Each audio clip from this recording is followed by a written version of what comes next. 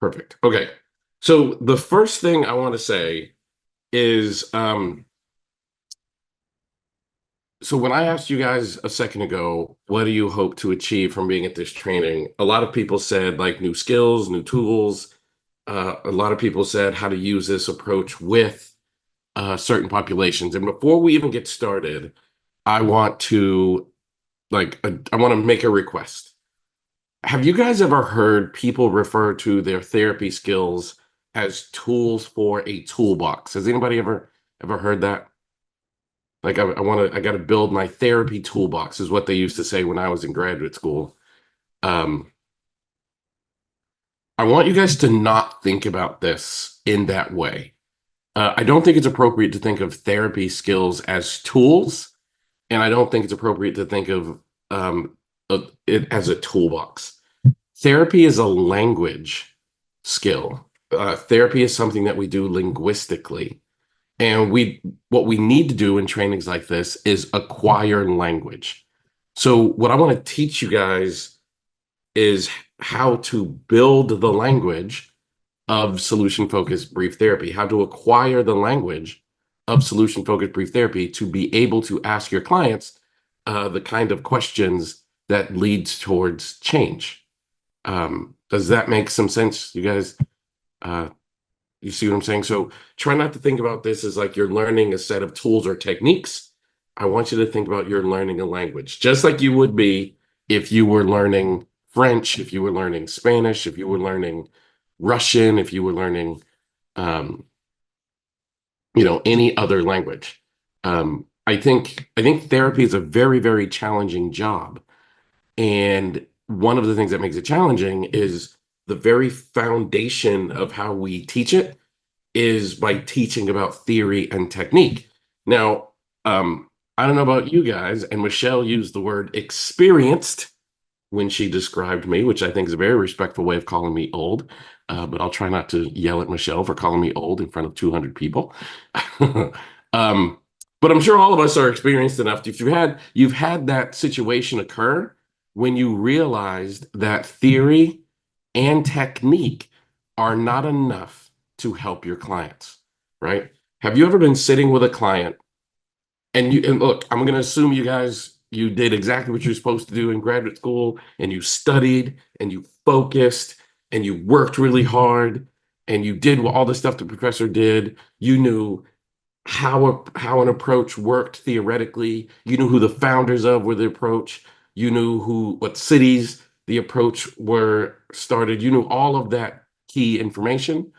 And then when you sat with a client, you got kind of stuck because you realized I might know about an approach, but I don't know pragmatically how to apply the approach. Like, am I the only one that's had that experience? Like, say me in the chat if anybody else has ever had that experience.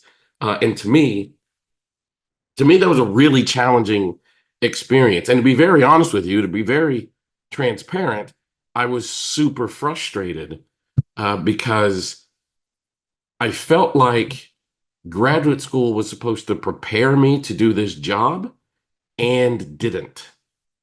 You know what I mean? Now, I'm not here to bash our graduate experiences, and I'm certainly not bashing mine. I enjoyed my graduate program. I advocate for it to this day. I'm a proud alum of the university that I graduated from.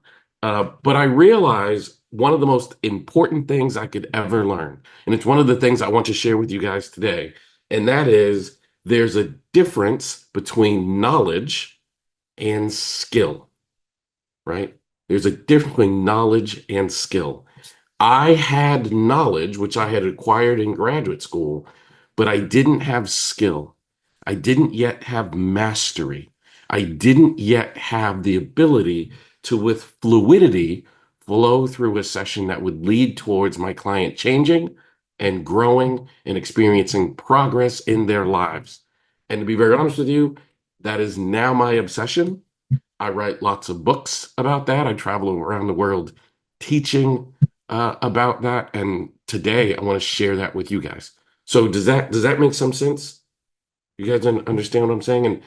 And an example of the difference between knowledge and skill, um, as Michelle also told you guys, I travel a lot, and In the past several weeks, I've been in 5 different countries.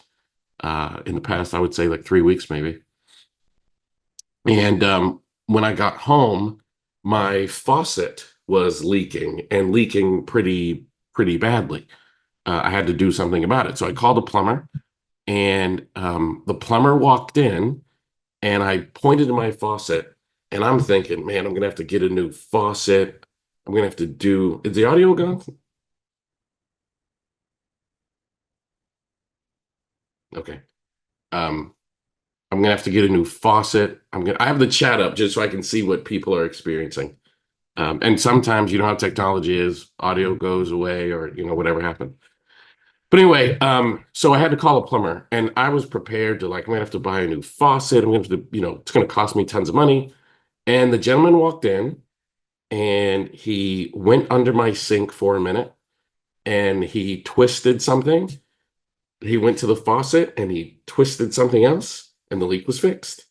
And I laughed and I said, "That's it." And he said, "It's almost like I've done this before, isn't it?" And we had a little chuckle, but I realized like he knows more than just the theory of how to fix a sink.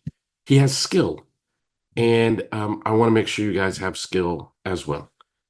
Uh, okay, so a brief word about this training is I believe it is my job to do a couple of things, 3 things whenever I'm going to do a training. The first one is I have to deliver information to you in a way that is engaging. In essence, I can't be boring because we know bored people don't learn. So, as difficult as that is online in forums like this, I'm going to try not to bore you. I know that of the 200 or so people that are out there, some of you are on your phone or on your iPad, or you got a TV on in the background. I get it. I've done all that stuff too. I totally get it. I'm not even knocking you for it. I absolutely get it and understand. But my job is to help you be engaged, because when you're engaged, you learn, right? When you feel some bit of entertained, you are much more likely to learn. So that's thing number one. I have to deliver a lecture in an engaging way so you are much more likely to learn. Number two, my job is to deliver relevant information to you.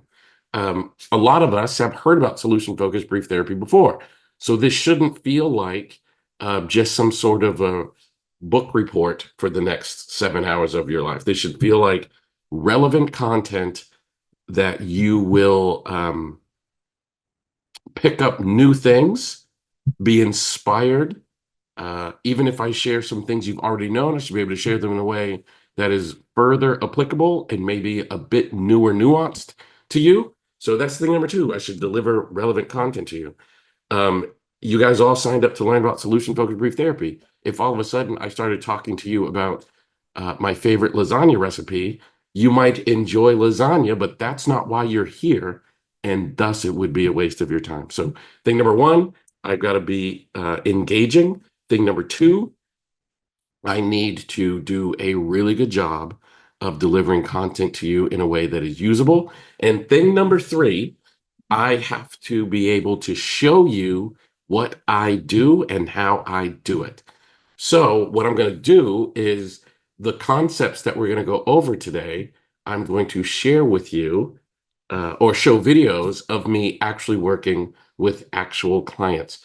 So you could see the way this approach works when we are using it with our clients.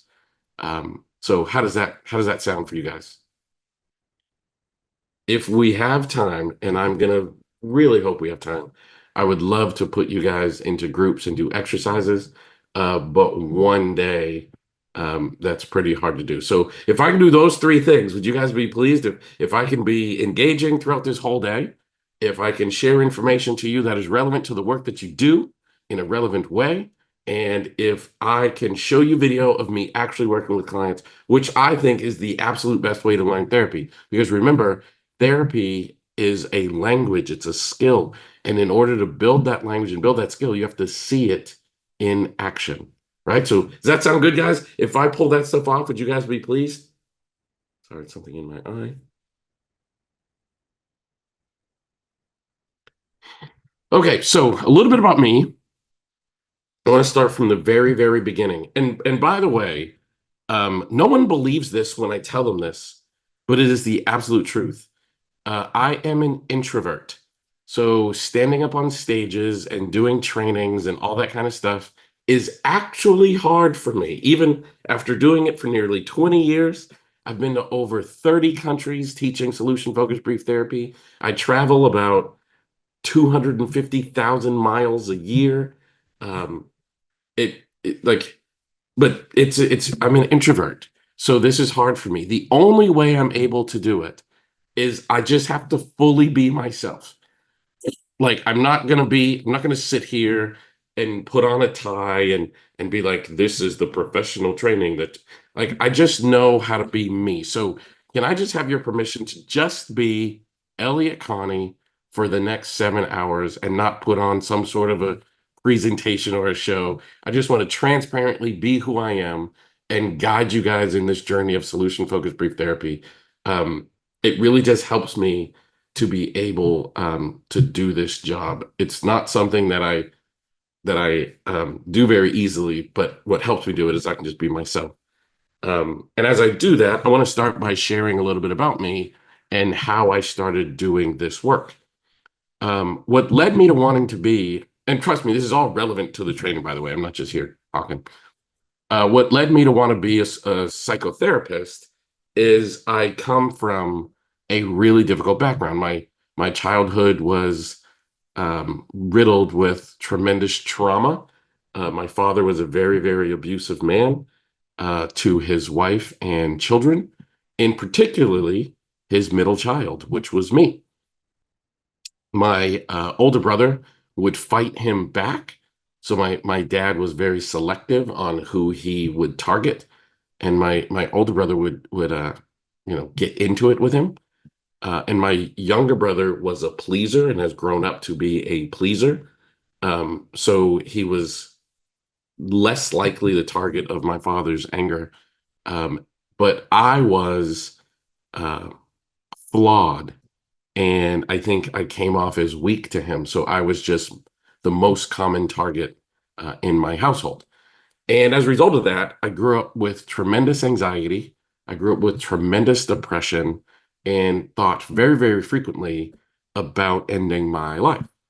I thought very, very frequently about wanting to no longer be here. And it's a bit of a long story, but when I was 19 years old, I had something happen that made me want to live again. Um, I had something happen that made me want to thrive through it. Again, it's a bit of a long story, and I don't have any problem sharing it, but I'm not sure I have time to. But here's what I will say: have you guys ever had a moment where you felt like God was now in charge, like a moment where it's like Jesus has literally taken the rudder, Jesus has literally taken the wheel, and in this exact moment, your life has transformed? Well, that happened to me when I was 19. It was almost like a higher power kind of just blessed me. And as a result of that moment, I wanted to live again. And I started thinking, like, how do I do that? Um, how do I do this? And I realized first thing I'm gonna have to do is give my father boundaries. And tell my dad, like, you can't yell at me, you can't hit me, you can't call me names, you can't curse at me. Like those things are no longer allowed. I would love to have a relationship with you, but the relationship has to not contain those things. My dad, being the kind of person that he was or is, he's still alive, he was very upset that I tried to give him boundaries, and I had to do the hardest thing in the history of the world, or at least the hardest thing for me in the history of the world, and that was I had to enforce the boundaries I had just given to him. And that was over 20 years ago, and we haven't spoken since. My dad, well, that's actually not 100% true. A few months ago, I actually saw my father for the first time in all of those years, and we spoke briefly there. But my father has chosen not to respect my boundaries, which caused me to need to work even harder to enforce them. And that was very, very difficult. But all of a sudden, the depression wasn't there in the same way. The anxiety wasn't there in the same way. Like all of a sudden, I was like a different and healthier version of me. I became hopeful about my future, and I the hope that I had, it wasn't that like one day I'll be rich and famous and I'll have all the money in the world and my hope was one day I'll live a life without pain. I'll live a life, well, not even without pain, but without this very specific pain. At this time, I was in college and I was a marine biology major, and I got so interested in this kind of healing journey. I went to my professor and I told them what I was experiencing and how I was doing, and we immediately switched my major to psychology. And all I wanted to do was help people. Given that you guys are here, I'm going to guess there are others here that at some point decided you wanted to just spend your time on this earth helping people.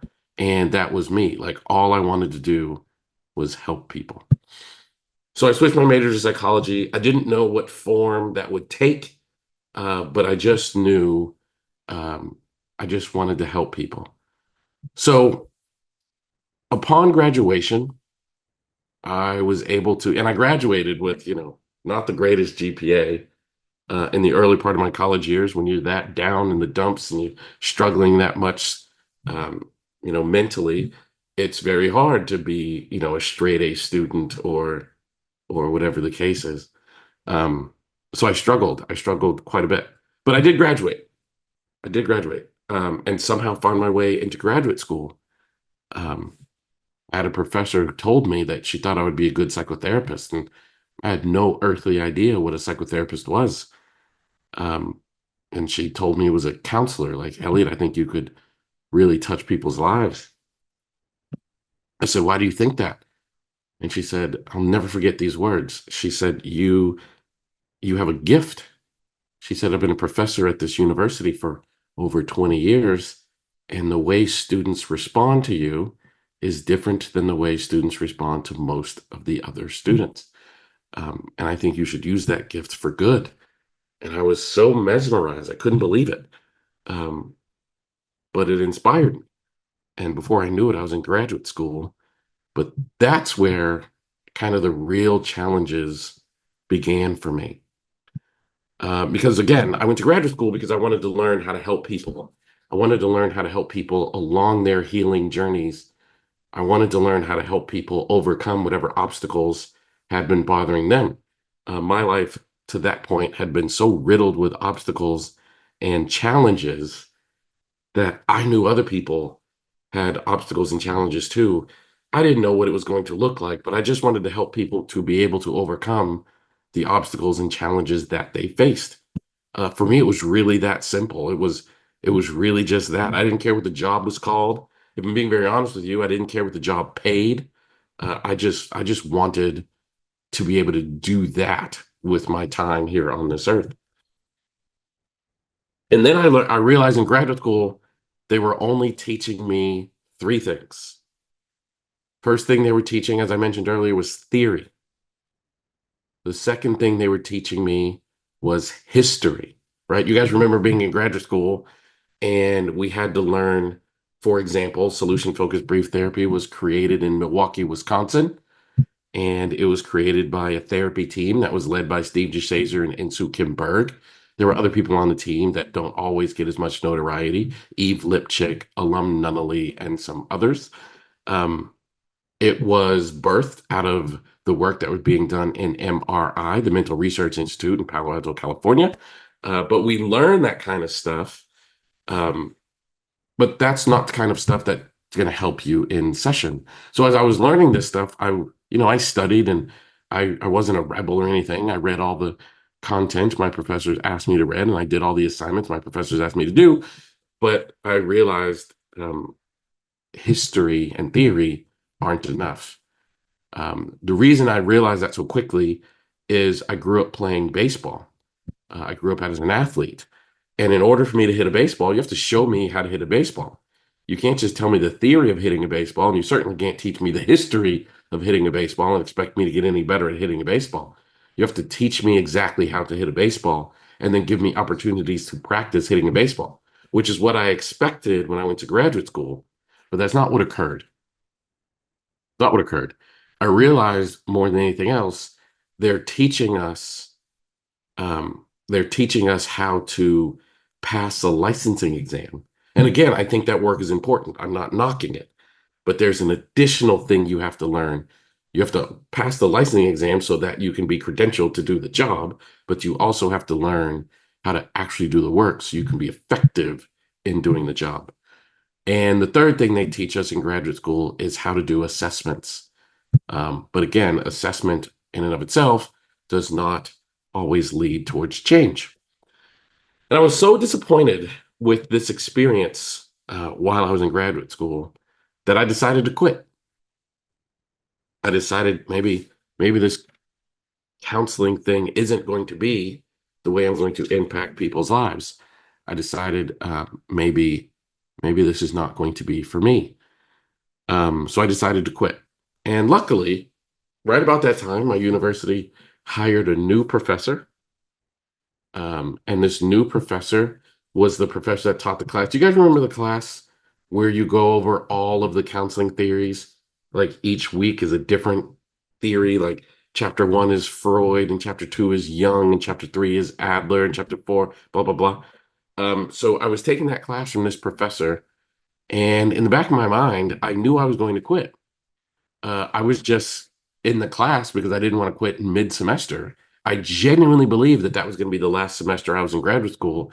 And it was either my second or third semester. I don't remember exactly which one. But I knew it was going to be my final semester in graduate school, genuinely, honestly. Um, but in chapter 13 of that book, I will never forget it. I've got it somewhere in some box somewhere here in my office or maybe in my garage. But in chapter 13 of that book was called Postmodern Approaches. Excuse me. It was called Postmodern Approaches. Excuse me. Sneezes always come in pairs for me.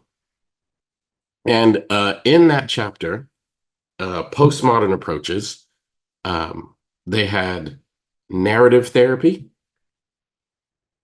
neuro-linguistic programming, NLP. They had feminist theory, and then solution-focused brief therapy. Try not to sneeze again. Excuse me. And then solution-focused brief therapy. And the part of that chapter that was about solution-focused brief therapy was 2.5 pages. And to be very honest with you, my graduate experience up until that point was very challenging. I grew up. Um, Somebody messaged me Gesundheit. Thank you. I grew up not thinking very highly of myself. It's hard to do that when you're experiencing some of the difficulties I was experiencing. And I found the work in graduate school really challenging, and I just assumed that everybody around me was excelling, and I'm really struggling to learn these concepts. But this 2.5 pages jumped off the out of the book at me. Like this 2.5 pages, it was the first time I ever read anything in graduate school that instantaneously made sense. I can't even now. This happened all the way back in like 2004, 2005. But even now, it's hard for me to articulate what it was like to read something that instantaneously made sense in that school. And the way I can describe it, it was like an intellectual warm blanket. I just thought, oh my gosh, this makes sense to me. And this is how I want to impact people. And that was literally how I fell in love with solution focused brief therapy. I think a lot of people, when they're studying therapy approaches, they ask themselves the wrong question. When people are studying psychotherapy, they tend to ask themselves, what therapy approaches do I like? And a lot of people, when you ask yourself, what therapy approach do I like? A lot of people have a tendency to get confused. Is there anybody out there that's been confused? Because when you think about what therapy approaches do I like, you tend to like something of all of the approaches. And thus you say things like, I borrow from different approaches. Anybody out there who does that? Like, I tend to like this about this approach and that about this other approach and that about this approach. So if I ask you, what approach do you use? Your response to me is typically, I borrow from a bunch of different approaches, right? Now, and again, I'm not here to bash anybody. If that's how you practice, great. Like, I'm not here to bash you. But what I want to make very clear is when you do that, you're making the therapy job very, very difficult, because the first thing you have to do when you're working with a client is to decipher which approaches should I borrow from to apply to this particular client. Does that make sense? Um, so when that is the case, the first hurdle you have to overcome is, so I just met a client, like, hi, my name is Elliott, I'm your client, I struggle with anxiety and depression. You have to start thinking, okay, so I just met Elliott. What what am I going to do? Like, what therapy approaches do I borrow from, and how do I do that? The other thing is, I feel like I have an obligation to let you know, is there is no research in our entire field whatsoever that says that style of therapy, that eclectic style of therapy, leads towards better outcomes. All of the research about achieving better outcomes always come down to two things: what we call clinical fidelity, which in essence is mastering an approach, right? Think about this for a second. When you were in graduate school and you were studying the gurus of this field, Freud, Jung, Adler, on and on and on, how many of them said, when I have this kind of client, I switch my approach to this, right? How many of them said that? When I'm working with this kind of client, I do something different than what I have mastered. None. None of them. And the reason that that's true is because whenever we do outcome studies, the two things that are always highlighted are clinical mastery, what we call fidelity, meaning I have learned an approach with such high level of skill that I can demonstrate fidelity to that approach. And then the second thing that outcome studies always highlight is the relationship between the client and the therapist. Now, what I mean by relationship is, and it's really, really important to highlight this. What I mean by relationship, it's like the connection that forms between two people, client and clinician. And I want to highlight that because we've been taught, and sometimes we've just assumed that it's the therapy that created the difference. Now, we've done lots of outcome studies as a field. My organization, known as the Solution Focused Universe, has done lots of outcome studies. Whenever we ask clients, like, what made the difference to help you succeed, they never say things like, oh, it was the techniques the clinician used in the session. I felt better after the application of X, Y, or Z technique. Literally, they never say that. They say stuff like, I really liked my therapist. Did you guys know the number one predictor in clinical outcomes is, did the client like their therapist? That's the number one predictor of positive clinical outcomes. Did the client enjoy talking to the clinician? The number one clinical predictor wasn't what therapy approach they were using, or how CBT they were. For a period of time, there was this weird belief that CBT was the one that showed the most efficacy, so everyone was trying to do CBT. Thank goodness that period of time has ended. Not that there's anything wrong with CBT, but there's something wrong with the belief that only CBT is effective. But those weren't the answers. The answer, whenever we asked people, what led to your successful outcomes, it was always, I really liked my therapist. My therapist believed in me. My therapist never gave up on what I was doing. It was always answers like that. You know what's also similar to that? Parenting is similar to that. There is no parenting technique that trumps all of the others. Whenever we have really healthily raised children, The number one predictor on how healthy a child is raised is, did they have family meals? Because that is indicative of what the bonds were in that family. Relationship is everything, but we think it's somehow therapy approach. So what do? We go to graduate school and we try to find like what therapy approach works. Well, all of them work and all of them don't, depending upon your skill with that approach. What does work is you. You are actually the thing that creates change. Your ability to connect with a complete and total stranger and have a conversation wherein they enjoy talking to you is the number one predictor of whether or not therapy is going to be a positive experience and lead to a positive outcome for a client, right? That's it. That's absolutely it. So, as we talk about solution focused brief therapy today, I'm going to talk to you about that in the context of, this is how we form connection with our clients. This is how we show our clients that we believe in them. This is how we show our clients um, that we're not going to give up on them. This is how we show our clients hope, right? I'm not here to teach you, like, this is the technique that I use with this client. I use this approach in every single session I've ever done in my clinical life. I decided way back then in 2005, this is going to be the way that I work with clients because I believed so much in what I was reading. And I told myself, like, I'm going to keep doing this unless I find something that I love even more. Just so happens in nearly 20 years, I haven't found something that I love even more. So, with that being said, like, that's what I want you to think about when you think about therapy. Therapy is about your magnificent ability to connect with human beings and convey hope. That's what therapy is about. I don't care what kind of therapy you do. You have to connect with another human being and convey hope.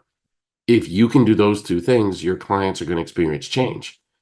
It's not the therapy approach you use. So try not to ever again say stuff like, I really like XYZ therapy because it seems to work with A, B, or C clients. That is flawed thinking about our field. And a lot of us say this stuff all the time. I certainly used to. Like, I'm not criticizing any of you. Like, I used to use that language. Like, oh, I really like such approach. It seems to work with certain clients. Um, that's not true. All of the therapies work, and all of the therapies don't, based upon your skill level with those approaches. Um, but it really comes down to how well you form connections with people and how much hope you're able to convey within that connection. Um, does that make sense? Guys, that makes sense to you? Okay. So, a little bit more about me is I formed an organization called the Solution Focused Universe. That is the largest training organization in the entire world.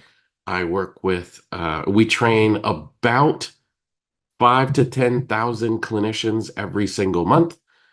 We host training events online. We host intensive training events in person. Before COVID, we hosted an in-person conference. These days, we're doing our conferences digitally just because the whole world has gone digital, as evidenced by we're having a training like this digitally. So um, it's been a really amazing journey. I started doing this work in 2005.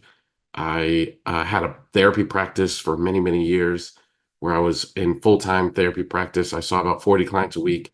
I did nothing but solution-focused brief therapy in that time. I fell such in love with this approach. I started writing about it. I've now published 6 books.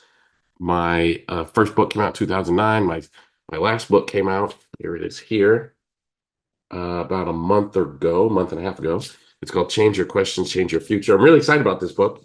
That is the first like non-clinical book. That book is written as a self-help book to people, and I'm super excited about it. So if you are so inclined, you can go to Amazon and purchase that book and read it and have your life transformed, or give it to someone who you think needs to have their life transformed. Like I said, I've traveled around the world teaching this approach. I've been on every single continent teaching this approach, which I don't know, really excited about. I have a lot of fun doing this. I also recently signed a television deal, actually two television deals. where they're going to make a scripted TV show based upon my life and work with solution focused brief therapy, and a reality show where I will be interviewing people about their mental health challenges, and actually demonstrating solution focused brief therapy on television. And I work with people like Tiffany Haddish. She's co producing one of those TV shows. There's a man named Charlemagne the God who I work with pretty frequently. I'm not sure if you guys know Charlemagne the God, but it's been a really remarkable journey. So I'm happy to answer any questions about that journey as we go through this training today. I'm happy to address any of those things. Um, um, the very first place I ever went professionally, or the very first place I ever went abroad professionally, was London. And I remember when I went to London, this was in 2009, I think. And I didn't have an iPhone at the time. Um, so I had heard a rumor, and it's so funny. Some of you might not, I mean, I can't see your faces. Some of you might not be old enough to remember this, but there was once a time where where you didn't have access to every single song ever recorded ever. Do you guys remember?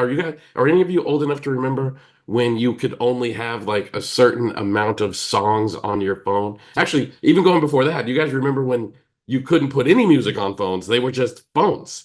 The first cell phone I ever had, it you couldn't play any music with it, and I could only save 10 phone numbers in that phone. I hate to sound like the old grandpa in the room, but some of you might not remember that that used to be a thing. And then when phones had the ability to add music, you didn't have access to every single song ever created as we do now. Um, so back in 2009, I heard a rumor that this new thing called an iPhone, which had come out the year before, you could put your it wasn't even streaming. Now we don't even download, we just stream it. But back then somebody told me you could put your whole music library on this phone. And I thought, great, I'm flying to London. It's an 8.5 hour flight, which at that time was by far the longest flight I'd ever been on. I've since traveled to South Africa, which is 19 hours. I've flown to India, which is 15 hours or so. I've gone to Australia, which is 20 plus hours. So I've done crazy things. But at that time, 8.5 hours was the longest I'd ever been. So literally 2 days before the flight, I went to the store and got an iPhone 2. That was my first iPhone, an iPhone 2. And I spent forever uploading my or downloading my music onto this phone. And what I forgot to think about is that means I'm gonna have to get on the plane on the plane with a fully charged phone, because listening to all that music will drain the battery. Another thing, to date myself as an old person, do you guys remember when your phone battery would last like a week? My phone battery barely makes it through a day these days. But when we had the original phones, they used to have a battery that was like external. You could actually remove the battery from your phone, which you can't do anymore. And that's how we would charge our phones. You'd remove the battery and then charge your phone, and you would that charge would last like 5 days. Now that's not the case. So I didn't know that. So I get on this plane and I'm listening to all of this music, with this new battery that I'm not aware doesn't last as long. And of course, halfway through this 8.5 hour flight, my phone battery dies. And I am shockingly bored. Um, I am someone who does not sit still very well. Uh, I I mean, the word that we typically use is ADHD. Like I bounce around a lot, and so I am someone that shockingly does not want to just sit still and do nothing. But for this flight, it was terrible. I sat there and I stared. I absolutely stared at this dude's back of his head for the whole rest of the flight. It was miserable. And when I got to London, one of the guys that I saw was a man named Harvey Ratner. Harvey Ratner is now like a brother to me, but at the time, that was the first time I'd ever spent any meaningful time around him. And when I got there, he asked me, "How was your flight?" And in hindsight, I'm sure he meant, was there turbulence? Did you have any delays? Was there anything bad that happened or something like that? But I said to him, it was terrible. And he said, why was it terrible? And then I explained to him how my cell phone battery died. And he said something that stuck with me, it sticks with me to this day.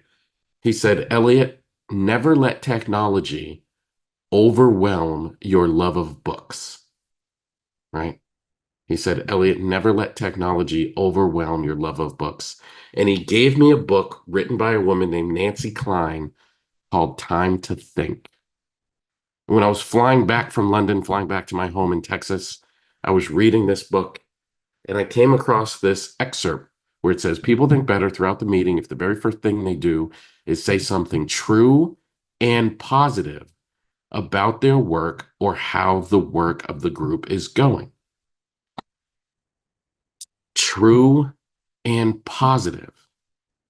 Now, that really stuck out to me because at that time of my life, I was kind of new in the world of solution focused brief therapy. I graduated with my master's degree in 2006. I got my full license in 2007 and started practicing in my private practice 2007, 2008, something somewhere around there. And in 2009, I'm writing my first book and delivering my first international training in London. So this all happened kind of quickly to me. And at the time, people would say disparaging things to me about solution focused brief therapy. Like, have you guys ever, and you know, no, uh, no judgment if you guys have heard these things, but a lot of people were saying some very negative things about solution focused brief therapy to me, which I didn't understand. Like, I was so excited to be learning an approach that made a lot of sense to me, but they were saying things to me like, solution focused brief therapy only works with clients who don't have serious mental illness. They were saying solution focused brief therapy is a band aid approach. They were telling me solution focused brief therapy is not evidence based. Like they were saying all of these negative things to me about this work I was doing. They would say to me, uh, solution focused brief therapy doesn't create long lasting change. They would say, Elliot, you can't just positive a person's problem away. Like they were saying all these things to me, but I had a hard time responding because I knew intuitively those things were not true, but I didn't know how to explain to them why I was doing the work that I'm doing. So, have any of you guys ever heard statements like that? Have you guys ever heard people say that kind of stuff? Solution focused therapy is only a band-aid approach. It doesn't work with certain clients. It doesn't create long-lasting change and all that stuff. And again, no judgment if you've heard those things. No judgment if you've ever believed those things. No judgment if you yourself have ever said those things. But people were saying them to me.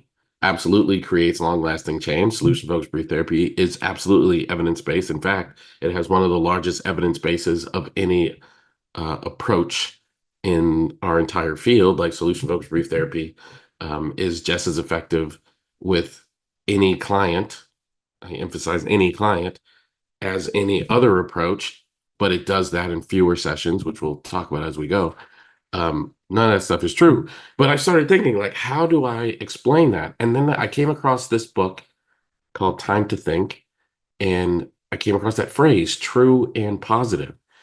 When a client accepts a true and positive fact about themselves, their lives change, right? True and positive. In solution focused brief therapy, I'm not just like hoping, wishing, and dreaming the client problems goes away. I'm having conversations with them where they have to accept a true and positive reality about themselves, right? Does that make sense? And look,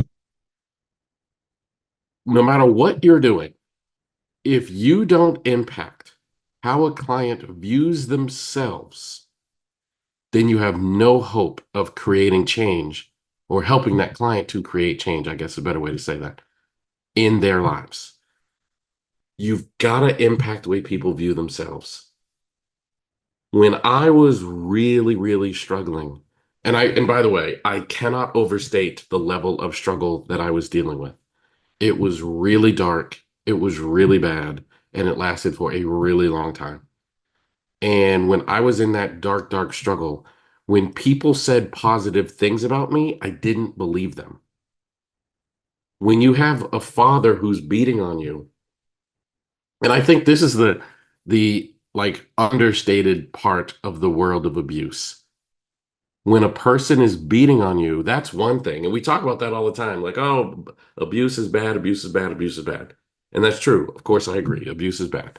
But was even worse than the physical abuse were the words my father was saying while he was doing it. Because physical abuse doesn't happen in silence. And I tell people all the time, the physical challenges were much easier to overcome. Bruises heal.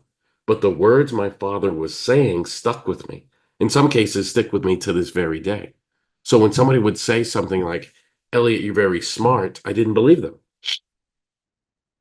When people would say, Elliott, you're very talented, I didn't believe them. I genuinely thought they were lying to me because I thought that I was just as bad and worthless and not worthy of love as my father was describing me to be. Like, I genuinely thought that. So, if you're going to do therapy with me, your first job is to have a massive impact on what I see when I look at myself, right? I have to be able to have conversations that are true, that are real with a client, but also based on an inarguable positive fact about them. So I want you guys to remember that phrase, true and positive. This isn't trying to convince a client to be more positive. It isn't trying to convince a client to be more optimistic. A client can be as pessimistic and as negative and as problem focused as they want. I don't really care about that kind of stuff. I'm not trying to convince them to be anything other than exactly who they are.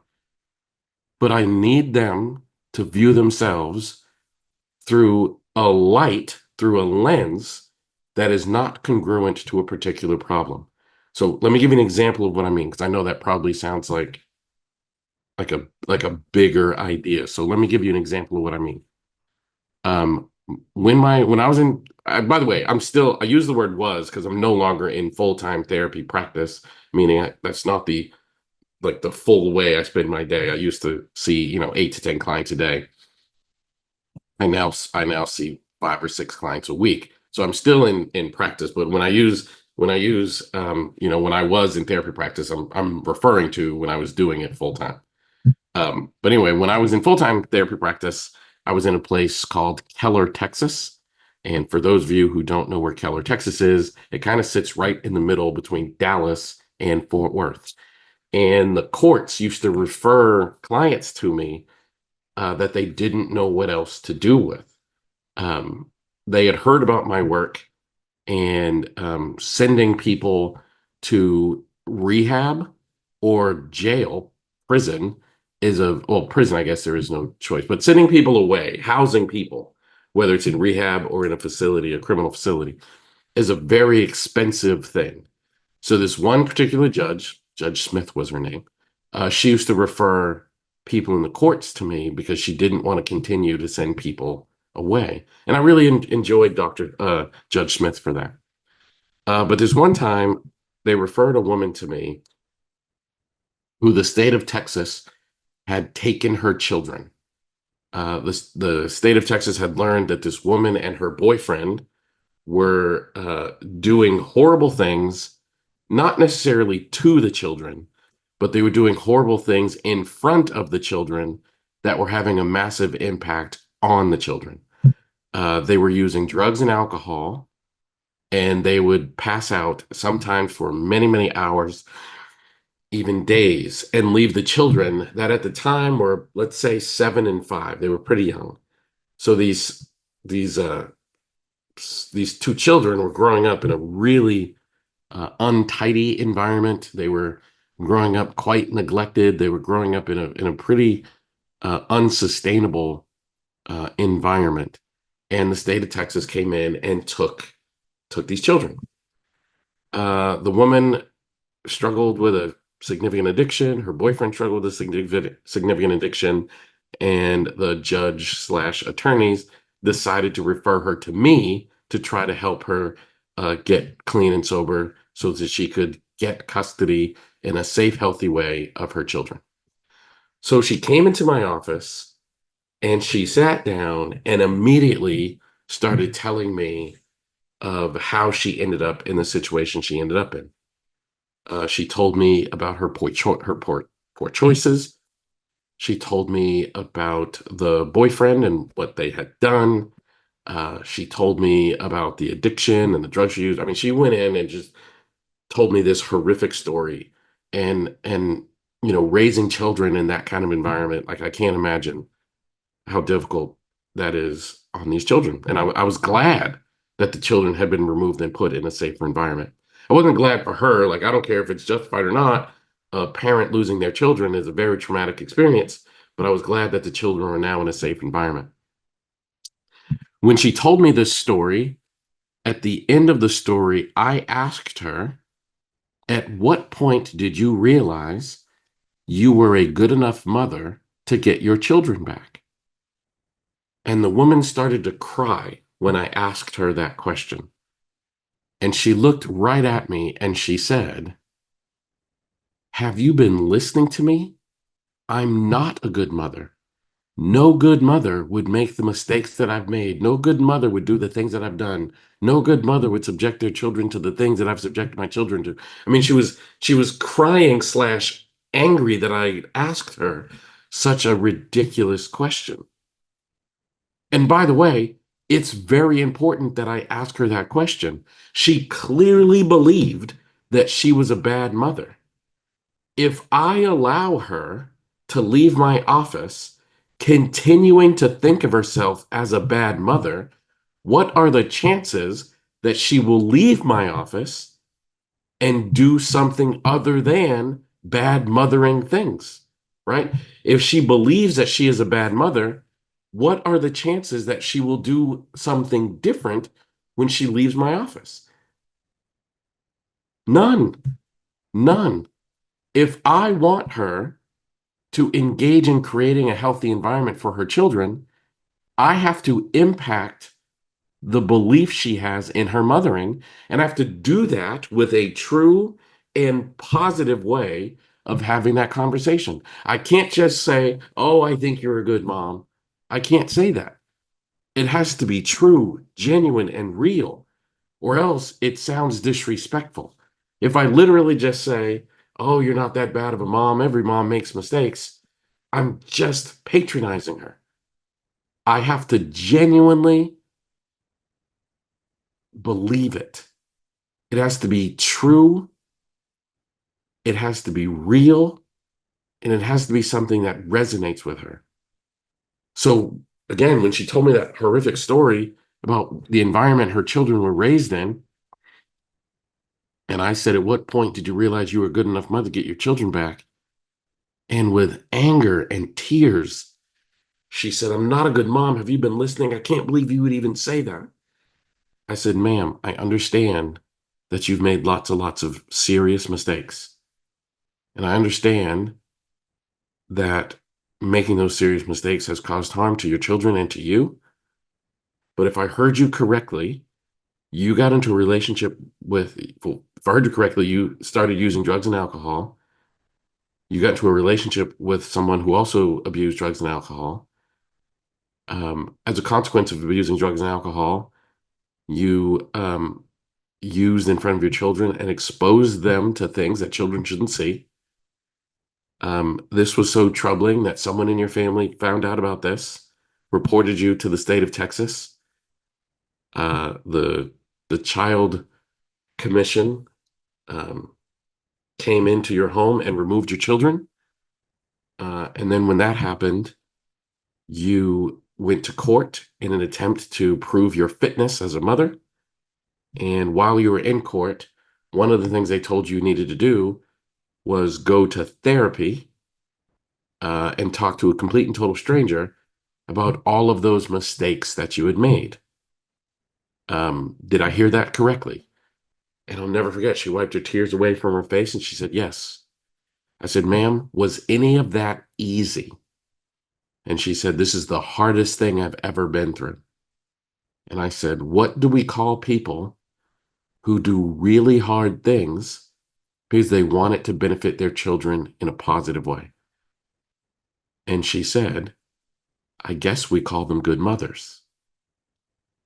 Now, does that mean that therapy's over just because she answered that question? No. We have a lot of work to do. But what that does do is allows her to acknowledge, am I capable of making very serious mistakes with my children? 100%. But do I have something in me that allows me to also be a good mother? Yes. And once she acknowledges that, once she owns that, once she realizes that I have it in me as well, then we can build from there. Does that make some sense? If she continued to view herself as devoid of good mothering, the chances of her ever becoming the kind of mother that can provide a safe environment for her children is very low.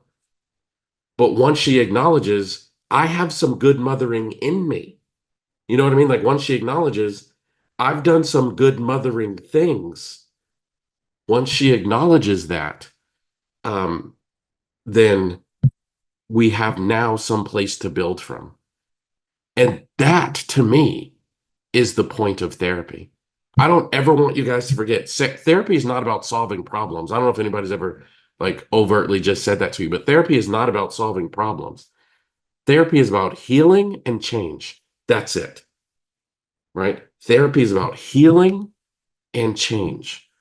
What we do as clinicians is have conversations with people that result in healing and change.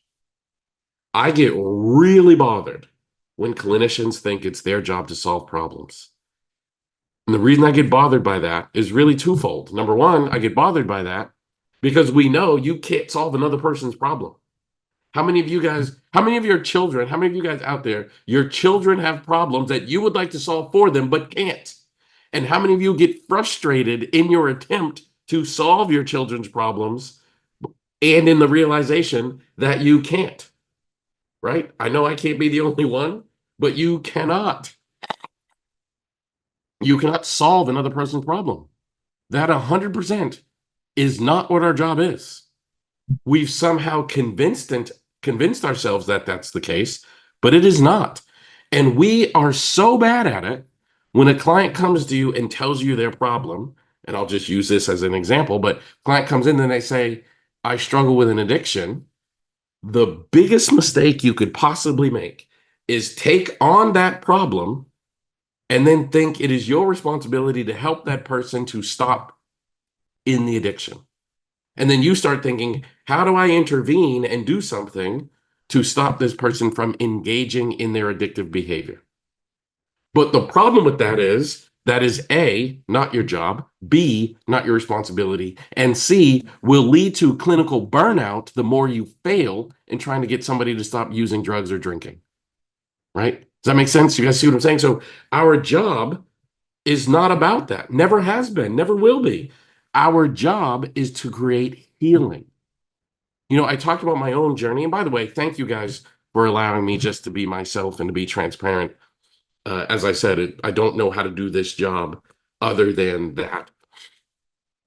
But like my father beat me up as a child. Like I know what my father's fist feels like against my body. I know what my father's hand feels like against my face. My father used to tell me I was a piece of shit. My father used to tell me I was never going to amount to anything. My father had three kids. And when he was mad at one of those three kids, which again was usually me, he would say, I only have two sons, deleting the son he was mad at.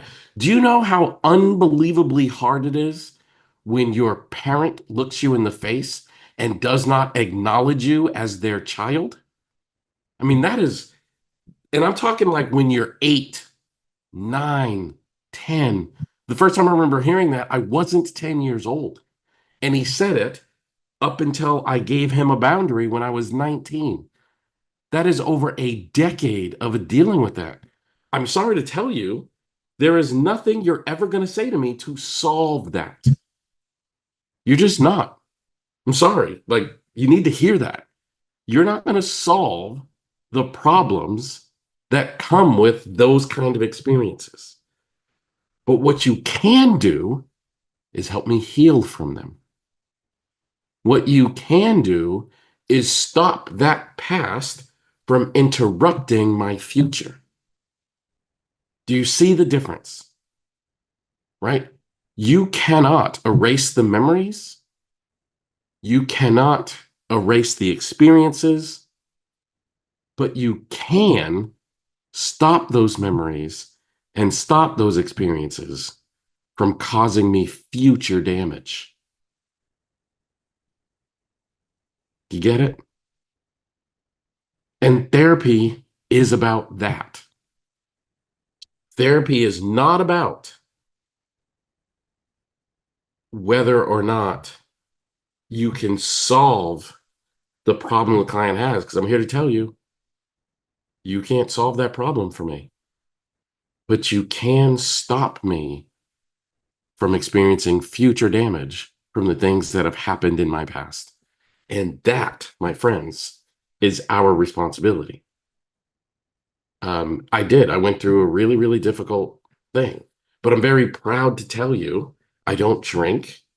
I don't use drugs. I've never physically put my hands on a woman in anger ever. Why? Because I started a healing journey when I was 19 years old. When I was 19 years old, I went on a healing journey um, that led to me not needing to cope with my mental struggles in negative ways. I started coping by writing. I never imagined in a million years that anybody would read anything I ever wrote. I wasn't writing because I thought I was going to one day be an author. I was writing because I realized this is a way to cope. If I could share my story, even on these pages, it would help me, right? That's how I did it. But that's how you heal, which is different than solving a problem. And you are not good at solving other people's problems, not because you're a not good clinician, but humans are not good at solving other people's problems. If we were, then our children wouldn't have problems. We would just solve them all for them, right? Does that make sense? So I want you to understand the profound difference between healing and trying to solve something for somebody else, because it is a profound difference. And I want you to go into this work knowing I'm not a great problem solver. I'm a great healer. And when you understand your job as a healer, then you start having healing conversations. And those conversations can be absolutely profound. Next, maybe my favorite thing about solution focused brief therapy is its simplicity. Because solution focused brief therapy is really just about two things. What do you want? And what difference would it make in your life if you had it? Okay. People often describe solution focused brief therapy as a goal oriented approach. I've often heard people say solution focused brief therapy is goal oriented, or sometimes I hear people say it's future oriented. And the truth is it's neither. Solution focused brief therapy is difference oriented, right? Solution focused brief therapy is about what does the client want to achieve? And by the way, I'm saying that in terms of an outcome, not necessarily a goal. And I'm going to explain the difference between a goal and an outcome shortly. And then what difference would it make if the client were to achieve that outcome? That's what solution focused brief therapy is about. What does the client want to achieve in terms of outcome? And what difference would it make in that person's life when they achieve that outcome? That is solution focused brief therapy. I think sometimes we complicate it by making it about like, I gotta be this wonderful thing in such a blah, blah, blah. But solution focused brief therapy is honestly just about what does the client want to achieve in terms of outcome, and what difference does it make when the client achieves that outcome? In order to do this work, you really just need to have one skill, and that is you have to know how to ask the next question in the series, in the session. The next question. Now, I emphasize the word next because some of you will struggle to use this approach in your work. And the reason you struggle is not because you're not a brilliant human, because you absolutely are a brilliant human. I'm gonna prove that you're a brilliant human later on today. But the reason why you get into trouble is because you're so brilliant, you work really hard to ask the kind of questions that solve your client's problems, like with one question, instead of realizing I just have to ask the next question in the sequence. Now, here's the thing. This is the one time today I'm going to criticize you guys. And let me see, how many people are here live? 206. There are 206 people here live. And I'm going to guess over 90% of you are going to identify with the label I'm about to give to you, right? Over 90% of you are going to fully identify with this label. And the reason you're going to identify with this label is because you are very, very bright. You're very, very intelligent. You're highly educated. And people who are bright, intelligent, and educated have a tendency to identify as an overthinker. If you identify with that label that I just gave you, say me in the chat.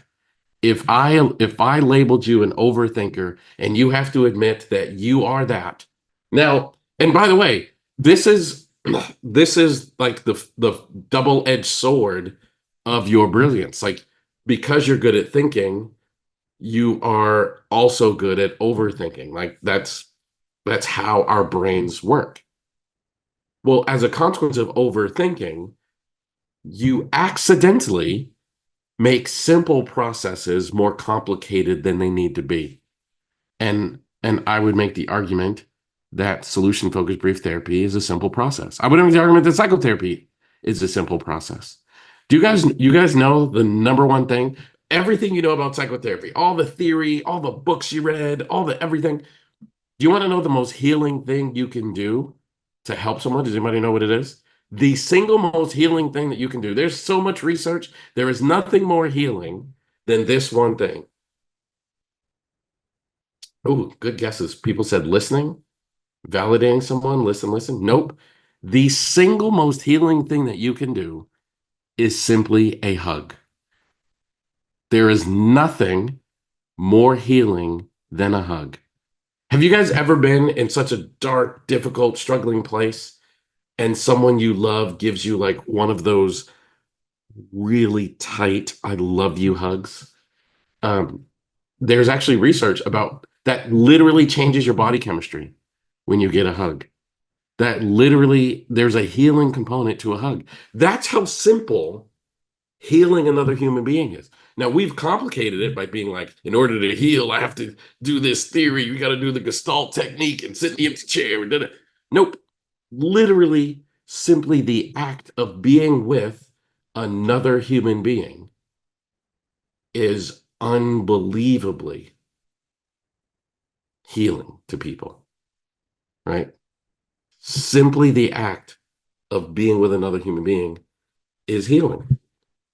So all of you overthinkers out there, just simplify and understand the number one skill you have to have in order to make this approach effective in your work. In order for you to be effective in this work, the number one skill you have to have is the ability to ask the next question in the sequence.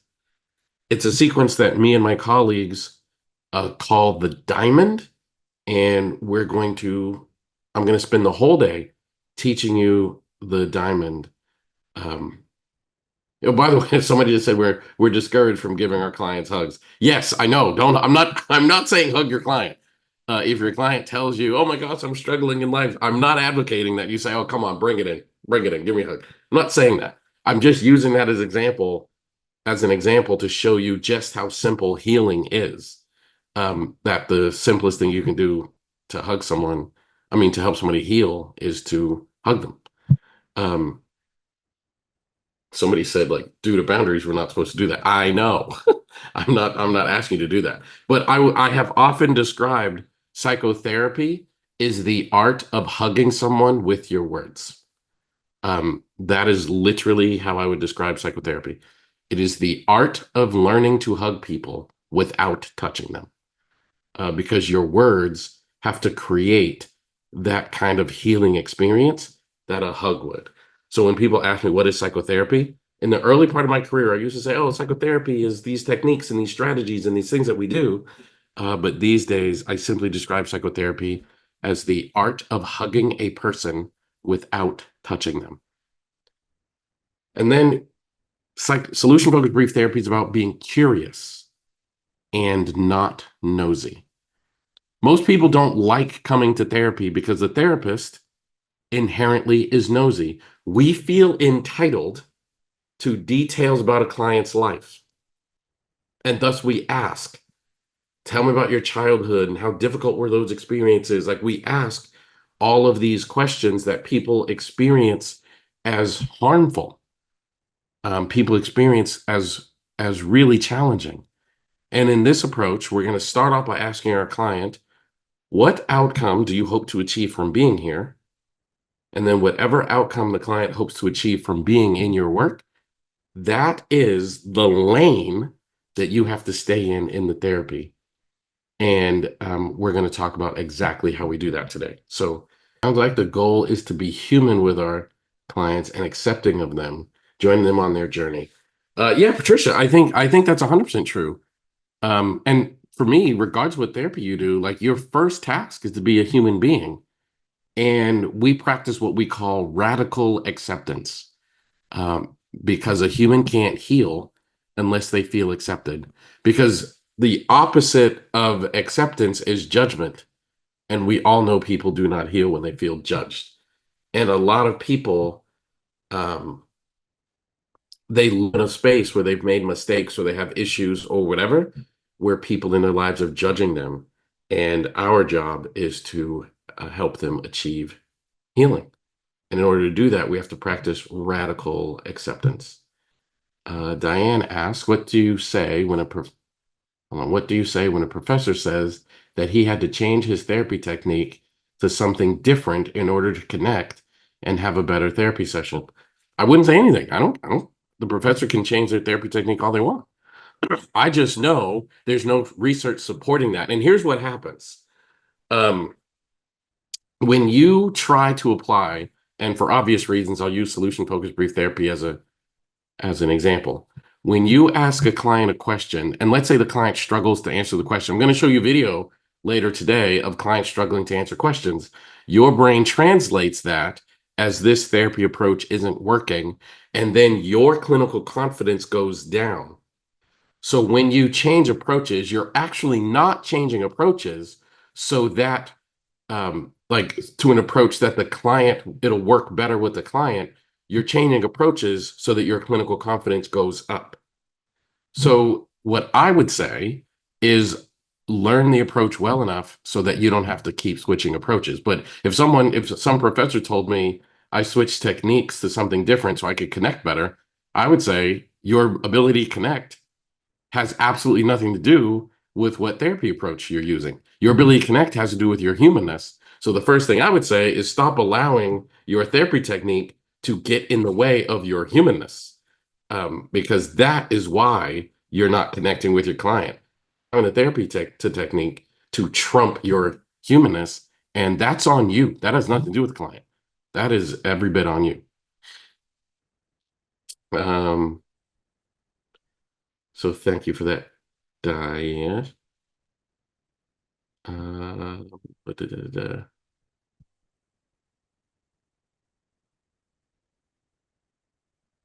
Repeat the core of positive and true of client you referred to. I can't really repeat it. That was a long explanation that I gave, but basically, I just want you guys to understand that that client that was referred to me, I have to give her, all clients, I have to make sure that the things I'm saying to them represent true positive things about them that they cannot argue. So when I posed that question to her, which was, what do we call people who do really hard things for the betterment of their children? The inarguable fact is people who do that are good parents. And once she accepts that she's got like that good parent in her, then she is infinitely more likely to be able to do good parenting things. I am not able to do something that I don't believe in. And the problem is most people come to therapy, they identify with their problem to such a, and how many of you guys have ever seen this happen where people come to therapy, they identify with their problem to such a degree, it becomes the script of their lives, right? So when that happens, I have to help them re-script their life. I have to help them identify as something else. If you identify as a depressed person, you're infinitely more likely to conduct yourself as a depressed person. If you identify as an addict, you're infinitely more likely to continue using. If you identify as a bad mother, then you're infinitely more likely to behave as a bad mother and make choices that are congruent to being a bad mother. But if you begin to identify as something else, then you're infinitely more likely to become that something else. So when people say, don't work harder than your clients, they're not understanding there are two different tasks in the room. And I'm the one with the graduate degree. How dare we say don't work? We're the ones with the training. We absolutely have to work harder than our clients at the clinical task. And we have to be sure we allow the client to outwork us at the client task. I think when people say, don't work harder than your client, I think that's a way of them trying to say, have boundaries and don't want change more than your client wants change. And I would agree with that, actually. Like, you should not want change more than the client wants change. And I could get on board with that. But we first have to acknowledge there are two different tasks happening in the room simultaneously. They're not the same thing. Now, and just like what I said earlier, you can't solve someone's problem. I think that's, we say like this don't work harder than your client thing as a way to like manage this idea that we shouldn't be solving other people's problems and not get like clinically frustrated from trying to do that. But again, I think we absolutely 100% have to work harder than our clients. And we have to understand that there are two different tasks in the room happening simultaneously. Okay. So does that make some sense, guys? So number one is each person must take their turn. That creates an equality of contribution. And the next thing is each contribution builds on what was last said. People constantly ask, Elliott, where do you get your questions from? And the answer is I get my questions from my client's previous responses. Okay. So where do my questions come from? They come from things my client has said previously. That's how I build my questions. I build my questions from the answers I get from my client. Um, Now, you're going to notice that I'm not referring to these things as techniques. I'm not referring to these as interventions. I'm referring to them as invitations. That's what we call our questions. The solution-focused approach is a questions-based process. So I have to understand that that's my job. I ask questions, okay? Now, these are not questions that have to be answered out loud. They're questions that can do their work just as well if the user just thinks quietly about their questions and reflects on his or her answers. When I was originally trained to do therapy, I was taught that if a client isn't talking to you, they're not engaged. And my clinical supervisor, my very first job I got, like I got my degree and then I got this job, my clinical supervisor would say, you have to work on engagement if the client is not talking. Now, I'm going to say something. Um, how do I word it? I'm going to say something bold here, and that is every client you've ever seen is engaged with you because human beings cannot disengage from content. Okay? Human beings cannot disengage from content. So that means this idea that a client is not engaged is now false because you are engaged with the content that your brain is exposed to. All of us are that way, and we're that way all of the time. Like another example is how many of you guys have ever been living your life? You're having a pretty good day, nothing's going bad, you're just kind of living life, going about your day. And then you see something on the news or on social media that upsets you, right? You see something that upsets you and you have a hard time putting it out of your mind. You guys have ever had that happen? I remember one time I was hosting a conference, as it were. It was the last face-to-face conference I hosted because of COVID, but it was late January of 2020. And my business partner, who lives in New Zealand, had flown to America, and we were having meetings. We're just days away from kicking off this conference. And I am so excited. People are flying from all over the world. We were hosting a conference in Austin. I had picked my business partner. She flew into Dallas, where I live, and I picked her up, and we were having lunch in Dallas. Actually, we're having lunch in Fort Worth, but whatever. But we're having lunch. We're so excited about this event. And then I got a notification on my phone that a basketball player named Kobe Bryant had been in a helicopter accident and crashed and lost his life, along with other people that were in the helicopter as well. And it threw me off. It like I couldn't think about the conference anymore. Like, and it doesn't matter how many times you say block it out or don't think about it. Like that stuff happens. Um, that that stuff is just going to happen. Uh, Amani asked, so how do you identify engagement if it's not shown verbally or non-verbally? We don't identify engagement. We just assume engagement. We just always assume engagement because if the client is there, they are engaged. Let me give you a clinical example, okay? Let me give you a clinical example so you can see what I mean by this. I had a client one time, I'll never forget. This dad called me and he said, I'd really like to bring my son to come and see you. When is the soonest appointment you can have? So we picked an appointment time. It was like, Thursday at 6 p.m., whatever the time was. And the dad said, great, thank you, really excited. I'll bring my son to your office on Thursday at 6 p.m. I said, wonderful.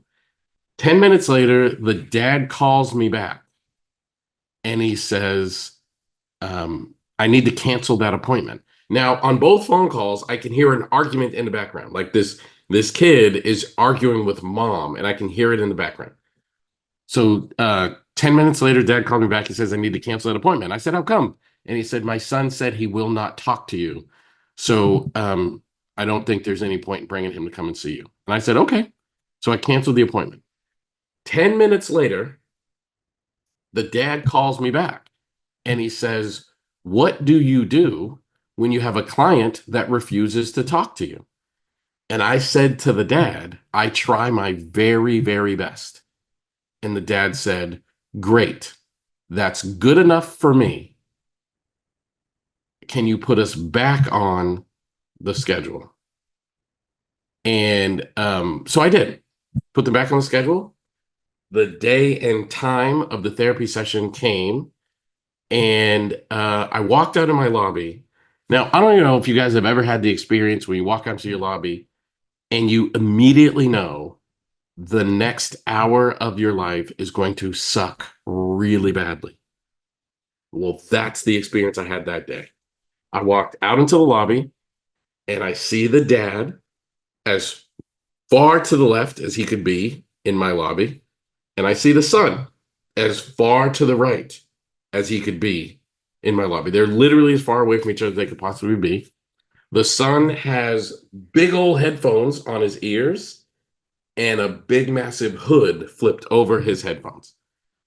And I said what I always say when I walk into my lobby. Every single time I've ever walked into that lobby, I said the same thing. Are you guys ready? The son does not hear me because he's got these big, massive headphones on. So I go to gesture to the son to get his attention.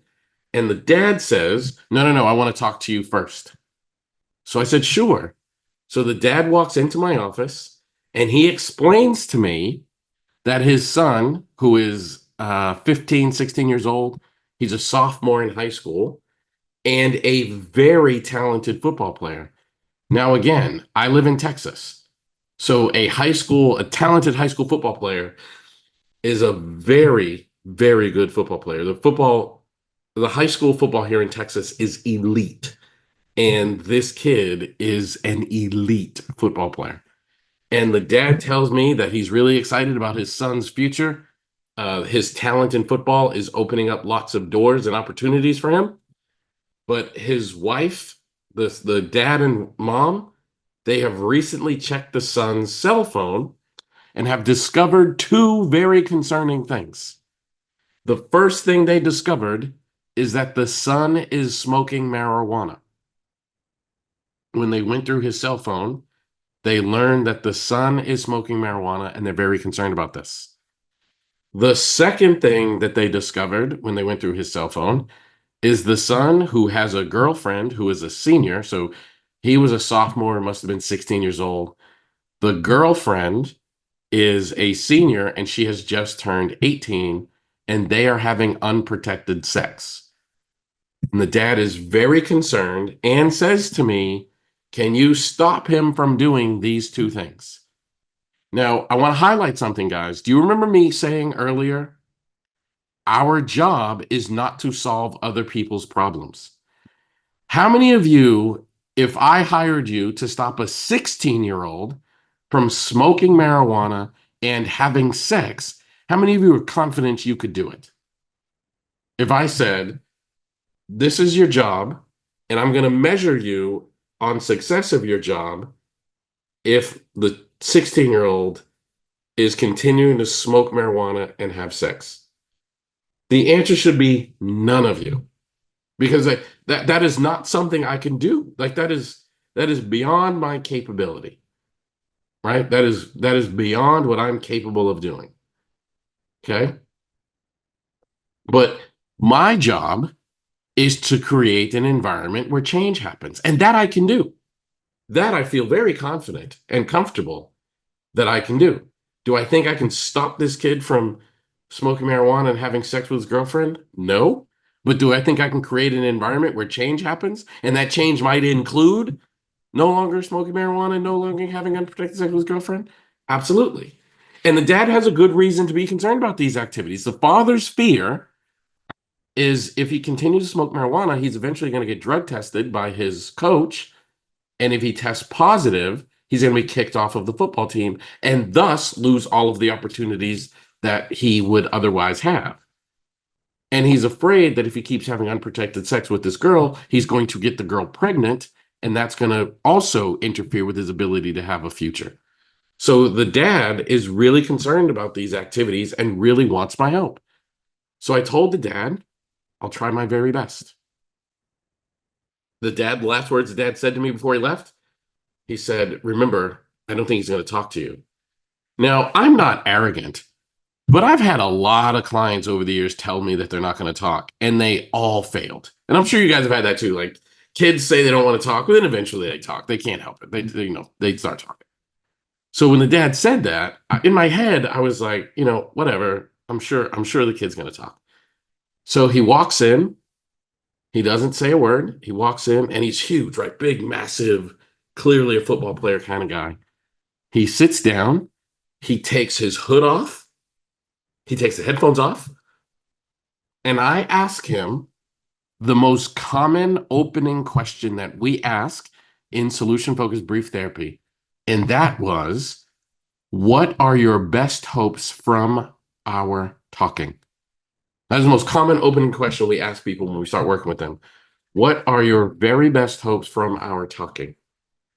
And he said, nothing. Didn't even blink. Not a word. And I said, so your dad brought you here. What do you think his best hopes are from our talking? Kid says nothing. And I said, if I called your mother, what do you think she would say are her best hopes from us talking. And the kid says nothing. And I said, if I asked you a question at a time when you were willing to talk, what would you have said? The kid says nothing. This went on for roughly 25 minutes. It went on until I couldn't think of another way to ask him about what outcome he wanted to achieve. Remember, I told you solution focused brief therapy is about two things and only two things. What outcome does the client want to achieve? And what difference would it make in their life if they had it? So this means I cannot proceed and do therapy if I do not know the outcome that the client wants to achieve. That would be similar. I can't drive a taxi cab if I don't know the destination that the person who got into the taxi cab wants to get to. That information is necessary for me to do my job. If you get in my taxi cab and you say something other than where you'd like to go, I have no earthly idea where I'm supposed to take this cab. So in our work, if the client does not tell me the outcome they want to achieve, I have no work to do. So I've got to stick to this outcome thing. One of the biggest mistakes that people make when they're starting to apply solution-focused brief therapy is they do what's easy instead of what's necessary. So if I ask a client, what are your best hopes from our talking, the client struggles to answer, it's easier to start doing something else. But it is necessary that you stick to this work. So for 20 minutes, 25 minutes, the kid doesn't answer me when I'm asking him about the outcome he wants to achieve. When I couldn't think of another way to ask it, I said to the young man, I said, I'm all out of ways to try to ask you that question. Is there any question I could have asked you that you would have answered? That's what I said to him. And he literally didn't answer me. I thought that was a brilliant question. He'll definitely answer this. Didn't answer it. Is there any question I could have asked you that you'd have answered? He doesn't answer it. I said, okay, thank you for coming. And he gets up and he walked out. I went and got the father and I told the dad, like, you were right. Your son did not talk to me that whole session. I literally did not hear his voice. And the dad began to cry. And he said to me, would you mind trying again? Like, and I want to express, like, the dad began to try because I want you to cry because I want you to understand how badly he wanted his son to change and how worried he was about his son. He began to weep and he said, would you mind trying again? And I said, of course. So we set another appointment for a week or two after that, whatever it was. The son came into my office and I tried the number one therapy technique. Do you guys know what the number one therapy technique is? Especially when you have a client that won't talk to you, the number one therapy technique is to lie. And I lied through my teeth. And the specific lie that we tell as clinicians is when the young man walked into my office and sat down, I said to him, before we get started, can I ask you a question? The lie is, I know that therapy has already started. But I say to him, before we get started, can I ask you a question? And for the first time, he spoke and he said, yes. And I said, your father tells me you're very good at football. Is that true? The young man spoke again, yes. And I said, what position do you play? And he said, outside linebacker. And I said, do you have a favorite team? And he said, the Dallas Cowboys. I said, do you have a favorite player? And he said, yes. And his favorite player at the time, there was a man named DeMarcus Ware who played that same position. He said, my favorite player is DeMarcus Ware. I said, amazing. And I said, kids in Texas are very good at football. And oftentimes, if you're very good at football, you want to play football in college. Are you one of those kids? And he said, yes, I'd love to play football in college. And I said, not only are kids in Texas so good at football that they might want to play in college, sometimes they have dreams and ambitions of playing beyond college. Are you like that? And he said, yes, I would love to play professional football. And I said, would you want to play for the Dallas Cowboys? And he said, I would love to play for the Dallas Cowboys. And I said, so let's suppose I meet you in the future and you are a Dallas Cowboy. You're a professional football player playing outside linebacker for the Dallas Cowboys. And I ask you, what did you start to change in high school to make sure you didn't screw up this future? And this young man, I'm going to name him Jeremy, this young man, Jeremy, noticed that I tried to change a conversation about football to a therapy conversation, and then he shut down again, didn't answer me. So now we're in the second session, and anytime I asked him kind of a superficial question like football, he would answer. But anytime I asked him a question that sounded to him like therapy, he wouldn't answer. So at the end of the session, I go get his dad. The dad said, "How was it?" And I said, "It was a little bit better." He spoke to me, but he didn't answer like the important questions, is what I said to the dad. He didn't answer the important question. And the dad once again said to me, "Would you mind trying again?" And I said, "Sure." So the third session comes, and I remember he'll talk to me about superficial things. He won't talk to me about change, won't talk to me about life, won't talk to me about serious, in depth stuff. So I said to the young man, I said, when he came to my office, I said, "Hey, your dad tells me you have a girlfriend. Is that true?" And he said, "Yes." And I said, "What's her name?" And he said, Jennifer, whatever he said her name was. And I said, "Do you like Jennifer?" And he said, "Yes, we're in love." "How long you guys been dating?" "6 months," he said. And I said, "Does she know you're doing therapy?" And he said, "Yep. She thinks it's stupid too." And I said, "But if therapy was somehow useful, how might she notice that the therapy was useful to you? Maybe made you a better boyfriend to her, or maybe solved something. How would she notice that therapy has become useful to you?" And he noticed I tried to turn a superficial conversation about his girlfriend into therapy, and he shut down again. And in that session, he told me all about the girlfriend. She's a cheerleader. She's super popular. She's older than me. Like, she's a senior. I'm a sophomore. So I'm automatically the coolest kid in the school because I'm dating a senior, like all that stuff. But he wouldn't answer any question that sounded to him like therapy. So, at the end of that session, I go get the dad. The dad said, "How was it?" And I said, same as last time. He would talk to me about superficial things, but not in depth things.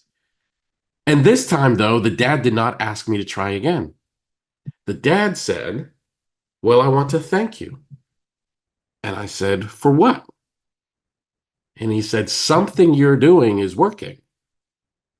Because my wife and I checked his cell phone again, and he sent a group text to his friends saying he's not going to smoke marijuana anymore.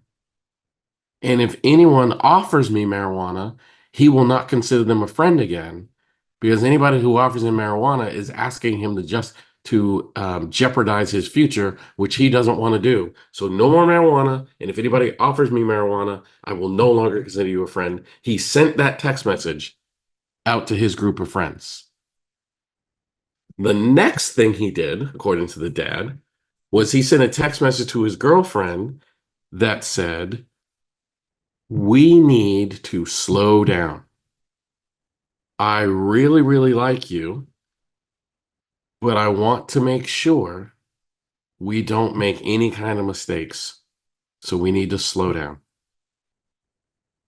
And the dad is crediting me for creating this change. And I said to the dad, because I didn't know what else to say, I said, "You're welcome. Glad it helped." I had no earthly idea what I had said or done that contributed to the change that this young man ultimately experienced. I didn't find out what I had done for 4 years. 4 years later, I got an email from Jeremy, who is now in college. He emailed me and he said, "I'm going to be home for Christmas break and I want to come see you while I'm home." And I said, "Great." So Jeremy schedules the session. He shows up at the session. I walked into my lobby. Now, same old Jeremy, he's a big dude. He's a, football player. He's now playing in college. And by the way, he's playing like big time college. He's playing like the kind of college that's on television every Saturday. Jeremy is a very talented football player, and he's playing big time college football. And when I go out in my lobby, same old Jeremy, big dude, football player, got a little facial hair this time, but big dude. And he's carrying a notebook with him.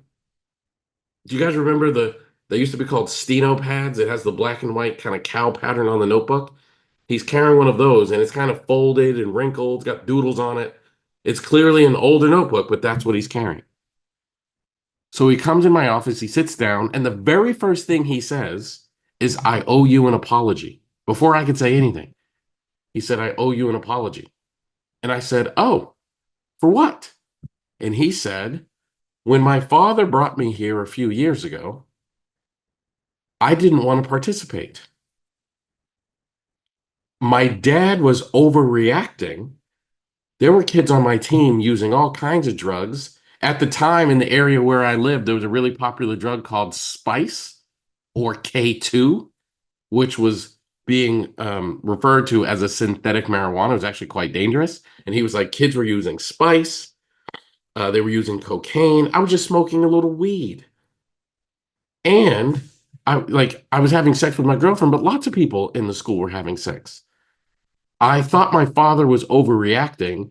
I viewed you as a part of the overreaction, so I didn't want to participate. And I apologize."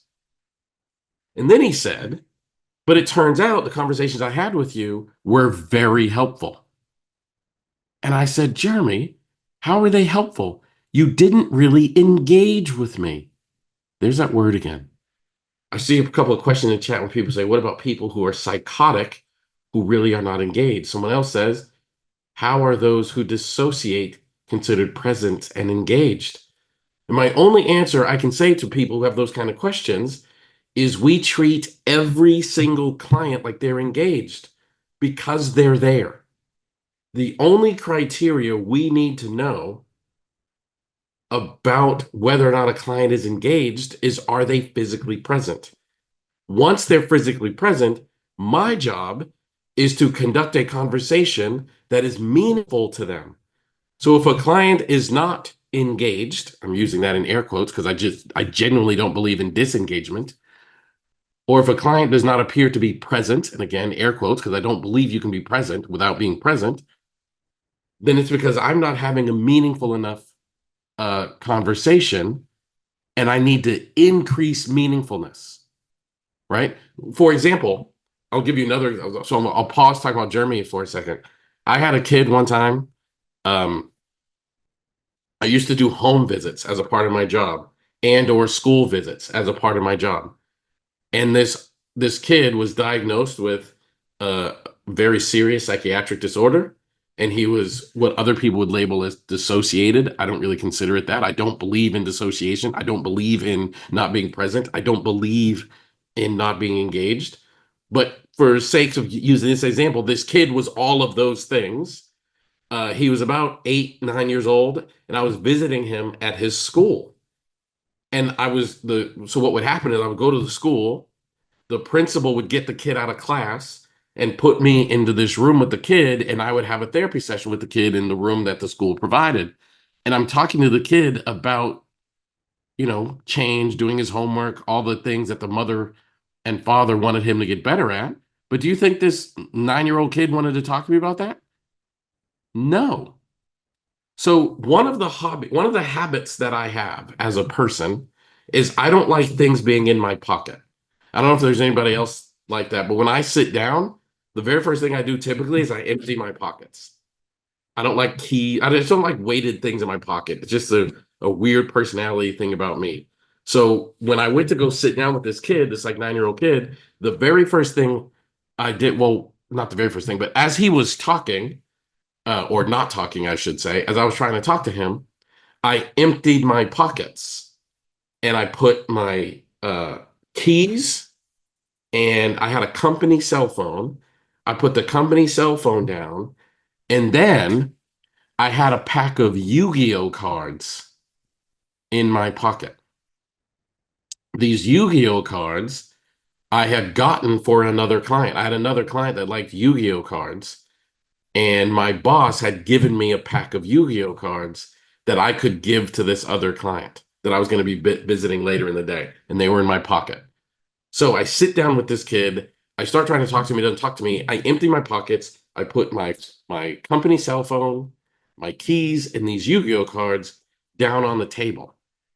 And this kid looks at the cards and he says, "What are those?" Now, again, I hate to kind of age myself, but there was once a time where Yu-Gi-Oh cards were very popular, very, very popular. And this kid says, "What are those?" And I said, "They're Yu-Gi-Oh cards." And he says, "I love Yu-Gi-Oh cards. Can I have them?" And I said, "Well, I got to be honest with you. They're actually for someone else."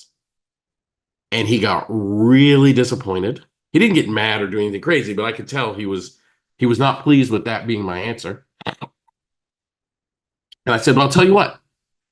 If you answer all of my questions, I will bring you Yu-Gi-Oh cards in the same way I'm bringing these cards to someone else." And I'll never forget, the little 9-year-old kid looked at me and he goes, "Deal." And then he was engaged the rest of the session.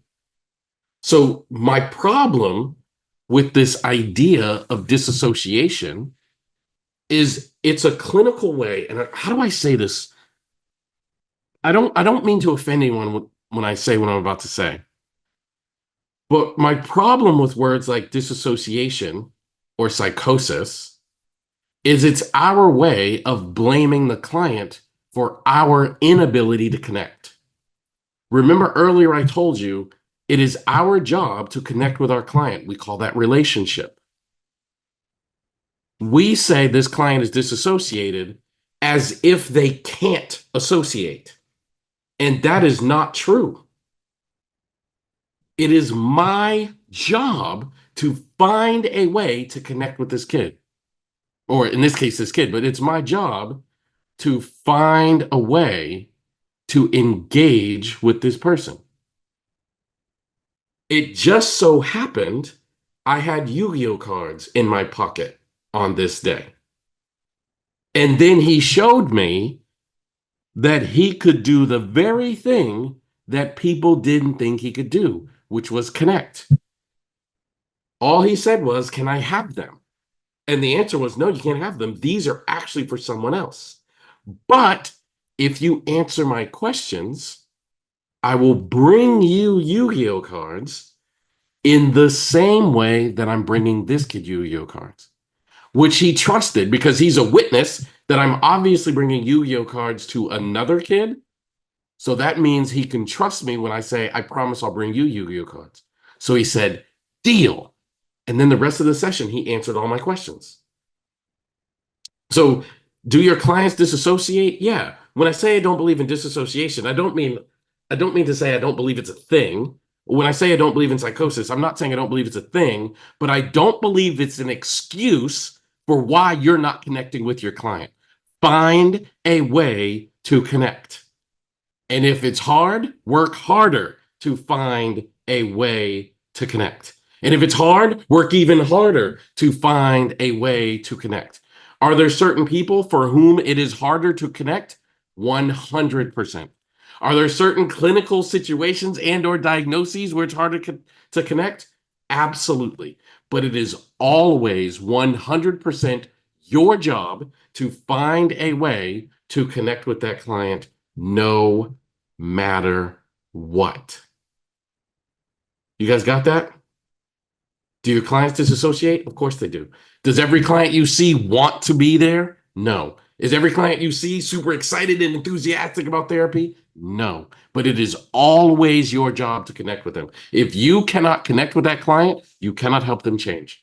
So that means we have to accept responsibility, full responsibility for connecting, because it is always the conditions of change are always our responsibility. That makes sense? Like Diane says, like there are different ways to connect. Absolutely. Different ways to connect. With that kid, I needed Yu-Gi-Oh cards that I randomly happened to have in my pocket. But what does that tell us? That tells us that people talk about the things that they find meaningful. And to a 9-year-old kid, he found Yu-Gi-Oh cards meaningful. As a consequence of that, I have learned how powerful it is to talk to a 9-year-old in the context of a 9-year-old. The kind of question I typically will ask a 9-year-old is, do you like Marvel or DC? But that's how it works. Like, it's my job to connect with people. And by the way, you are genius level connectors, right? You are genius level connectors. I don't know if anybody's ever told you this. So when I sit here and I tell you, like, it is your responsibility to connect with people, I'm telling you something that you are brilliant at. Okay. And I will let me prove to you, and I'll go back to finishing what happened with Germany in a minute. But it's so crucial you understand that it is never not your job to connect. I also need you to understand you are a brilliant connector. In fact, I would argue you have a Marvel level superhero skill, and that Marvel level superhero skill you have is your ability to connect. You are capable of connecting with a complete and total stranger and making them feel safe enough within minutes of meeting you to talk to you about their deepest, darkest secrets and their biggest, most shameful mistakes. That's how good of a connector you are. Someone who's never met you before, ever, will walk into a room, or occasionally these days, into a Zoom room, and within minutes of meeting you, they're talking to you about things that they've never spoken to anyone about, things that they've hidden their whole life. And now they're telling you. Why do they do that? It's because you have a shocking ability to connect with people. And I can prove it. How many of you have ever had anybody say something to you like, even though we've just met, I feel like I've known you forever? Say me in the chat if you've ever heard anybody say that to you. Even though we just met, I feel like I've known you forever. Or how many times have people said to you, I have no idea what it is about you. I just find you so easy to talk to. Say me in the chat if anybody's ever said anything to you like that. How many of you have ever had somebody say something to you like, I have no idea why I'm telling you this. I've never told anyone this. Say me in the chat if anybody's ever said anything to you like that. And then here's what you do. You don't realize that they're doing that because you have this ridiculous superpower. You go home and you're like, people are weird. People have bad boundaries. It's not them, it's you. They don't do that to everybody. They do it to you because you have this magical ability and you make people feel safe. It is 100% your job to connect with your clients. And I don't give a damn what their diagnosis is. I don't care what their activity level is in the session. I don't care whether, it doesn't matter to me what it is.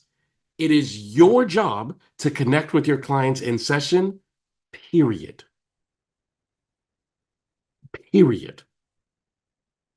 Is anybody out there that want to disagree with me? Do you guys all buy into that idea? A, it is always your job to connect with your clients. And B, you are armed with the superhero skill to do exactly that. Just say agreed in the chat if you agree with me, because you really have to own that. Solution focused or otherwise, you really have to own that. It is your job to connect with people. And that's good news because, my goodness, you have been blessed with a superhero trait to be able to do it. So back to Jeremy. Jeremy says, I got to apologize to you. I said, what for? He said, for being rude 4 years ago. My dad brought me to therapy. I thought he was overreacting. I didn't want to participate. And then he said, but your sessions were so useful. And I said, how were the sessions useful, Jeremy? You didn't talk to me. And then he said something powerful. Remember, it is always my job to connect. He said, the questions you asked were really powerful. And they were so powerful, they would get stuck in my head. So every time I had therapy with you, when I got home from the therapy, I would answer your questions in my notebook. And he had the notebook with him. And it helped me a lot to answer your questions. He said, through answering your questions, I realized I really do want to have a future. I don't want to ruin my future by getting caught smoking marijuana. That'd be a dumb reason to lose my football career. And he said, as much as I loved my girlfriend, or loved, they weren't together anymore 4 years later when he came to therapy. As much as I loved my girlfriend, I wasn't ready to have a child, so I had to tell her to slow down. And it was so helpful to me to answer those questions. And I want to thank you. And I said to Jeremy, why didn't you tell anybody that you were doing this? And Jeremy said, a thing, those of you who work with teenagers, this will make perfect sense to you. If you don't work with teenagers, this might not make as much sense, but if you work with teenagers, this make perfect sense to you. I said, Jeremy, why didn't you tell your dad or me? And he said, because I didn't want my dad to know it was working. He said, I didn't want my father to feel like he can control me. So I didn't tell him. I didn't want my dad to know that therapy was working. Now, that sounds really dumb unless you work with teenagers or unless you work with couples. People will often say, I don't want the other person to know that they're in charge of me, right? So teenagers do it all the time. How many of you guys have ever had a child and you punish them and they went, I don't care. You can take my video games. And you know they care. They just don't want you to know that you've just done something that impacted them. Well, that's what Jeremy was saying. I didn't want my dad to know that what was happening was working. So I said, Jeremy, so what do you best hope from talking to me now? Yeah, Marjorie, exactly. You're not the boss of me. Exactly. Jeremy thought in a very teenager way. I'm not saying this is a logical thought. I'm just saying it's a common thought for teenagers. Jeremy's thinking told him, if my father knows this is working, then he's like the boss of me. And I don't want him to be the boss of me. So I didn't want him to know therapy was working. I didn't want him to know that I liked the therapist, which clearly he must have, because 4 years later, he contacted me on his own. He's now 19, 20 years old, reaching out to me on his own. And then I said to him, so what are you best off from talking to me today? And Jeremy said, you asked me such really good questions last time that I really want you to give me more questions because I'm in a different situation now and the old questions aren't helping. I said, okay. And he explained to me he really is in a tough situation. Jeremy is now a sophomore in college, 19, 20-year-old kid. And he doesn't want to play football anymore. And Jeremy has two massive fears around his lack of desire to play football. The first fear he has is if I tell my dad that I'm not playing football, my dad won't love me. Jeremy is under the impression that his father only loves him because he's good at football. And then his second fear is if I quit football, they'll take my scholarship away. And if they take my scholarship away, my dad, who no longer loves me, won't help me pay for college. And then I won't be able to become the thing I want to become now. And I said, Jeremy, what do you want to become now? And he said, I want to help kids like you do. I want to talk about a touching moment in therapy. He said, I want to become a child psychologist and help kids like you do. And I said, Jeremy, you do understand that if you become a child psychologist, you and I will be colleagues, like we'll be peers. I mean, I'm not a psychologist, but we'll be in the same field. And he said, yes, no, I know. And I said, Jeremy, that'd be really cool. Like one day I might bump into you at a conference. And Jeremy, let's imagine I bump into you at a conference and I get the opportunity to ask you, what was the very first change you made to go from athlete to psychologist? And Jeremy didn't answer my question. He looked right at me and he went, that's a really good question. and he wrote it down in his notebook. So now here we are. We're in the fourth session, 4 years after the third session, and Jeremy is still not answering my questions. Every time I ask him a question, he'd say, "That's another good question." And he wrote down all the questions, maybe 10, 12 questions, whatever it was. He wrote down all the questions. At the end of the session, he said, "Thank you. I look forward to going home and answering these questions in my notebook. I think this is going to be really helpful and useful. I really appreciate it." And then he left. He walked out of my office. And then, that was in December. So a couple weeks later is Christmas. A week after that is New Year's. And then I got a panicked call from his dad. The dad called me and said, "Jeremy and I need to come see you today." And I said to the dad, "I'm fully booked. Um, I can't see you today. I'm fully booked." He said, "It's got to be today." So he said, "When is your last appointment?" I said, "My last appointment is at 8 p.m. and it ends at 9 p.m. and it's already taken." And he said, "Jeremy and I will be there at 9 p.m. And then he hung up the phone. I tried to call him back. He didn't answer. I called my assistant. I told my assistant, "Get him back on the phone and tell him it is inappropriate to show up at my office randomly with no appointment at 9 p.m. I got to go home." My assistant tried to call him. He doesn't answer. At 9 p.m., I walk out in my lobby, and there's Jeremy and his dad. Both of them had swollen eyes. They'd been crying. And I knew, so one of the questions that people ask me all the time, it's a good question, it's a relevant question. If we're doing solution-focused brief therapy, and Elliott, you're telling me that solution-focused brief therapy is based on an outcome that the client wants to achieve. If you have multiple people in the room, what do you do if both people want different things? Right? This is a very common question.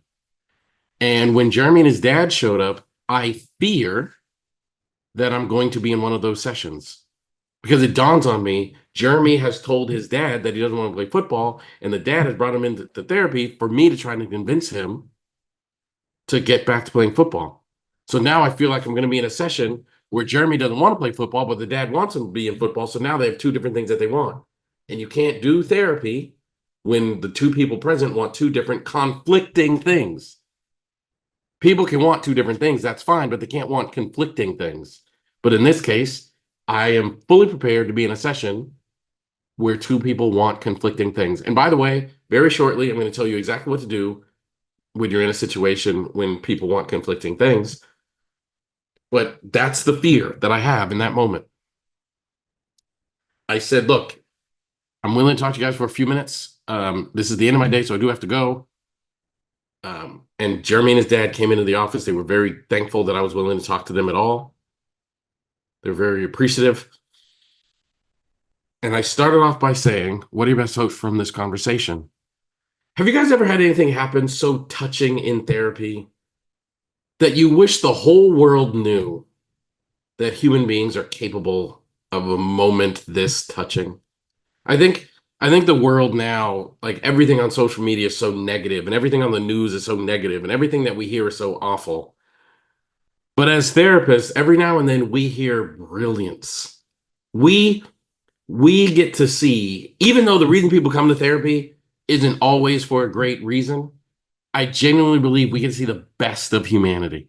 We really get to see the absolute best of people. And this was one of those moments. I said to Jeremy and his dad, "What are your best hopes for me in here today?" And the dad leaned forward. And I was fully prepared for him to say, "My son's an idiot. Talk him back into playing football." But he didn't say that. The dad leaned forward and he said, "I need your help to show me how to be a better dad." And that answer shocked me. I mean, even now as I talk about it, it's hard not to have goosebumps, a lump in my throat.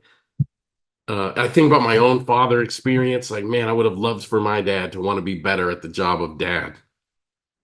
Like, what an amazing thing that was that dad says, I need your help to show me how to be a better dad."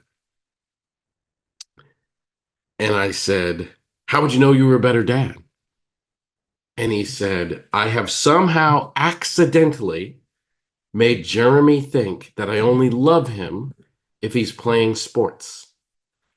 I need Jeremy to know that I love him regardless of what he's doing." He said when I was raising my children, he said Jeremy is the youngest of three. The older two are girls. And he said when I had my son, I did what dads would do. I started like I bought him baseballs and basketballs and footballs, and I put him in his crib. And as he grew older, we would play catch, and that just became how we bonded. Jeremy eventually just grew up stronger and faster than his peers, so he was always succeeding athletically. And after all of his games, when he would have successes, we would celebrate by going to Dairy Queen. And Jeremy leaned forward and he said, I still want to go to Dairy Queen. Now remember, this is a 20-year-old kid saying this. He said, I still want to go to Dairy Queen. And his dad, very shocked, he said, you still want to go to Dairy Queen?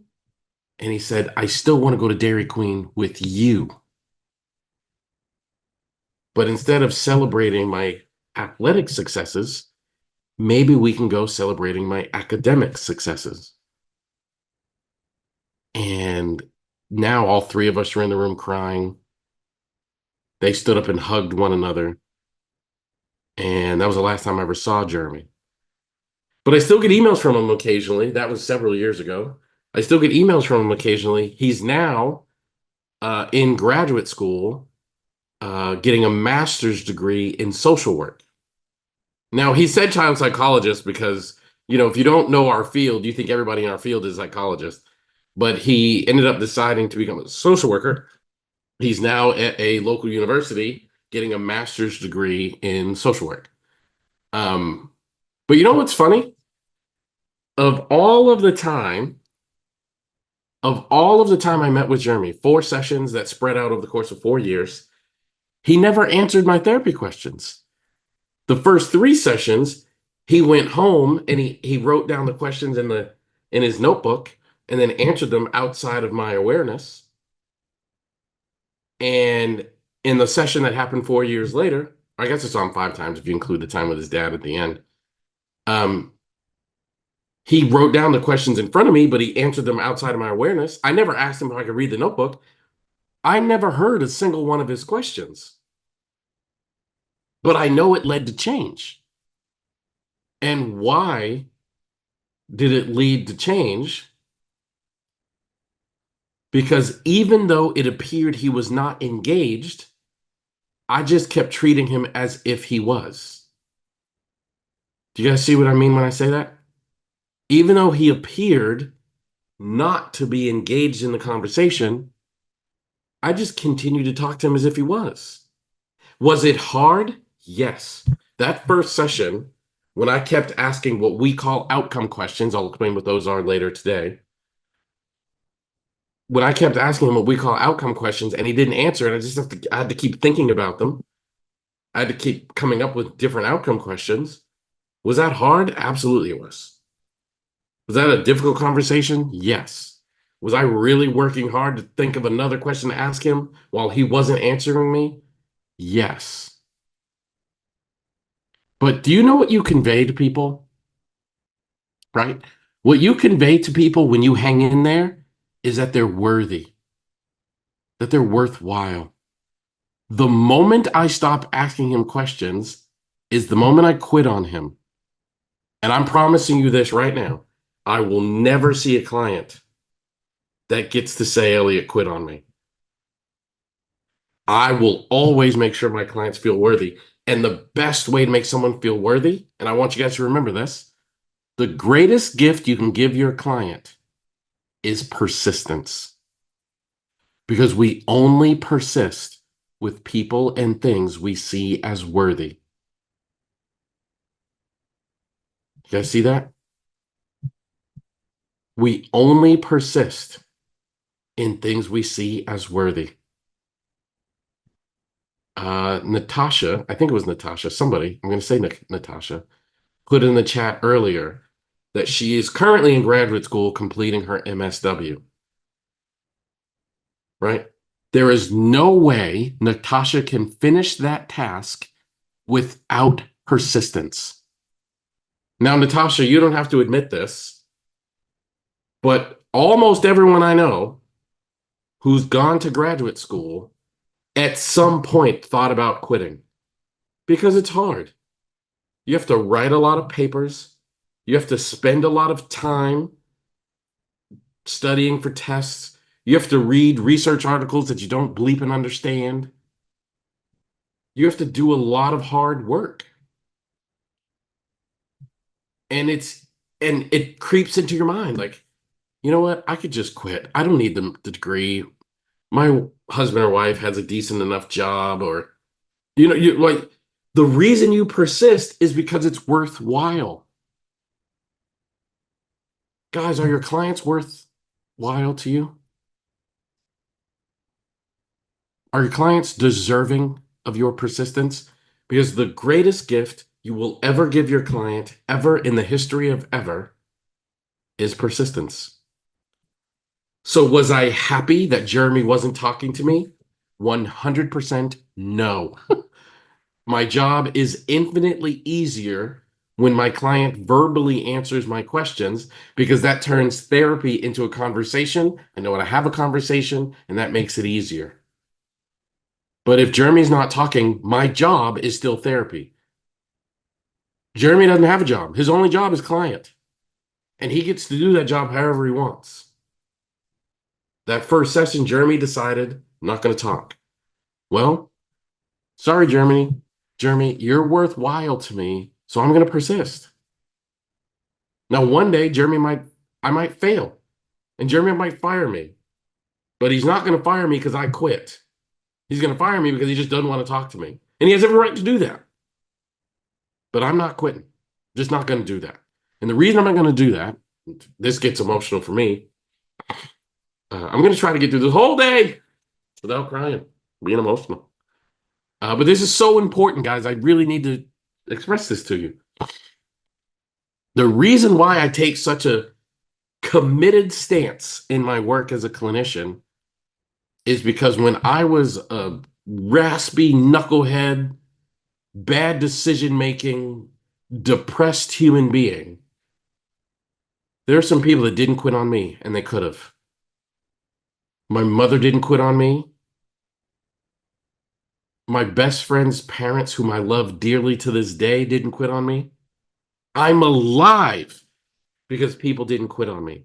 Had they quit on me, I'm 100% sure I would have went down a negative path. I would have been the statistic that everybody else that grows up in that environment in the area where I'm from in the 80s and 90s. I would have become a gang member, drug addict, drug dealer. I would have gone down the wrong path. But for whatever reason, there were people in my life that saw something in me and took it upon themselves to continue to point it out to me until I saw it for myself. And that was not an easy journey and took years. It wasn't like somebody was like, oh, Ellie, you're very talented. And I went, oh, thank you. I'm going to take that on. I fought it forever. And if they didn't quit on me, then I can't quit on others. That's the deal, period. That's how it works. I don't use silence.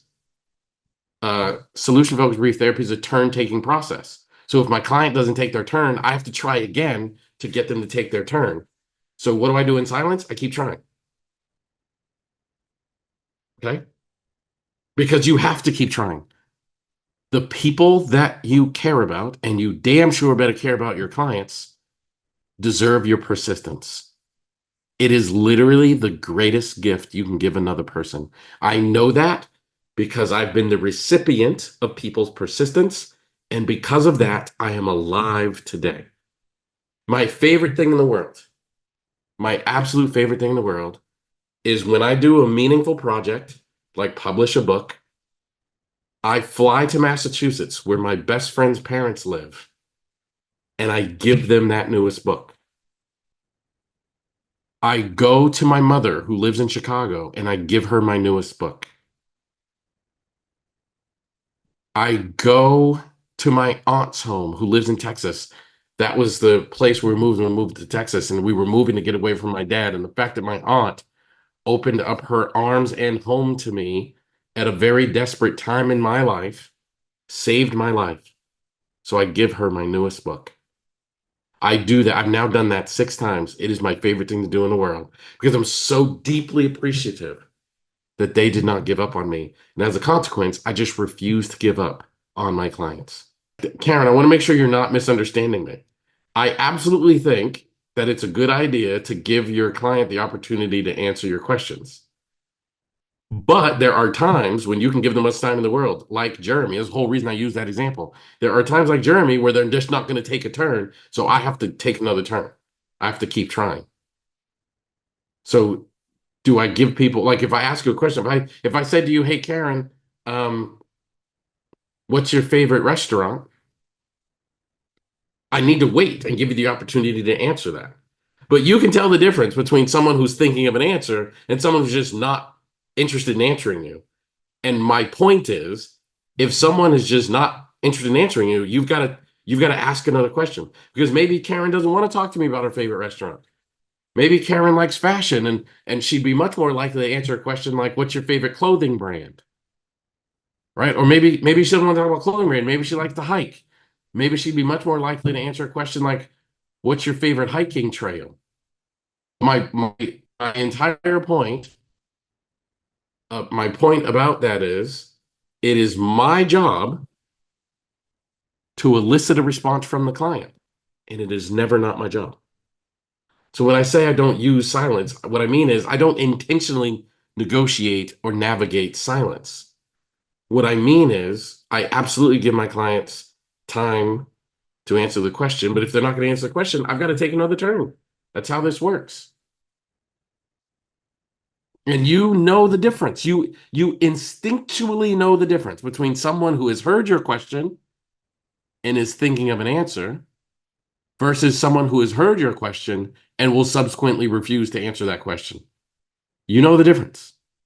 So I'm saying when a client refuses to answer your question, it's your job to ask another question. Now, questions to this approach need to be thought of as invitations, and thus the normal rules of inviting apply.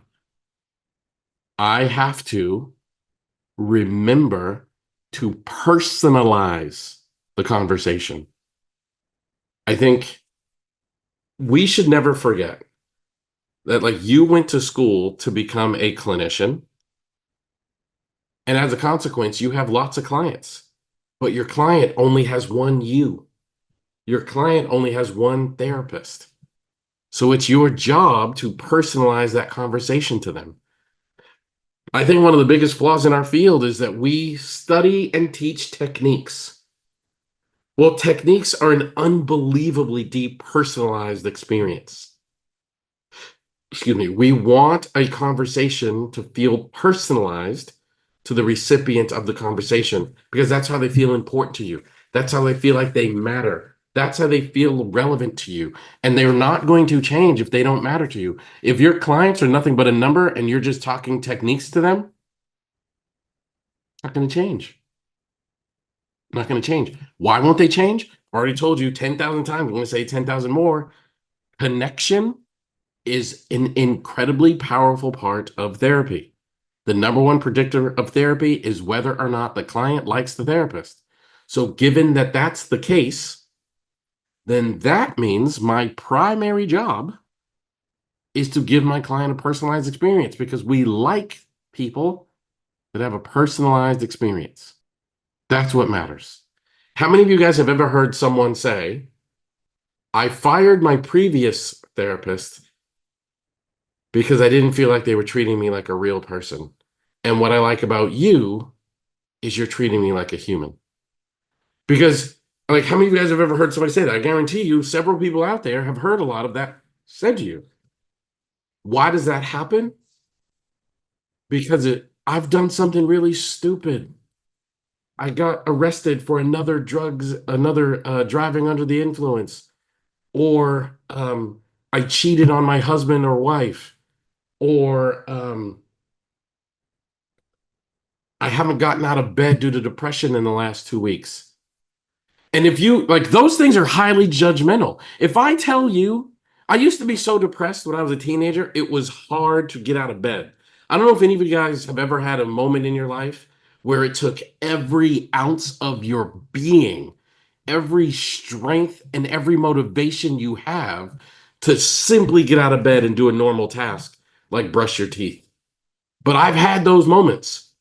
And you know how hard it is to talk about those moments? Because I immediately fear if I tell this person that I haven't showered in 3 days and all I've done is lay around in my dorm room, the worst of my depression was that first year of college.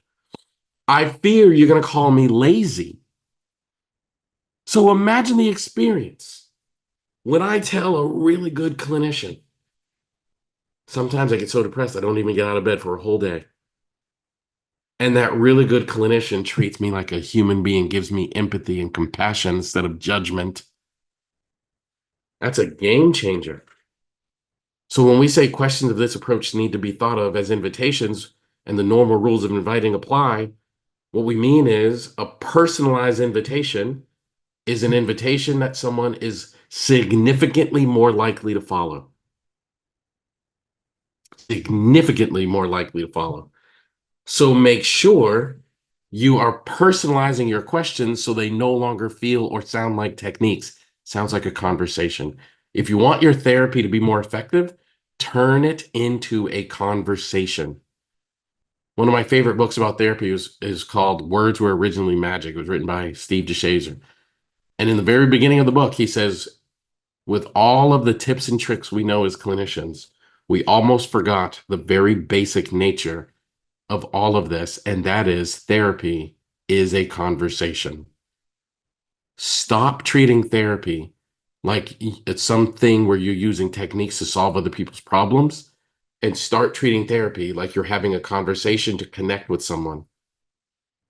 You do that, and your therapy is going to get much more effective immediately. And I'm not trying to get my client to do anything. The moment I start trying to get my client to do something, I'm no longer collaboratively working with my client. I'm now forcing them, right? I'm now forcing them. And therapy doesn't work when I try to force change. I told you guys earlier, change, I can't make someone else change. I don't care what uh, school you went to. I don't care what license you have. I don't care how brilliant you are. You cannot make anyone else change. If we could do that, then we'd be able to get our children to go to bed on time. If we could do that, we'd be able to prevent our children from experiencing certain problems. You can't make people change. The only thing you can do is provide the conditions in which change are more likely. But I cannot force you to change. The moment I start trying to get people to change, you start viewing people as objects that you're trying to manipulate instead of human beings that you're trying to connect with and heal. So that's your job. And that's always your job. And never, ever, ever forget that, because once you do, you start trying to force people to change. Okay? All right. So we could go on to the next slide, but it'll probably take us longer than the 10 minutes we have before we break for lunch. So, okay. So let's have a conversation. Is there anything that I should clarify or address uh, before we break for lunch?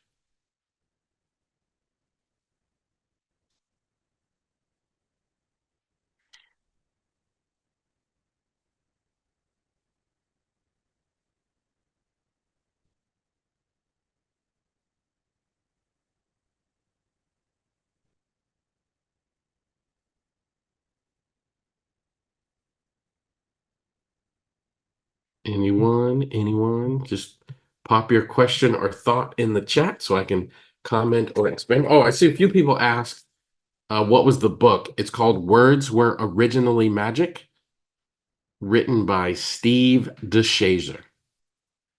And I'm kind of sad, actually. I showed you guys my book, and nobody said, "Hey, what was the title of his book?" Well, that's okay. You can ask about somebody else's book. I'm not going to be jealous. I'm not going to hate. I'm not going to be upset. I won't be bothered. We spent the whole day together, and all you want to hear about is Steve DeChange's book. I ain't going to take that personally. Just kidding. Um, Man, people always. So Matilda just said something.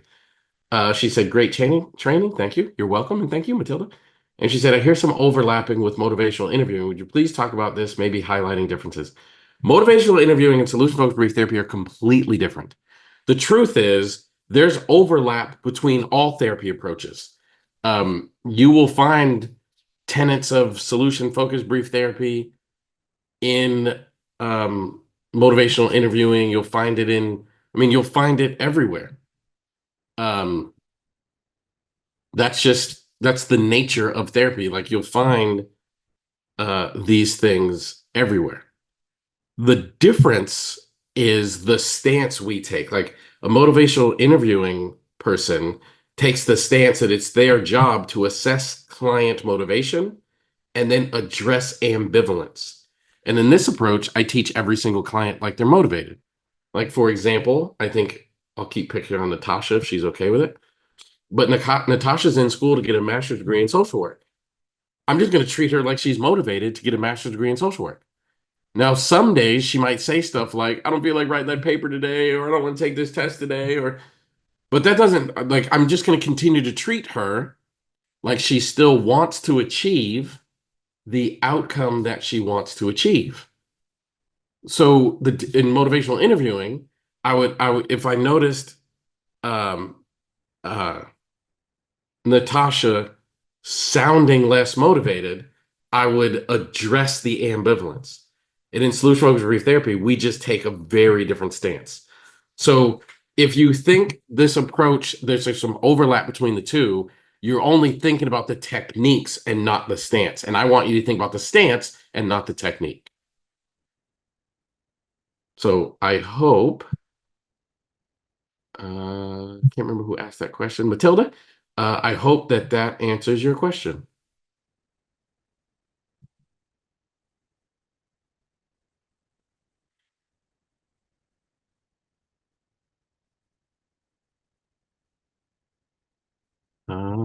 Let me see.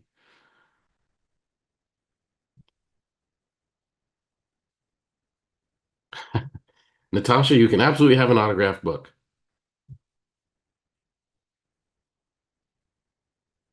Oh, well, I sent out the PowerPoints. Yes, so if you guys want my PowerPoint and a list of free resources, let me know at the end of the training. I'll give you a list of free resources. Um, I would happily do that. Just let me know and I'll do that. I can I don't have all of you. You know what I'll do? I'll maybe I can email Michelle a copy of my PowerPoint because I assume Michelle could send an email and get a hold of everybody. Um, and I'll also, before the day ends, I'll put some links in the chat to more resources if you guys want them. Um, Things for free. Cool. Okay. Um, I also have a certification course that I do, and if you guys want access to that, just let me know, and I'll put that in the chat as well.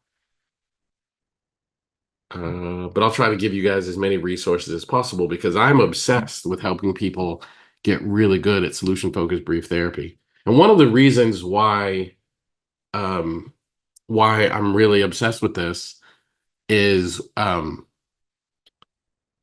up, I grew up in a very kind of low financial resource environment and household.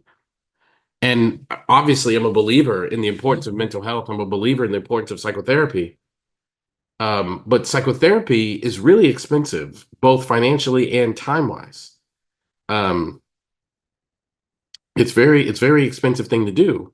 So my mom, who had three children that were all dealing with different levels of mental health issues because my dad was so challenging, If my mother wanted to bring her children to therapists, can you imagine if my mother had like wrangled her three children together and all the different activities we were doing, and then uh, brought me and my brothers to therapy, and then the therapist said, "You're gonna have to come here every week for 36 weeks, and if you don't, I'm gonna call you non-compliant and resistant." But the truth is, she just might not have had the time and or money. And solution focused brief therapy, it's just a much more efficient way of doing therapy. So the reason I obsess so much about helping people is I can't help but think about my mom and the situation she was in. And also the world we live in now, how many people can go to an appointment every single week for an indefinite amount of time? Both how many of us have the time to do that? And how many of us have the financial resources to do it? I mean, it's just a challenge. So the reason why I'm so obsessed with helping people get really good at this um, is because I love you guys and I love the work that you do, but it's mostly because I love my mom. And I know that there are people out there in situations like my mother, and I would do anything to help them. I would do absolutely anything to help them. And the best way I figured out to help them was to show therapists how to do an impactful but efficient way of doing therapy. I think the greatest act of social justice that I can do is give more people access to mental health resources and give people who otherwise were excluded from that, give them access. So that's why I do what I do. So I will absolutely give you guys links to some free resources. And if there's anybody there that would be interested in getting certified by my organization, just write like certification or something in the chat. We have a certification that we call a CSFP, Certified Solution Focused Brief, a Certified Solution Focused Professional. Just put certification in the chat, and if enough of you are interested, I'll provide that link too. Um, and again, like I'll give you as many free things as possible. I don't want you guys thinking I'm here selling anything. Like I don't care about that. I got TV deals, book deals. Like this is not for money about money for me. Um, I just want you guys to get really good at this. Can SFBT be utilized in group settings, group therapy work? Yes. Um, Solution focused brief therapy can be utilized in group therapy. It's the same exact process like what I'm teaching you now.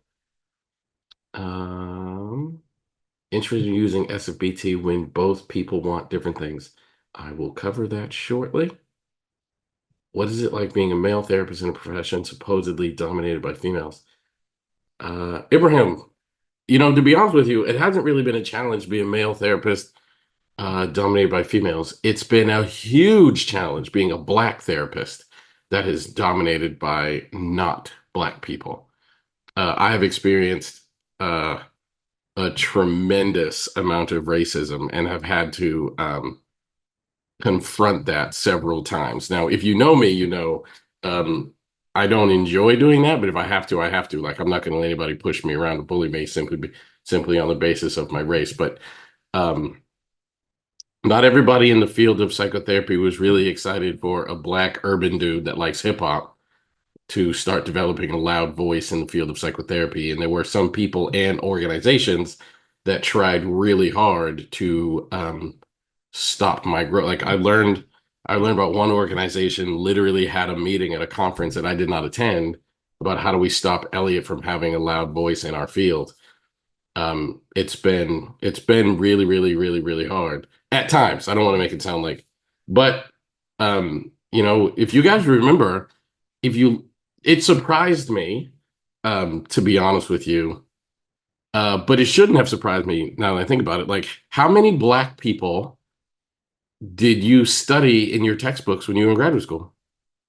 Zero. Zero. Like, I can remember being in graduate school and thinking either Black people did not contribute to the growth of mental health in our country, or they were not allowed to contribute. And to give you an example of how voices have been quieted, did anybody see the movie The Green Book? Did anybody see that movie? There was a movie called The Green Book, and The Green Book, it's a real thing. those of you who don't know, the Green Book was a book that was created so Black people would know safe places to eat when they were driving in the American South. The family of the man featured in the Green Book absolutely hated the movie.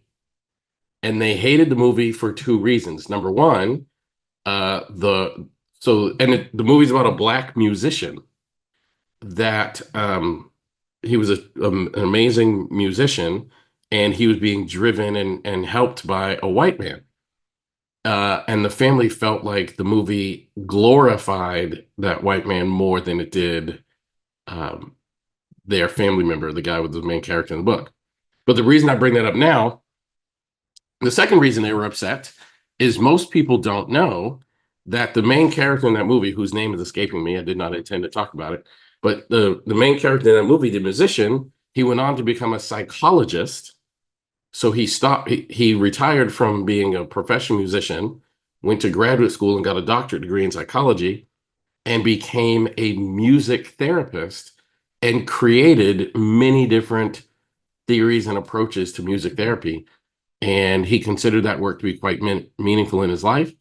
And the movie did not highlight that. And the family was upset because most people don't know that that man became a psychologist and a pretty prominent uh, musical therapist.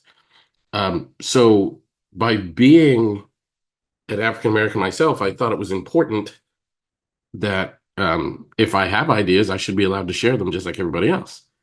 And many people were upset by that.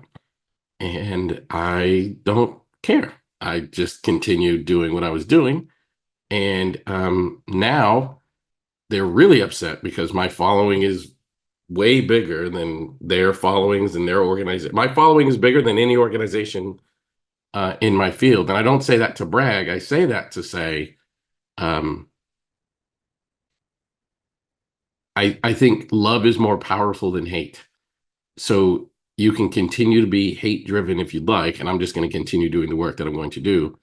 And I genuinely believe that that's why I get to work and make TV shows about my work, and that's why I get to do podcasts about my work. And I feel like that's why I've had some of the opportunities that I've had, because it comes from such a genuine place. And of all the comments people email me with, my favorite one is when people send me a message and they tell me that Elliott Connie was an answer on one of their test questions in graduate school, because I did not have the experience of studying a Black person's work when I was in graduate school. And that was just in 2004 and 2005. So it's very important to me that women are represented. It's very important to me that the LGBT community is represented. It's very important that all people are represented. Like I find it crazy that a lot of the psychotherapy theories were created by studying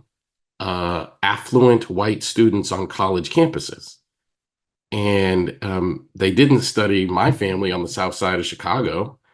They didn't study my childhood growing up on inner city Boston.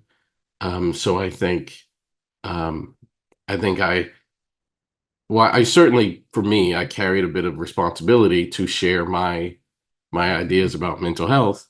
And the more people got upset by it, the more motivated I became to continue doing it. So anyway, Ibrahim, I really haven't had any trouble that I can remember or think about um, from being a male in this field, but I've had lots of trouble from people being upset that I'm a Black dude who wears sweatsuits and hangs out with movie stars and celebrities and things. What theoretical approach have you found less effective? None. I mean, there's a lot of research about these theories. They're all effective and they're all not. I've spent 20 years um, studying and focusing on solution focused brief therapy. I've been in almost every clinical situation you can imagine somebody being in. So, and I'm just picking on the person that's dead center in my screen, and it happens to be Latrell Mariano. If Latrell Mariano said, Elliot, I need a therapy appointment, it literally is irrelevant to me what thing bothers her. I don't care. Because I feel so confident in my clinical abilities that I am certain that we would achieve a positive outcome that she would be pleased with. I would be perfectly comfortable doing that session on the 50-yard line at the Super Bowl with the whole world watching because I feel totally confident in my clinical skills. I know a lot of therapists get nervous. I've had clients say to me, they pull out their phone and they say, "Would you mind if I record this?" And I say, "Sure." And they'll always say to me, "Wow, I'm surprised. My previous therapist wouldn't let me record it." And I'm always like, "Why not?" First of all, legally, it's your session. So you have every right to record it if you'd like. Second of all, these devices are now so small, you could be recording it and I not know it. And thirdly, I know what I'm doing well enough that I'm happy to be recorded doing it. Now, let's say Latrell contacted me and said I need to do therapy with her, but I was told you have to do cognitive behavioral therapy. I wouldn't be as confident. Not because cognitive behavioral therapy is not effective, but because I don't feel as fluid in my ability to do that because I haven't been obsessed about it over the past 20 years as I have solution focused brief therapy. So, Abraham, I appreciate your question, but like involved in your question is the thought that it's the approach that's effective or not. And that's not it. It's you. So never again, I'm like literally everybody who's here, never again let yourself think a therapy approach worked or didn't. It's you who worked or didn't. I hope I am making that point with exclamation points and underlines.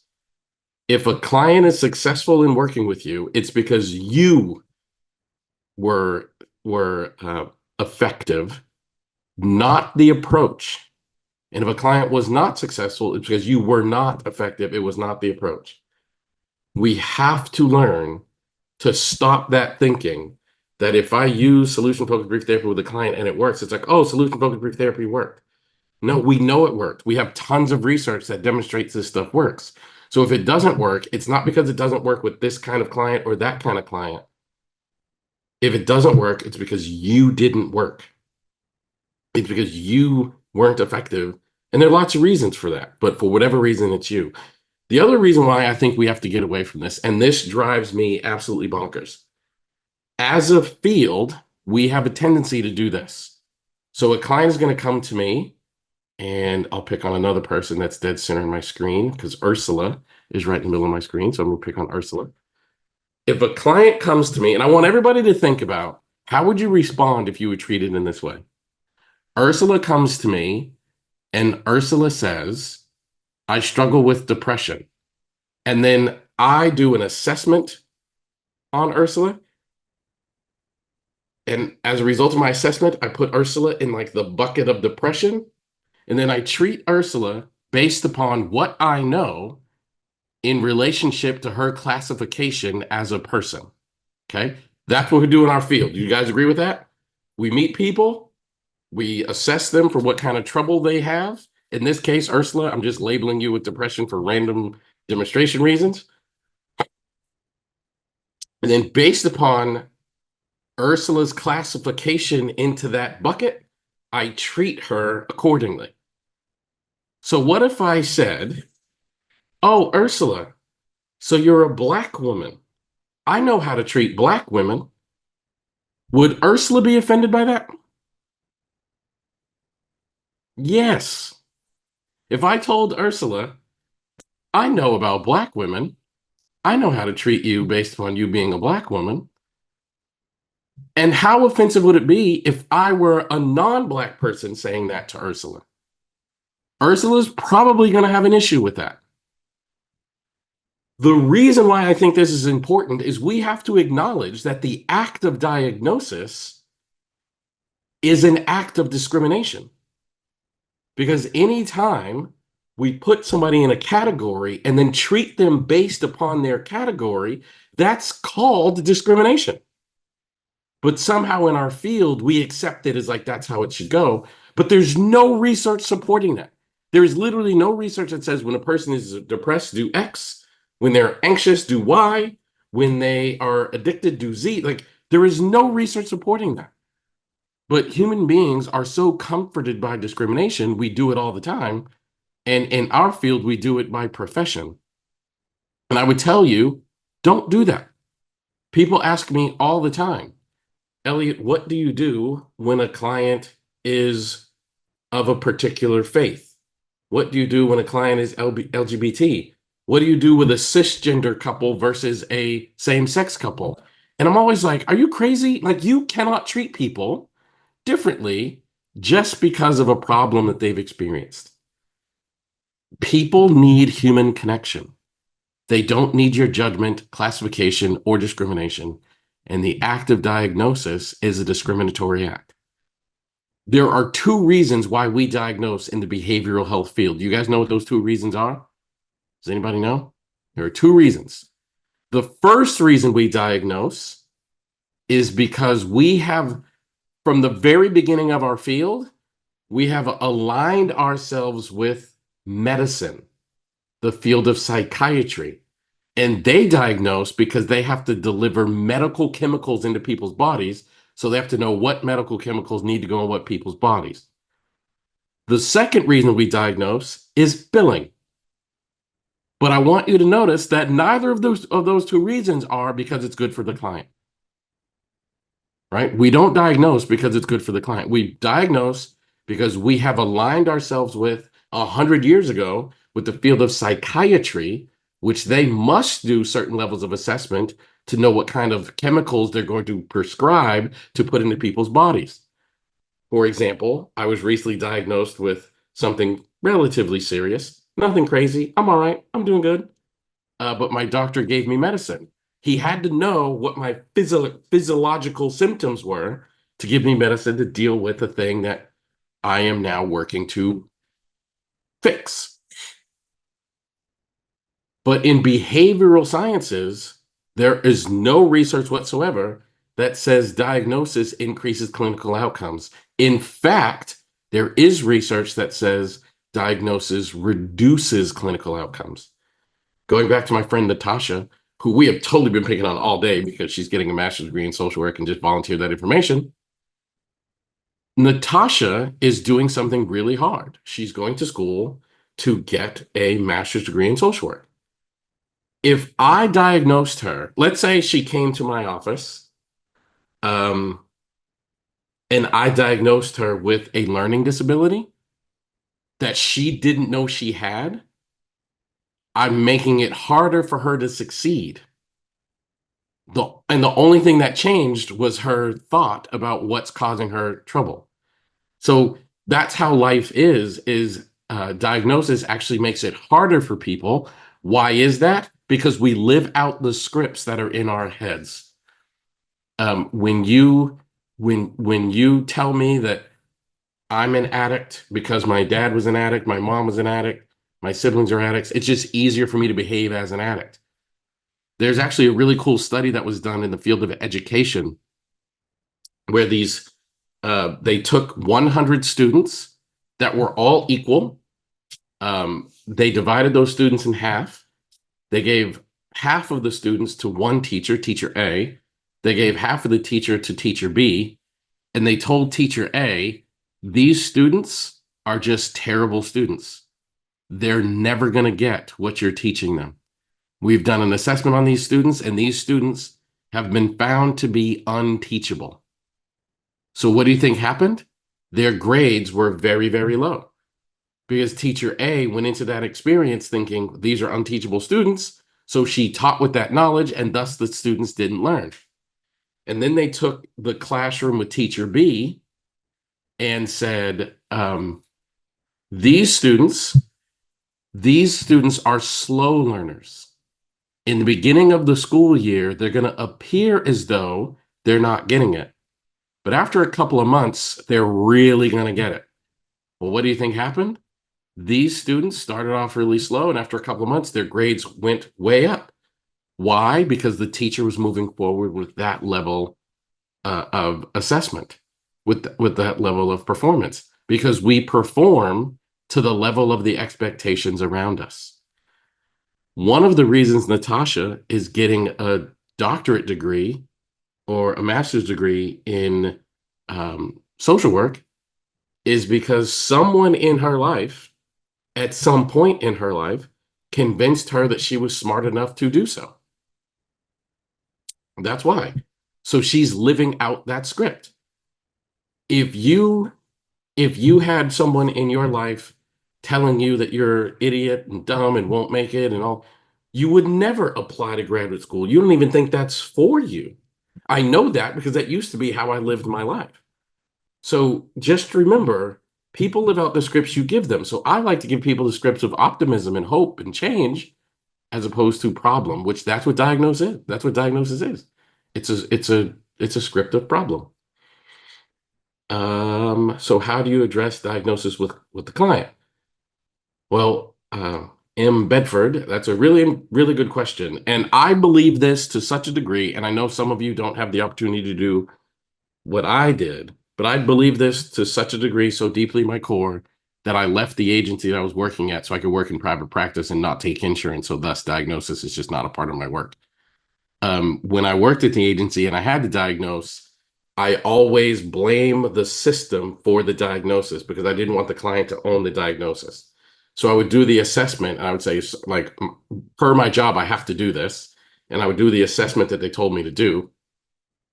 Yes, that the people put too much stock or identity into diagnosis, but there are many I've worked with that they were on the autism spectrum, that when they learned about autism and it was a light bulb moment because they had misunderstood all this time, there are other disabilities that when they understand, then they can be tackled differently. I agree with that, Karen. I absolutely agree with that. But remember, I'm talking about change, not insight. I got a diagnosis. I told you I got a diagnosis from my doctor recently, and that doctor provided insight. I was like, oh, now certain things about my health I've been experiencing the past few years make sense. But insight and change are two completely different things. I know a guy, a real close friend of mine, who was diagnosed with autism later in life. I say later in life, but I mean like more recently than like, early as a teenager or whatever. And he does experience it as like comforting to realize what some of the struggles were, but he still doesn't want to treat you like he doesn't want you to treat him like he's autistic. He wants you to treat you like a person. And that's what I'm advocating for. I'm not saying diagnoses aren't real. Of course, I think they are. I'm not saying diagnoses aren't important. I even think they're important. What I am saying is don't let the diagnosis change how you treat a person. That is now discrimination, right? Like I have to acknowledge that Ursula is a woman of color. I can't just ignore it. I don't believe in diagnosis, so that's Ursula, you are not a woman of color. I think Ursula is a woman of color. Ursula, you can correct me if I'm wrong. But Ursula, I'm going to assume that you are a woman of color. There is nothing wrong with me acknowledging that truth, that Ursula is a woman of color. What becomes very wrong is if I say, because of that fact, I'm now going to treat you differently than I would treat Karen Bailey, who is not a woman of color. Once I do that, I am now participating in discrimination. Does that make sense? And the same thing is true. If Ursula is autistic and Karen is anxious, I cannot say because she is autistic, I'm going to treat her like A, B, and C. And because Karen is anxious, I'm going to treat her like D, E, and F. You have to treat people like people. I remember, and I promise we're going to go dive into the session here in a minute, but this is so crucially important because if I don't say this, you guys are going to start asking me, so how do you do solution-focused brief therapy with a depressed client? And I'm going to keep saying the same thing. I treat people like people. I grew up in Boston, Massachusetts. And now I don't know how many. Virginia's the South, but it's not really like the South, like South. It's not like the Carolinas or Mississippi or Alabama or Texas. But here, when I moved, I grew up in Massachusetts. Well, I said that crazy. I grew up in Massachusetts, and and my family is originally from Chicago. So when I moved to Texas, I came here because the weather was warm and some things were going on in my family at the time, and I wanted to play more baseball. Hey, Kim, another New Englander. So when I got here, my very best friend, his name is Matthew, he invited me to his house where his grandmother had just done a barbecue, which as a New Englander, we called a cookout. And I went to the house, and number one, they were barbecuing things I have never seen before. Like they were barbecuing brisket. I had never seen brisket. The grandmother said she had the brisket on the barbecue overnight, and I'd never seen anything cooked overnight. But then they did a very odd thing. When they sat down to serve the meal, they gave us bottles of Coca-Cola, right? The family served us bottles of Coca-Cola, which I appreciated. At that time, I drank soda. I don't drink soda anymore, but at that time, I drank soda. So we're drinking the Coca-Cola, and I look around the room, and Matthew, who is now my best friend, and his family are putting peanuts in the Coca-Cola. Now, my Boston brain was like, what the F are you people doing? But I've come to learn that's a very normal thing in the South. I had no earthly idea that people in the South put peanuts in their Coca-Cola. No clue.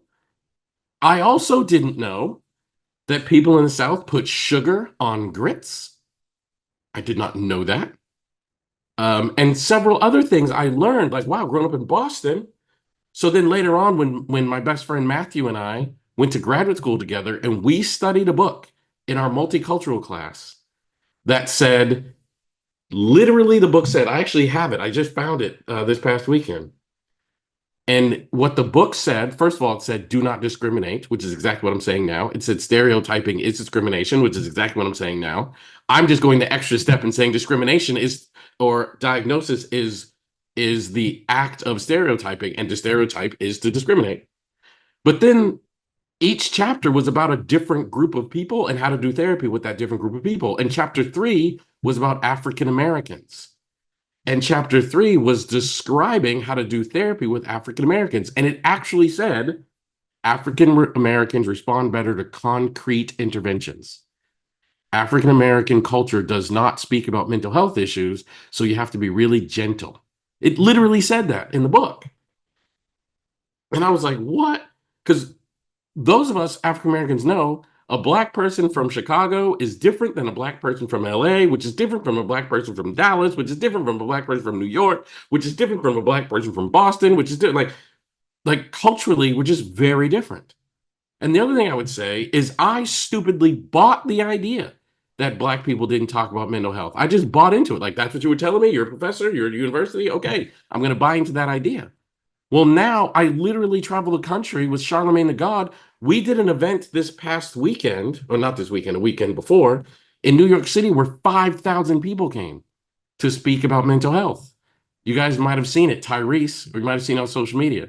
Tyrese was on the stage crying again at the event. If y'all know, Tyrese always be crying. But he was on the stage crying again. And I was there. Charlemagne the God was there. Jason Wilson was there. Angela Rye. And 5,000 people came to Times Square. Black people came to Times Square. So it's not true. If you want to help people, you have to treat them like the individual they are. If you know about me and my culture, you only know one small piece of me, and you very likely could be wrong. So try not to allow your brains to think. So how do you do this with certain groups of clients? In a couple of minutes, I'm going to start showing you video, and I want to show you me doing this with different looking clients so that you'll see, like, oh, what Elliott does, he does with every single client, which is I just treat them like a human. Like, I don't care what Imani's classification is as a person. I'd like to get to know Imani. I don't care what Karen's classification is as a person. I'd like to get to know Karen. I don't care what Ursula's classification is as a person. I want to get to know Ursula because everybody's experience is different, even the experience within that culture. Does that all make sense? I know I went on a little tangent there, but it's an important tangent. So where does cultural competency come into play? Cultural competency comes into play all of the time, but has nothing to do with knowing other people's cultural groups. Cultural competency means you are able to listen to someone of a different culture without judgment or bias. That is cultural competency. Cultural competency doesn't mean like, I know everything there is to know about Black people, the LGBT community, the indigenous population. Cultural competency means I am humble enough to allow you to explain to me what your culture is, and I, without judgment, adjust and listen to your culture. That's cultural competency. It has nothing to do with what you know about different cultures. It has to do with how humble and non-biased you are in your culture. And unfortunately, we're all biased in our culture. And as therapists, we just have to be aware of that. We should be culturally competent, but cultural competency means I can listen to someone else's cultural experience without judgment or bias. And by the way, every human has a cultural experience that is different from every other human's. As we know from the work of Murray Bowen, no people even grew up in the same family. Me and my two brothers grew up in the same household, in the same family, and had three completely different experiences. Does that make sense? You guys see what I'm saying? So as we continue on our journey talking about solution focused group therapy, you're going to be thinking, so how do I use this with a depressed client? But I'd rather you think, how do I use this with my client, Beth? Or how do I use this with my client, James? Or how do I use this with my client, Corey? Or how do I use this with my client, Stephanie? Try not to group people. But I'm going to continue to. There are people just putting blasphemy in the chat. I'm a proud sugar and grits person. Like I'm gonna group those people, but everybody else don't group them. Those those sugar grits people are the only ones that we can confidently say are crazy. But everybody else, treat them like they're normal humans. Principles for solution focused work. And I'm going to go through this stuff kind of quickly because I want to get to the part where I'm talking about therapy and showing you video of the actual therapy. Principles for doing solution focused work. Every single client comes from a successful past. You need to operate with that assumption. You need to operate from that position. Being a human being means you are successful. Do you guys know the odds of you being born? It's like 7 billion to 1 that you would be born. So literally, the day you're a human, you've like won the like birth race. You know what I mean? Like just being a human. And there's no such thing as a human that doesn't have success in their lives. Now, people ask me all the time, like, Ellie, but what about those clients that like fail at everything? Or what about those clients that can't do anything? And I'm always like, I mean, that's just crazy to me. Every human being succeeds. That's what we do. If you happen to meet the very first client, the very first person in the world who's never been successful, the fact that they failed at every single thing in their life means, and the fact that they failed at every single thing in their life and then came to therapy means that's now the success. So just remember, everybody has success in their past. Even if they went from the second grade to the third grade, or even if they went from, fifth grade to sixth grade, but every single person has success in their life. And it's our job to operate from that positionality and treat clients as if that is the truth. Next, and we've said this all day today. Hold on. I was telling my team the things I needed because I want to give you guys a bunch of stuff when we wrap up today, and they're texting me about the stuff that I'm going to give to you. So I was just telling them when I need it by. Next, you have to connect with the client. This is also why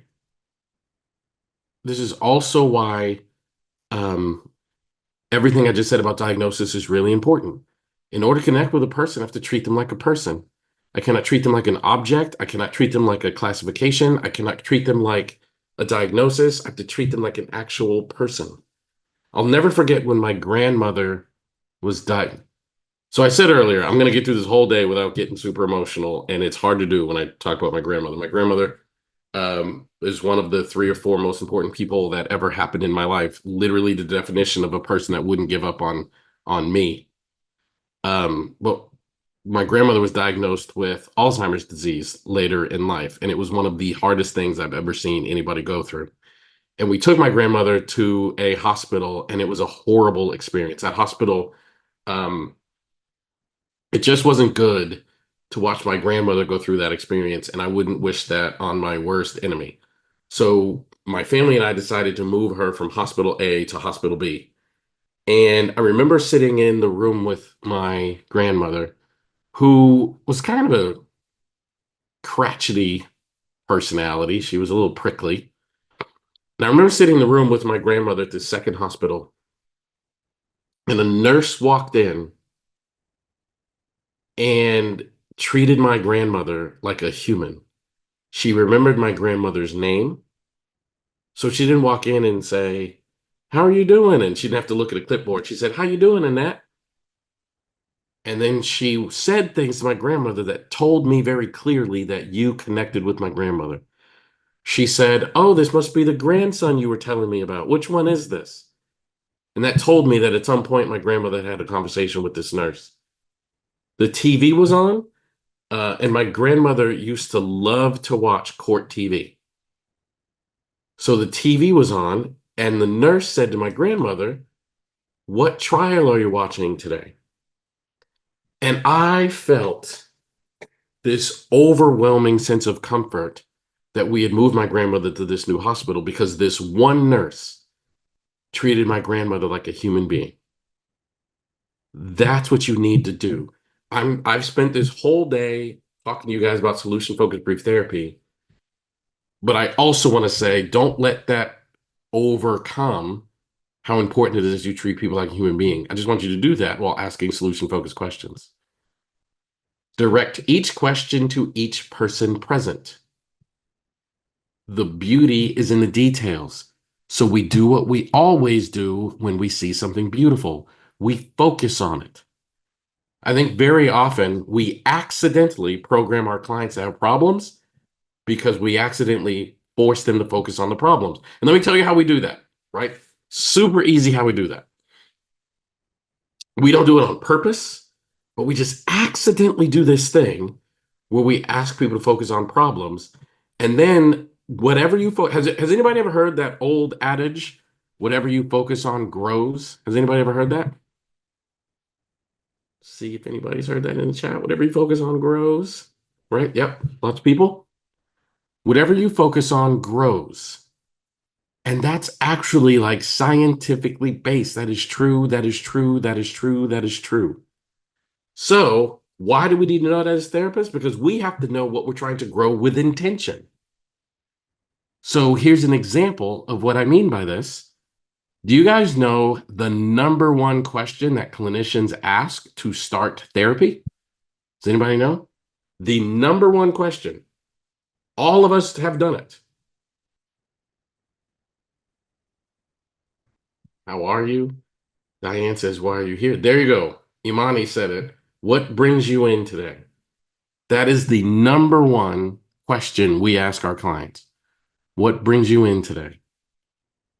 Why is that a dangerous question? If we all are going to agree that whatever you focus on grows, why is it dangerous to say what brings you in today?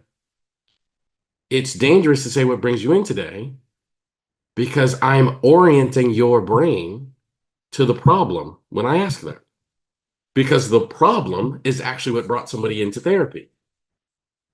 So without even thinking about it, when a client comes to therapy and I say, "What brings you in today?" I've accidentally triggered your brain to think about the problem.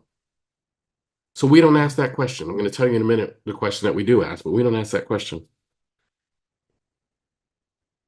Um, you want to be careful in how you select which part of a client's answer you choose to be curious about.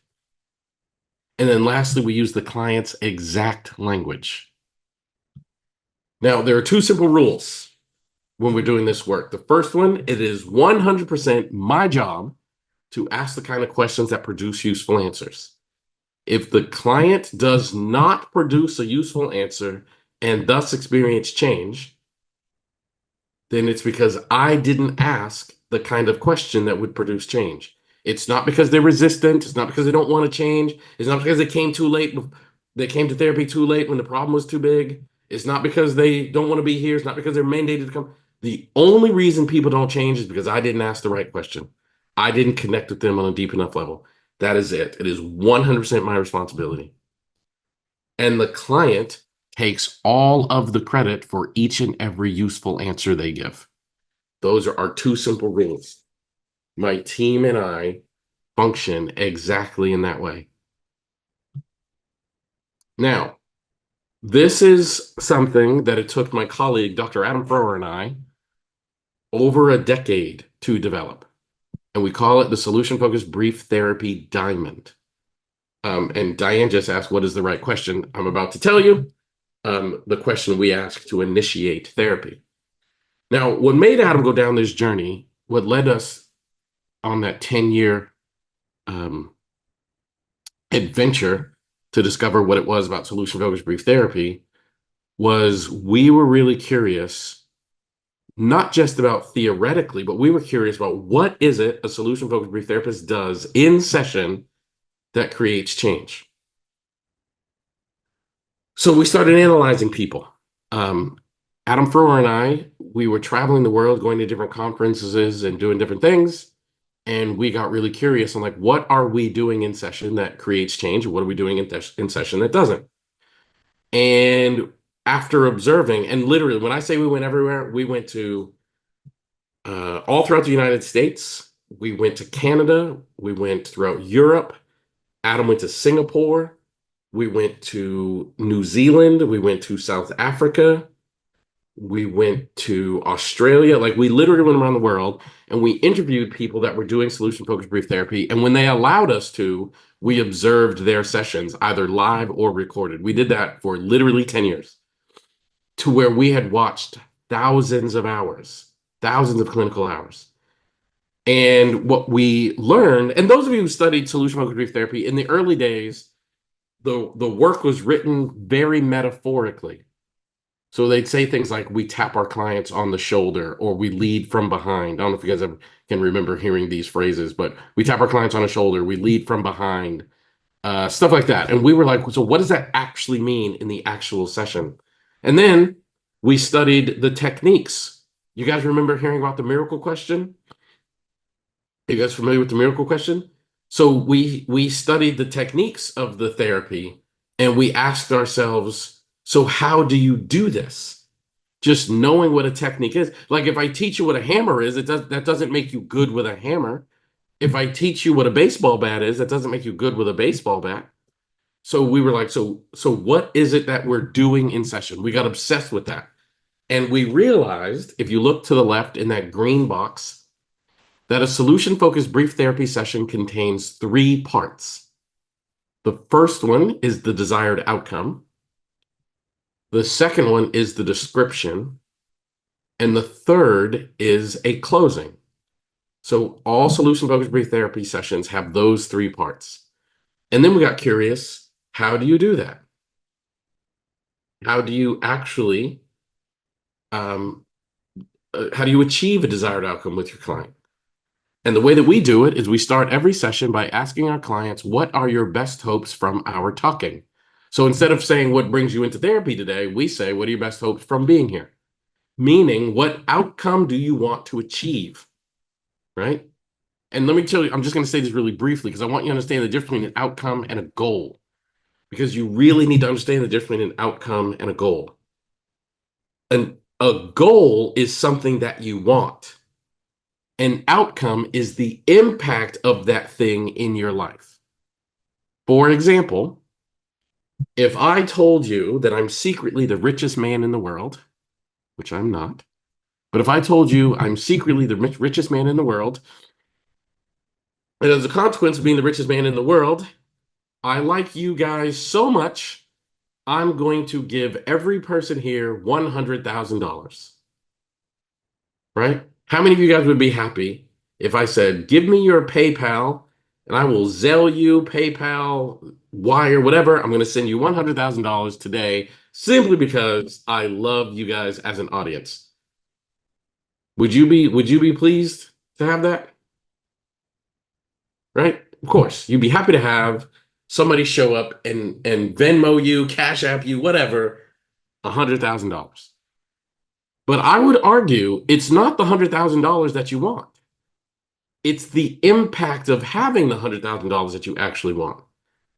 So, for example, if I gave one of you $100,000, it's like the money is just money. It's paper. It's just a tangible thing. Or it's a number. It's just a digital number that you have in your account that you can look at on your app. What it represents is what you actually want, which for some of you it represents, I can use that money to pay off my student loans. For some of you, it represents, I can use that money to pay off my house. For others, it represents, I can use that money and buy my car. But the money represents something. So I want you to think about that in that context. When a client tells you something that they want to achieve, like I'd like to become happy, I want you thinking about the impact of happiness in that person's life. That's what the outcome is. Therapy is never about simply, I want to become happy. It's about the impact of that on their lives. Does that make sense? Did I explain that okay? So that's the difference between a goal and an outcome. Sure, everyone wants $100,000, but what you actually want are the consequences of having the $100,000.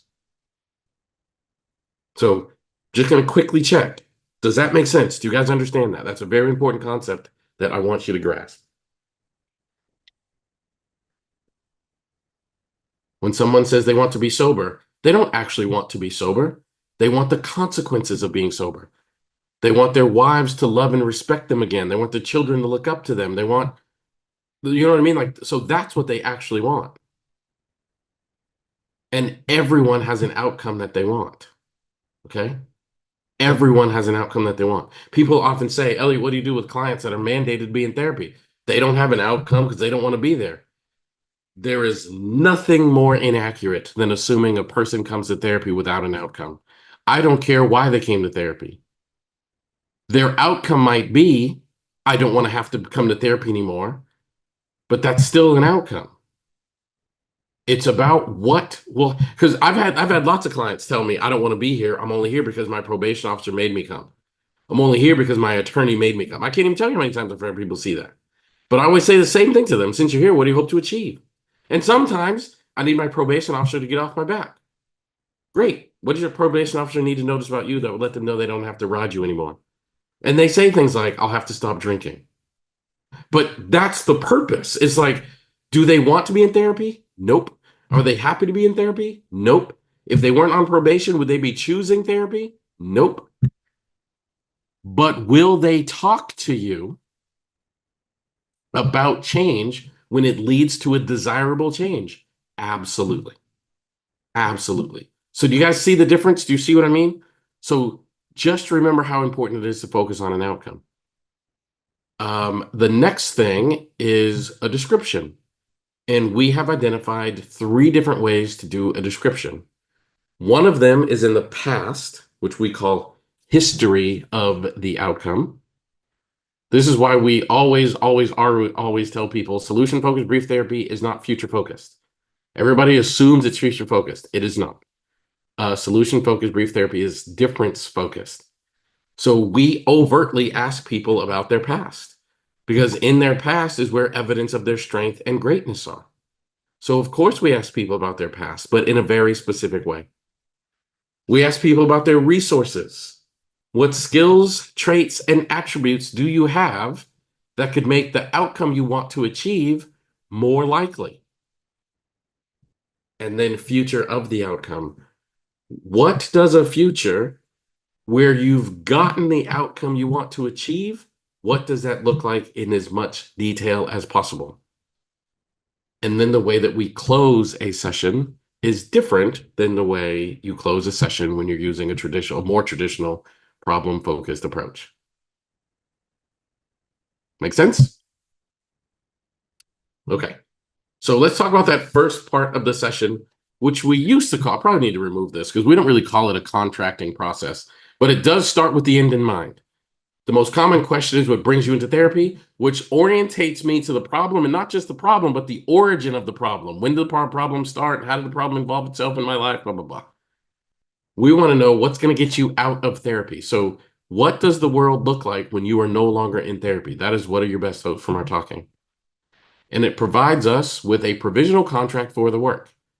I am agreeing to ask you about this outcome, and I'm agreeing to make this the focus of my therapy, and you're agreeing to participate in it. Because if it's a meaningful enough outcome, the client is going to participate. One of the biggest problems we make clinically is we assume because it's important, then the client should want to achieve it. We make this assumption most often in the world of addiction. A client comes into your office struggling with an addiction, and we assume that sobriety is a good thing for them. So we assume that they would want to do it. And trust me when I tell you, not everybody wants to be sober. It's hard. And think about it in this context. I used to work at a halfway house. That was a job I had as an undergrad. Or worked at a halfway house. And there was this beautiful woman who was probably in her early 20s, let's say like 22 years old, stunningly beautiful. And she was there addicted to crack cocaine. The reason that I point out that she was stunningly beautiful is because of her beauty, and she started to develop earlier than her peers.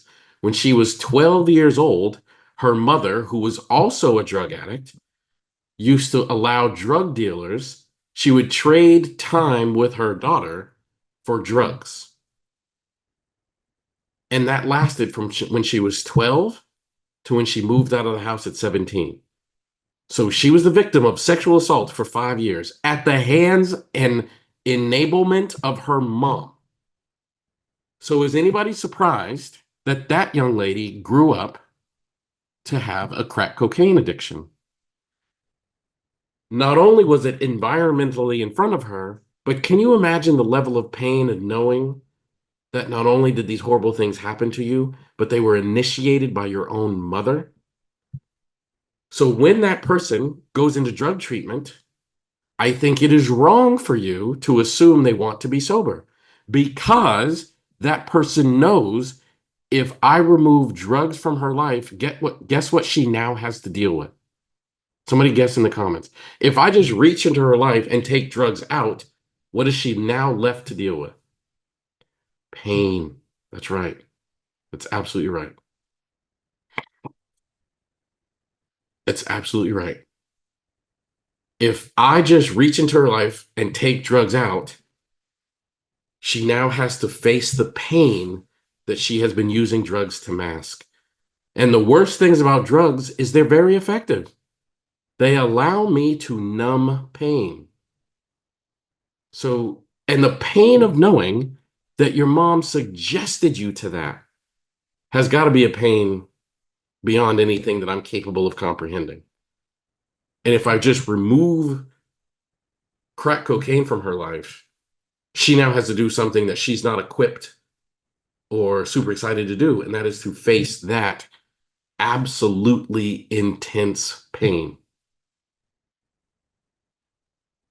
Does that make sense, guys? So I've got to be prepared to involve her, in this case her, but involve the client into the journey and understand that it's a hard journey. This is the number one reason why our clients sometimes appear to not want change. It's not the change that they don't want. It's just a real scary journey. It's a real scary journey. So we've got to make sure that we're embarking on that journey with our client's engagement. Now, qualities of a good best hopes response is it must be led by the client.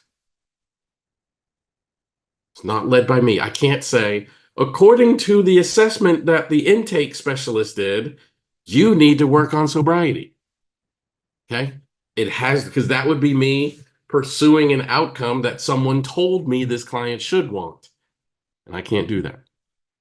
And it must look forward. Outcomes are always happening in the future simply because that's where life lives. Life does not live in the past. Life lives in the future. So the outcomes people are in pursuit of must also live in the future. And it assumes the client has a good reason for being there, right? We always assume the client has a good reason for being there. Someone asked earlier about the overlap between this and motivational interviewing. This is probably the biggest difference between us and motivational interviewing. We always assume our client has a good reason for being there because we don't care why they're there. If you're there because the court mandated, great. If you're there because your wife threatened to leave you if you don't go to therapy, great. Or if you're there because your parents made you come, great. It is irrelevant to us. As long as you're there, we assume you have a good reason for being there, and thus you are motivated. Listen to me when I say this to you. There is no such thing as an unmotivated client. Okay? Did you guys hear that? There is no such thing as an unmotivated client. Every single client you've ever met in your life is motivated. Now, what they're motivated by, that varies, but they're all motivated. Now, sometimes you're going to meet clients that are like really motivated because I'm tired of feeling this way and I want change. And sometimes you're going to meet clients that are going to tell you, I don't want to be here. My wife told me I needed to come because she's not been happy recently, but I don't think there's anything wrong. That person is still motivated because they wouldn't have taken the action without being motivated. It is impossible to have action without motivation. I told you guys earlier, I jokingly said, I'm upset with Michelle because I had to wake up super early this morning. I don't enjoy waking up very early. I'm not a morning person, I'm a night person. So why did I do it? Because Michelle created external motivation for me to do it. I got hired to do this training, so it would be wrong to not fulfill on the job I was hired. And I like doing it. Um, I mean, it's hard for me because I'm an introvert, so it's hard for me sometimes, but I like doing this. I enjoy meeting people, even digitally. I've enjoyed interacting with you guys in the chat. So, like, you can't say Elliott is not motivated simply because I hit snooze 14 times and I drag myself out of bed. Like, that's not true. But you can't have an action without motivation. And if the action is they scheduled and then showed up at a therapy appointment, they would only do that if motivated. So never allow yourself to think of a client as unmotivated, ever. There is no such thing as an action without a motivation to achieve that action. And if they came to therapy, that means they were motivated by something. Your job is to find that something and have a meaningful conversation with them wherein that something is satisfied. But there is no such thing as an action without motivated. Does that make sense? You guys get that? Never, ever, ever allow yourself to think any client you will ever see in the rest of your career is unmotivated. It is not true. And you're going to take the client seriously. No matter what they say, you're going to take them seriously. And by the way, this goes to cultural competency. And let me give you an example. I have a friend of mine who lives in Canada, and he is a member of the Knikihaga people. We know them. The English way that we say that is we refer to them as the Mohawk Nation. But he lives in Ontario, and he lives on a reservation as a part of the Mohawk Nation. And I met him because I went to the reservation and I did a training, and he was in the audience, and he was in a grumpy mood like the whole time I was doing the training. And then over the course of the day, I kind of won him over. However, and now we've become really good friends, but I kind of won him over. However, I did that. And he said, going into this training, really didn't want to be here because I don't think psychotherapy is useful. I don't like it. And I said, why not? And he said, because I went to a psychotherapist. He had depression, to be specific. And I guess it's okay if I tell you that as long as I don't tell you his name. But he went to a psychotherapist because he struggled with depression. And the psychotherapist asked him, how has he coped with the depression in the past? And he said, I consult with my ancestors. And the psychotherapist said, what is that? The psychotherapist was not a member of the Mohawk Nation because there were no therapists on the reservation. So he had to go into Toronto to see just a local Canadian, non-Indigenous person for therapy. So the counselor asked him, what is that? What do you mean you consult with your ancestors? And he said, I speak with my ancestors about how to recover from this issue, with depression. The psychotherapist diagnosed him with schizophrenia and having auditory hallucinations because he didn't understand that in the Mohawk Nation, consulting with your ancestors is a deeply cultural and spiritual thing. He heard it as this person is having auditory and visual hallucinations, diagnosed him with schizophrenia, had him committed to get a psychological evaluation in a local hospital, and he spent a weekend in a hospital being evaluated. It wasn't until one of the doctors was familiar with his cultural experiences and said, "Oh, this person isn't hallucinating. They're just participating in their culture and how they overcome challenges." So we're going to take the client seriously. So now do you guys see do you see what I mean when I say it's such a dangerous thing to put people in groups and boxes? You just have to take people seriously. There's nothing wrong with consulting with your ancestors, right? There's nothing wrong with that. That's what he does. That's what his people do. And we have to just understand that. That makes sense? Yeah, same as praying. Somebody said same as praying. And also, by the way, it's perfectly okay to say, because this is where I think we get into trouble. We think, oh, that's crazy. You are consulting with your ancestors when your ancestors have passed away. That is clearly aligned with hallucination, and I'm going to diagnose you with schizophrenia, and away we go. That's literally what he did, what this clinician did. But it is perfectly okay for you to ask, what have your ancestors told you? And if the person says, my ancestors tell me to get a gun and do violent activities, then you take action to keep that person and people safe. But if the ancestors are just communing with this person, that's culture. And quite frankly, none of your business. See what I'm saying? So I can ask, oh, what have your ancestors told you? And if the person says something dangerous or harmful, I can address that. But if they say my ancestors tell me to keep going, that's exactly the point of having ancestors, right? That's exactly the point. I'm not ashamed to say I think about what my grandmother would want me to do constantly. I constantly think about what my grandmother would want me to be doing in the face of certain challenges that I'm experiencing. Doesn't mean I have schizophrenia. Doesn't mean that I need to be committed into a hospital. So take the client seriously. And it does not require a problem description or even its recognition. I want to be very clear here when I say this. Solution focus does not mean problem phobic. So if a client says, I really need to tell you what I've been through, I'm going to be happy to listen. Of course, let me hear it. But what's not going to happen is I'm not going to become investigative about the client's problem, right? My job is to simply hear them. And solution focused brief therapy is about the presence of something. What are your best hopes from our work means something has to be happening as opposed to not happening. And I'm going to tell you the single most important word in this process. If somebody said, like, because it's not uncommon that people say absent answers. What are your best hopes when I'm talking? I want this depression to go away. That's an absent answer. That's a removal of something answer. I'm going to say, what would you like instead?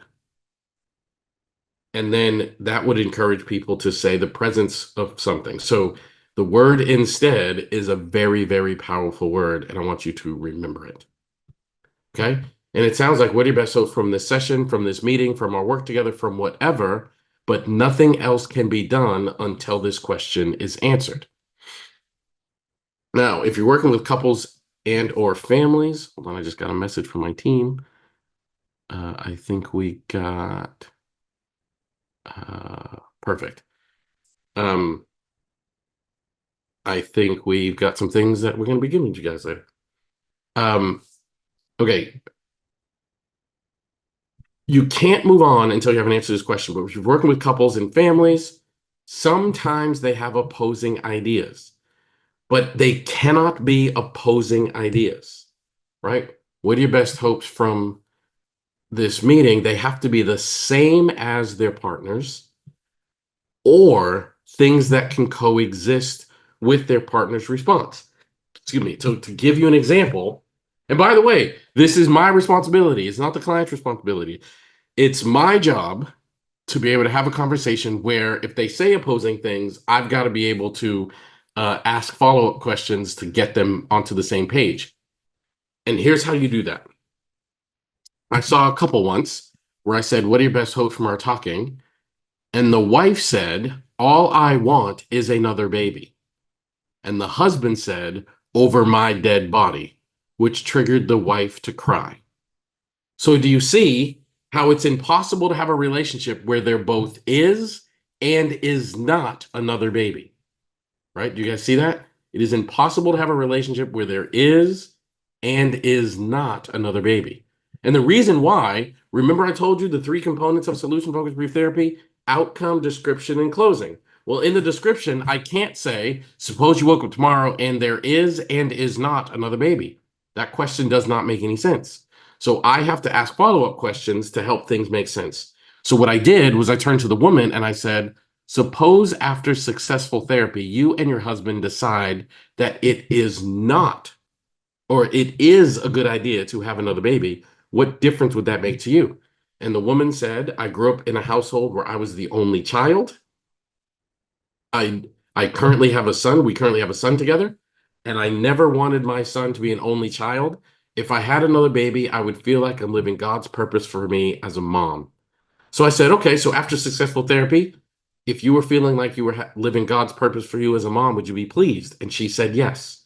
Do you see how I wasn't really interested in whether or not there was another baby? I was interested in whether or not you felt like you were living God's purpose for you as a mom. Do you see that?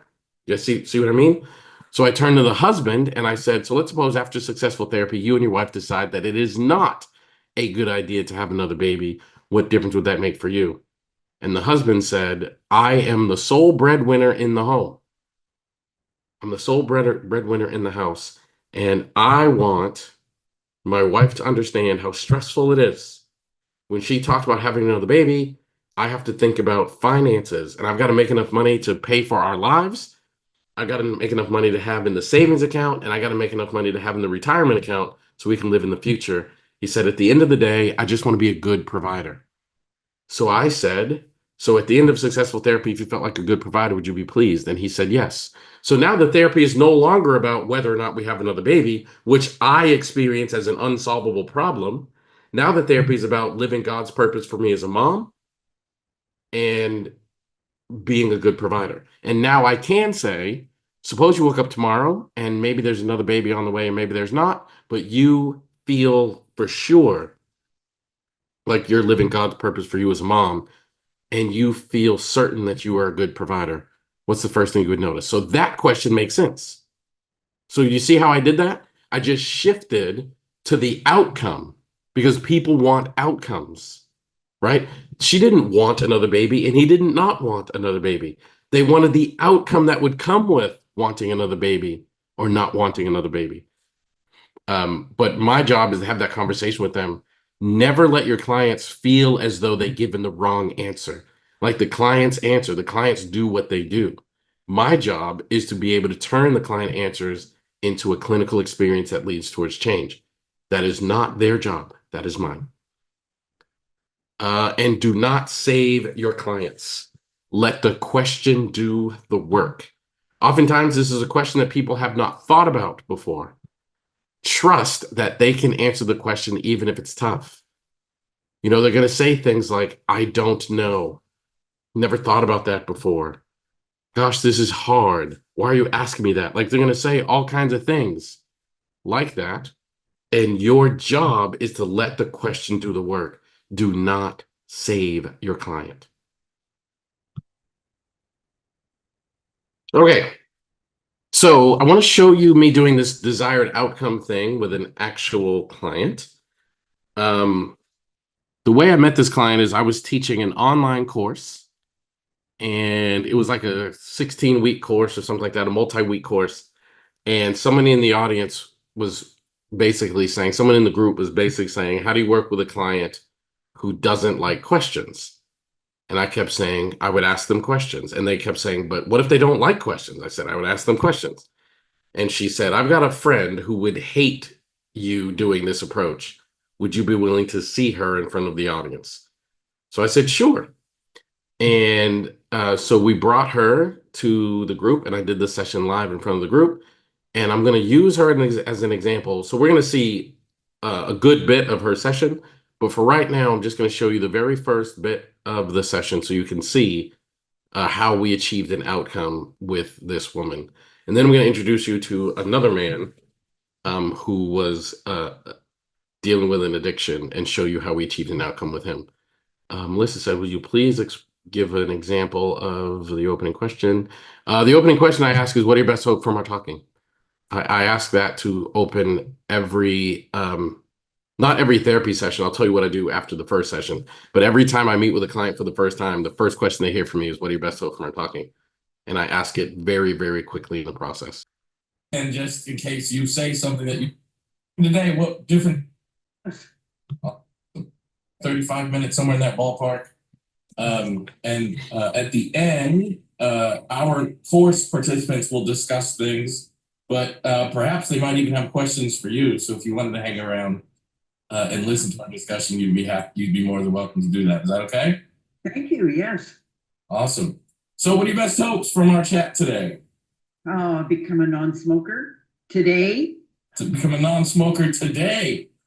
And if you became a non-smoker today, what difference would it make in your life? Oh, I would feel free of this addiction. Okay. Yeah. You'd feel free of this addiction. Yes. And what would be different about you as you felt free? What would be different about me? Mm-hmm. I always had trouble with these questions. Why ask them? Yeah, right. What would be different? Mm-hmm. I would feel more that I was out of its control. I would be gaining back some of my own power. You'd be gaining back some of your own power. Yes. Okay. And Jan, when in your life do you remember having, you said gaining back, so when in your life do you remember having the most of your own power? I'm going to say back when I was as young as 5 or 6. As long as 5 or 6. And if I had known you when you were around 5 or 6, what would I have seen that would have told me this is a person with this sense of power and control? What would you have seen? Mm-hmm. I was very, I was much looser than I am now. I was very direct. Correct. Wait a minute.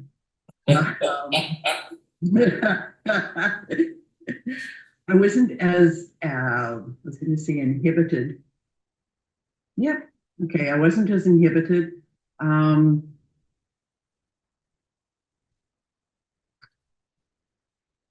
was just more centered.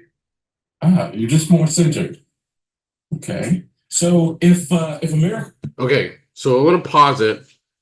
What stood out to you guys? Like, did you notice the very first thing she said was something seemingly impossible?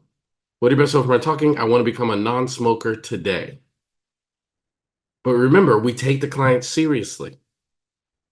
And I asked her what difference would it make if you became a non-smoker today. And eventually, turns out that she wants to like become the person that she used to be. It actually has nothing to do with cigarette smoking. And that's what I mean when I say you got to shift the conversation from the outcome. From the goal to the outcome. You've got to accept it is not your job to solve problems. If you work with Jan and you understand that it is your job to help her stop smoking, you've already lost.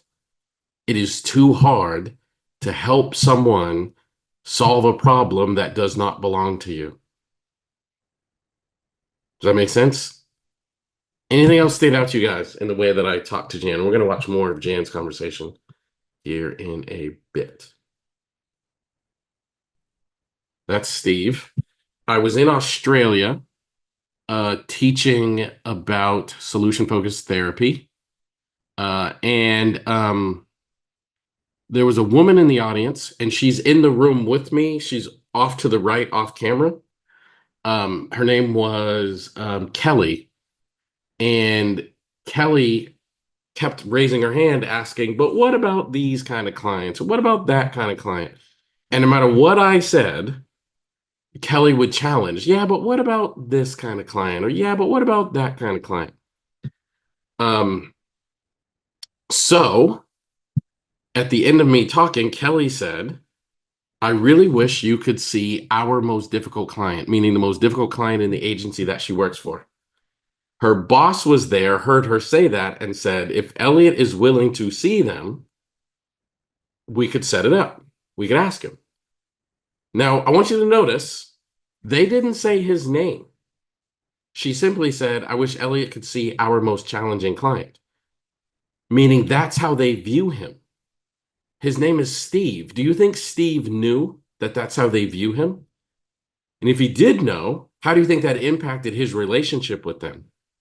And if it did impact their relationship with them, how do you think that it impacted the outcome he was going to achieve from therapy? If you view your client as difficult, do you think they know it? And if they do know it, do you think they're excited to talk to you? Of course not. And remember, the number one contributor to whether or not a client is successful is, did they like you?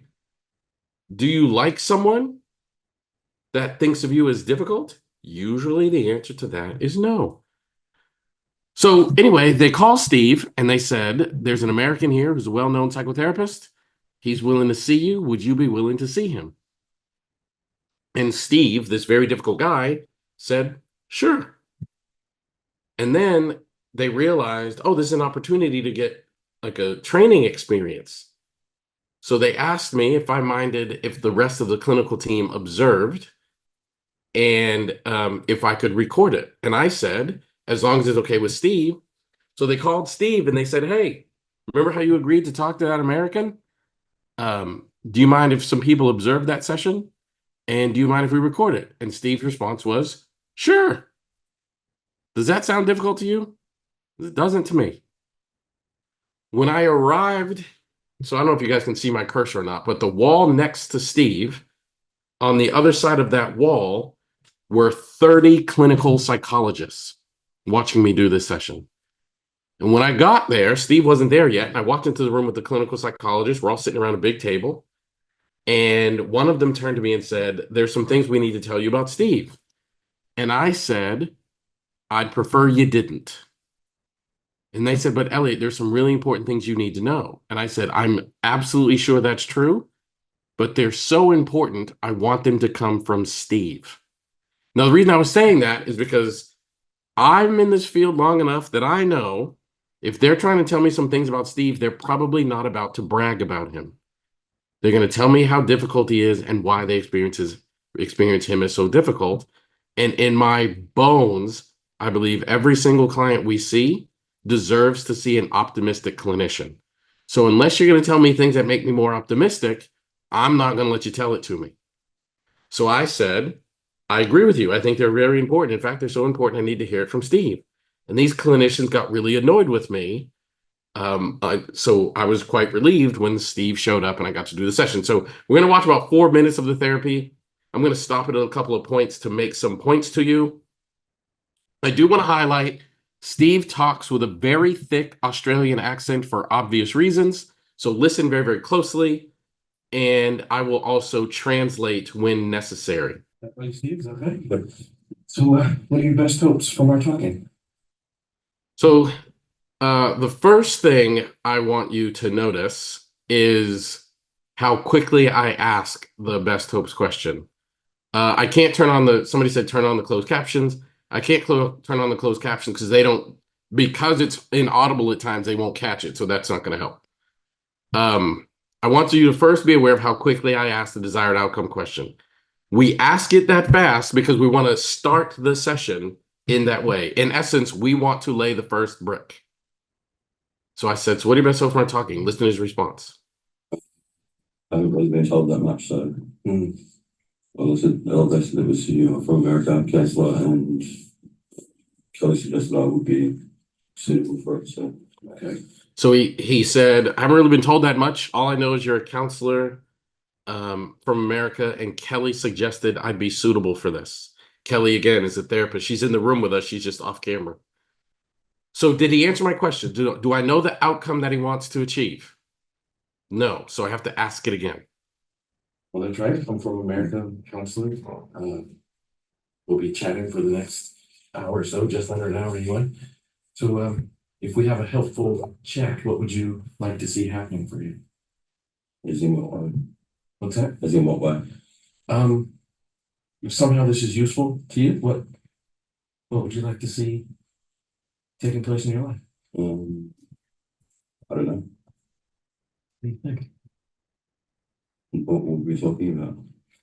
So do you remember earlier when I said, I don't like the idea that people teach us don't work harder than your clients? I told you there are two different tasks happening at the same time. He's doing the job of client, and I'm doing the job of clinician. Now, I have asked him, what are your best hopes from our talking? And he has said, what will we be talking about? Well, actually, the first thing he said is, I don't know.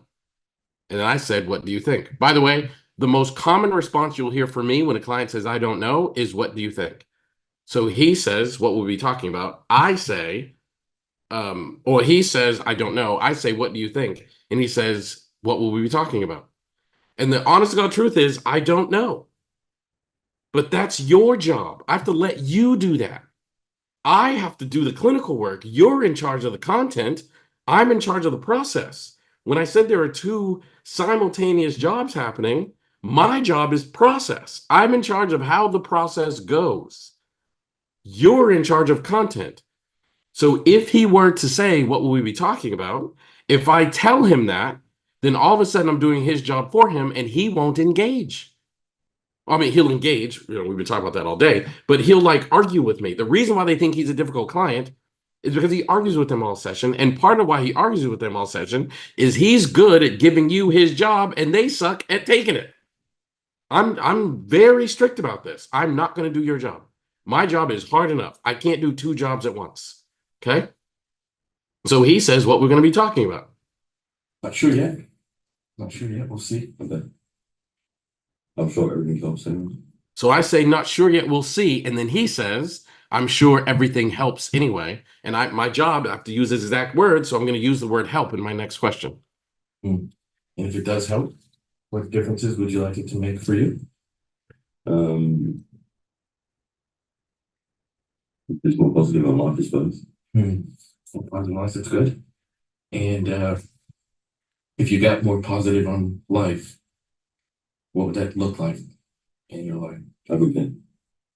A good thing. A good thing? And how would you know it was a good thing? What would be taking place that would tell you this good thing was happening? Positive change. And what would these positive changes be? Don't know. What do you think? What would be the type of positive change, Steve, that you'd be most pleased to see? I don't know, it depends on what we're talking about, I suppose. That's the second time he's trying to give me responsibility for the content of the session. So if anybody asks you, when I said there are two things happening simultaneously, one of them is clinical, one of them is client. The actual job I have is process. The actual job he has is content. So if anybody asks you, don't outwork harder than your client, I want you to say to them, at which job? Because my job, my sole job, not his job, my job is process. His job, his sole job, not my job, just his job is content. So for the second time, he's trying to get me to comment on content, and I will not do it. So I'm basically going to repeat the question to him, and then he says something literally that changes his life.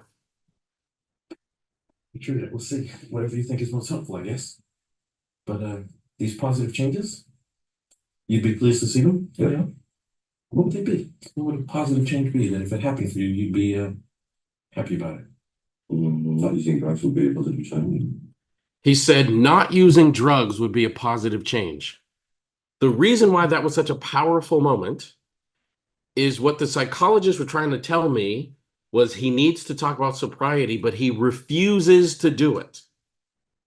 Guys, I've been talking to him for 2 minutes and 3 seconds. He literally just said out loud, not using drugs would be a good thing. Did that look like a man who's refusing to do it? The reason why he was refusing to do it is because they were trying to force him to talk about sobriety, and I invited him. Do you see the difference? He spends the next, so the drug he's addicted to, in America, we call it crystal methamphetamine. In Australia, where he lives, they call it P. So the drug he's addicted to, they call P. Crystal methamphetamine is one of the most addictive substances on the planet. He has come to therapy 10 times. This is his 10th session, first one with me. They've given him a drug test every time he comes. He lost his driver's license as a result of a drug arrest, and he's got to go to therapy to get his driver's license back. That's why he's in therapy, to get his driver's license back. 9 out of 9 times, actually 10 out of 10 times, he has tested positive for crystal methamphetamine, including today. He is clean for at least the next 14 months. I found that out because 14 months later, they reached out to me and they said, we want you to come back and do another training. You're willing to come to Australia again? I said, sure, no problem, of course. And they said, great. And we worked out some dates. And then they said, do you want to hear how Steve is doing? He's been clean since you left. And when they asked him how he got clean, he said, I told that American that not using drugs would be a good thing. And that's the first time I ever said that out loud. And they said, Steve, how's that possible? We've been doing therapy with you for 9 weeks. And he said, no, you haven't. You've been talking to me about sobriety. That was the first time I actually ever said it out loud. Now, listen, that's not luck, coincidence. That is science. Did you know the Harvard School of Medicine did a study that said when someone has a goal, they're this much, like just simply having a goal makes you likely to achieve it. We'll call that X. When you state the goal out loud, you are twice as likely to achieve the unstated goal. And when you write the goal down, you are 10 times more likely to achieve it. So Steve saying not using drugs would be a good thing is in line with the Harvard School of Medicine study, which says when people state it out loud, they're twice as likely to achieve it. Do you see how when they tell him we're here to talk about sobriety, you're removing his agency? And anytime you remove a human being's agency, you make them less capable. Tell me you guys follow that. Right? So all I did was allow him to maintain his own sense of agency. I don't want to sit here and be like, oh, I'm just a brilliant therapist. That's why I work. Nope. I'm just really good at doing my job while letting you do yours. That's what we call agency. He spends the next 14 months clean, or at least 14 months, because I don't know that he relapsed at the end of that. I just know I got an update 14 months later. Now, there's a second thing that they want him to focus on that he's about to bring up. So he said not using drugs would be a good thing. If you were listening, you would know that I'm going to ask, so what would you be doing instead? Because solution focused brief therapy is about the presence of, not the absence of. So I'm going to ask him, what would you be doing instead? And he leads us to a wonderful conversation. What would you be doing instead of using drugs? I'm into cars and all that sort of stuff, so. Are you really? Yeah. And if you found yourself somehow, not quite sure how yet, but somehow after our talk involved in more cars and less drugs, would you consider that a positive change? Yeah. What would you do with these cars? Do you work on them? Yeah, buy and sell them. What kind of cars are you most interested in buying and selling? Cheap ones. Make money off those, I would guess. That's right, yeah. And you work on them yourself? Yeah. So if you found yourself spending more time doing this thing you enjoy with cars, that would be a good change for you. Yeah, it would be. What other positive changes would you notice? More money. And where would this money come from? The cars. Is that the only place where you would make this money? At the moment, yeah. Now, listen, remember, guys, I'm in charge of process. He's in charge of content. I have to be very careful with language. This is why, like, you cannot think of this as a technique. I'm now talking to a man who uses drugs very heavily. I don't know it at the time, but he works as a sex worker to feed his drug addiction. A gay sex worker, to be specific. Not that I'm judging, I understand, but that's what he does to get his drugs. And he's now just brought up money. Now, I told you, you have to ask the next question in the sequence using the client's own words. And he's now brought up money. If I said to him, when you have money, what would you do with it? What's the answer to that question? Perfect, right? Get high, buy drugs. That's the answer to the question. I've got to ask my next question in a way that makes buy drugs an impossibility. So listen to the way I phrase my next question. Now, I'm not psychic. I don't know how to make him think about, something else, but I do know how to make him not think about drugs. Excuse me. I do know how to make him not think about drugs. So listen to the question that I ask him. And when you had this money, what would you be most pleased to do with it? I said, when you have this money, what would you be most pleased to do with it? And the reason I ask that is because I know drug addicts, people using drugs out on the street, they're not pleased to be doing the thing they're doing. So I say, when you have this money, what would you be most pleased to do with it? Which means drugs won't be the answer. Does that make sense? You guys see how and why I did that? And now he's about to bring up the second thing the psychologist wanted me to talk to him about. Spend it on my daughter, or buy more cars, do more things. He said, spend it on my daughter or buy more cars to do more things. The second thing that he wanted me to talk about, that the psychologist wanted me to talk to him about, is his parenting issues. He started using drugs years ago.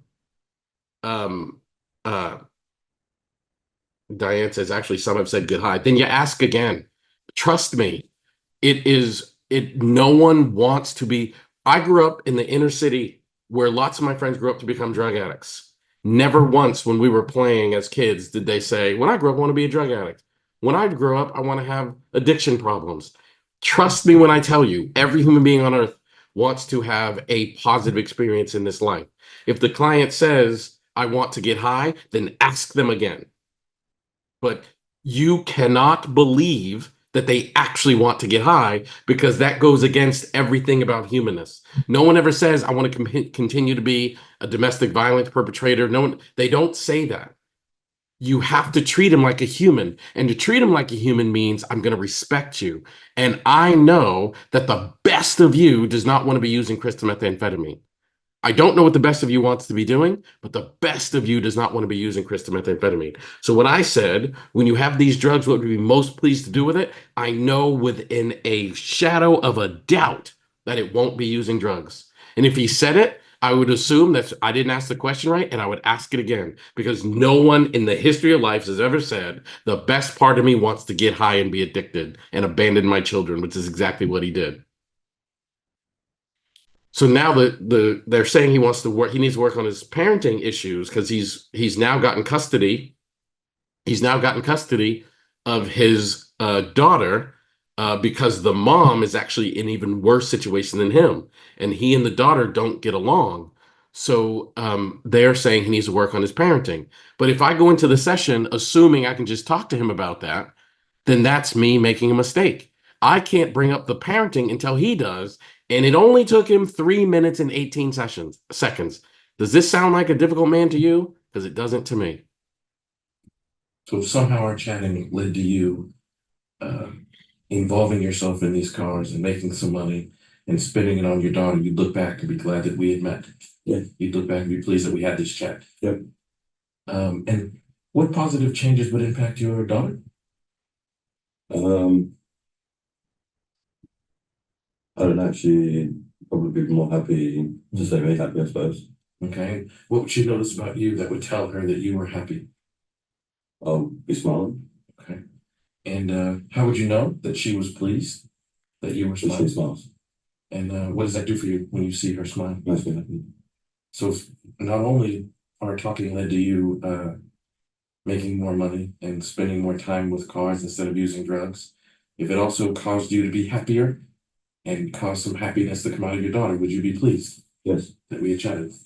Awesome. Okay. Now, now I know. I know the outcome that he wants to achieve. I know it's going to impact his sobriety and his daughter. Uh, I know some pretty impactful things about Steve that I didn't know 4 minutes and 15 seconds ago. Does anyone here also not experience Steve as difficult? Not a difficult man at all, is he? He's not difficult when you cooperate with him, but he's difficult when you try to force him. And why are they difficult? Because the reason Steve uses drugs, he described his dad as being the kind of father that gave you heaps of positive energy, like the wind beneath your sails. And then when he was 10 years old, my father passed away unexpectedly. So Steve has this massive trauma of loss.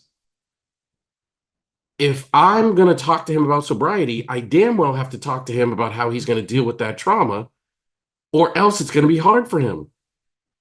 Right? That's why he's being difficult, or else it's going to be hard for him. So I got to be willing to help this man go on a healing journey. That's the whole point of this. I'm not helping him go on a sobriety journey.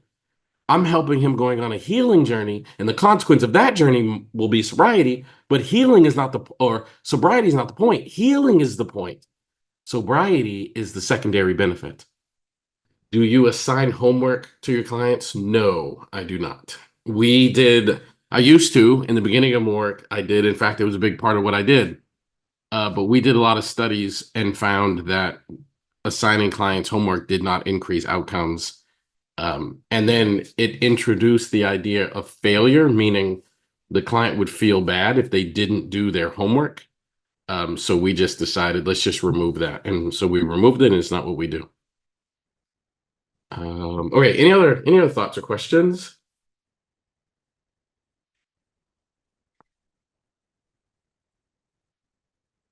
Can you please say the question you asked the client in the beginning of the video a little slower? What are your best hopes from our talking?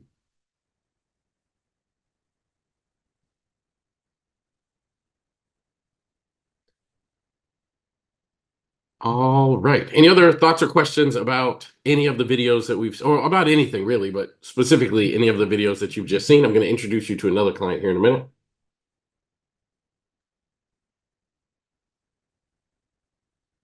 This message just flows naturally and no homework. I hate homework.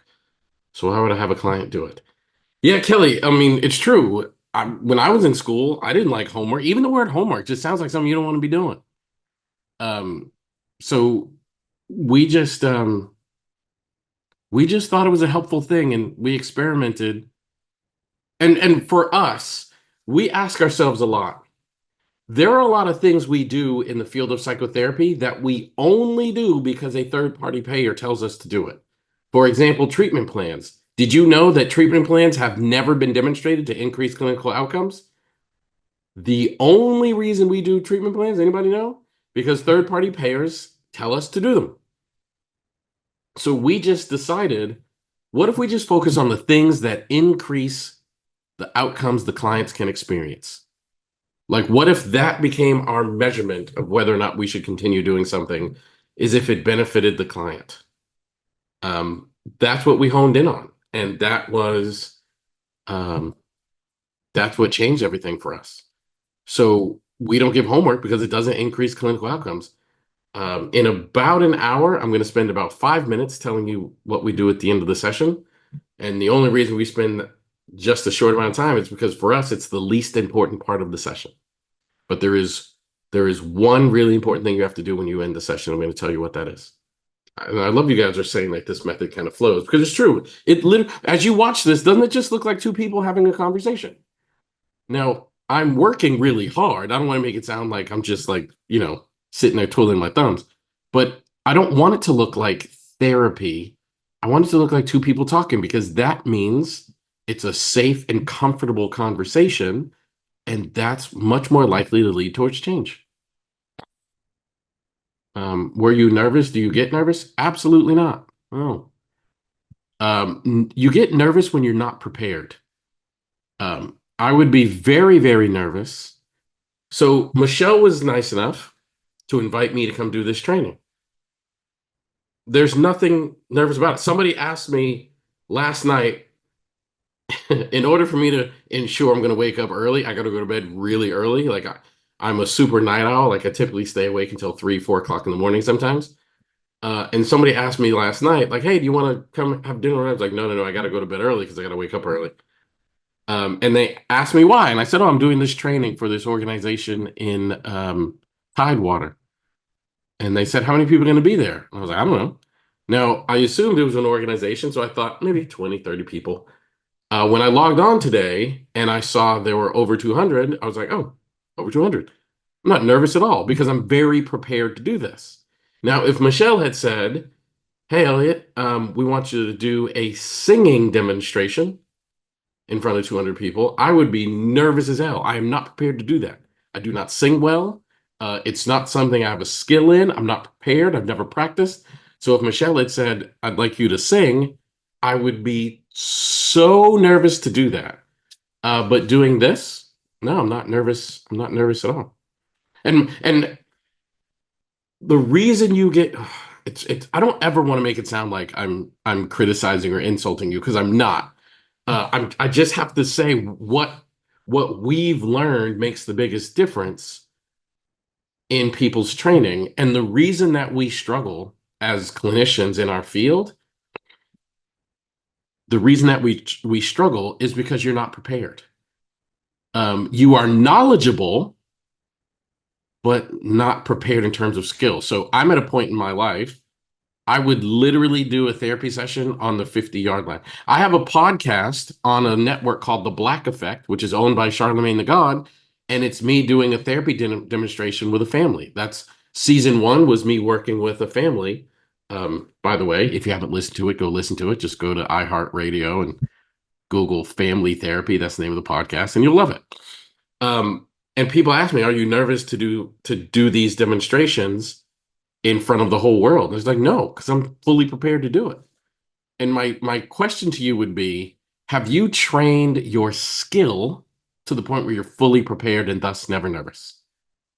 That would be my question. And the answer is very likely no. That's not because you're like lazy, don't want to train. It's because that's not what our field emphasizes. Our field emphasizes something else. But I'm telling you, if you want to be fluid, you want to have mastery, and you want to be consistent, you got to increase your training. That's why I do trainings like this. Like people are surprised, given some of the things that I do. They're surprised that I still do these trainings, and they're surprised that I still see clients. But the reason I do it is because I'm so in love with you guys and the work that you do. Um, I really want you to get really good at this. We are all public mental professionals in VA MH system, multiple agencies that are regionalized. Love that you didn't know the size. No, I didn't know the size. I saw the organization, which my assistant told me was uh, Western Tidewater Community Services Board. That's what my assistant labeled this in my calendar. So I just assumed it would be some sort of counseling department or some sort of agency.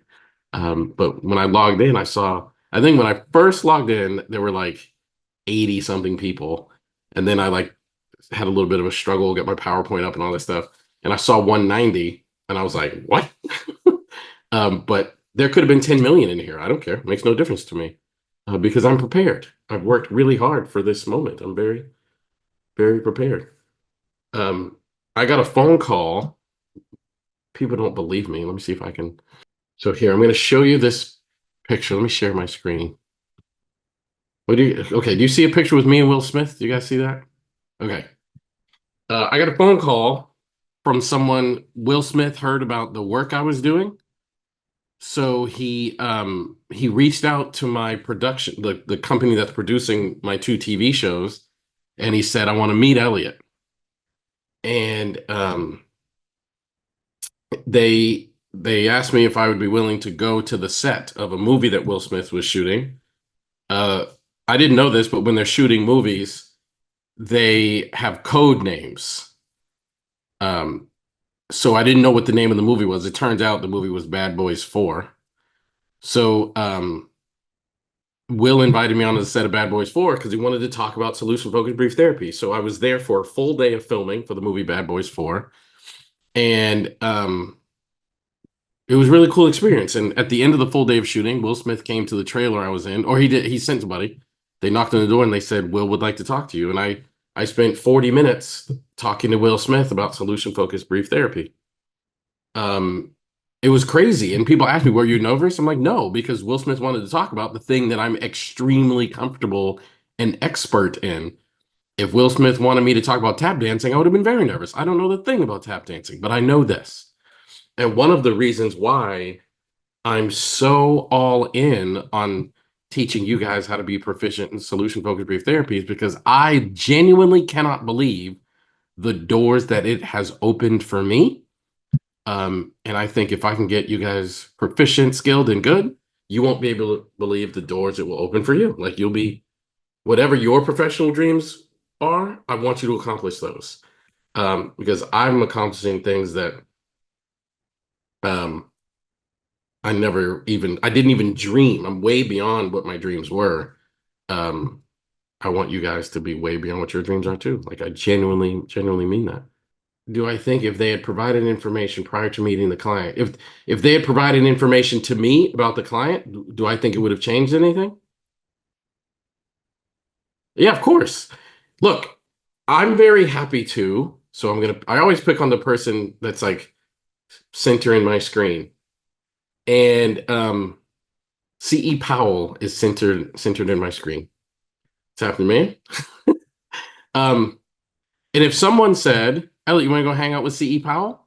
Of course. I'd be like, sure. I'm going to go to Virginia. I'm going to invite C.E. Powell to go have friendlies with me. And it would be nice to hang out with my new buddy, Mr. Powell. Now, if before that meeting somebody tells me, oh, by the way, Elliot,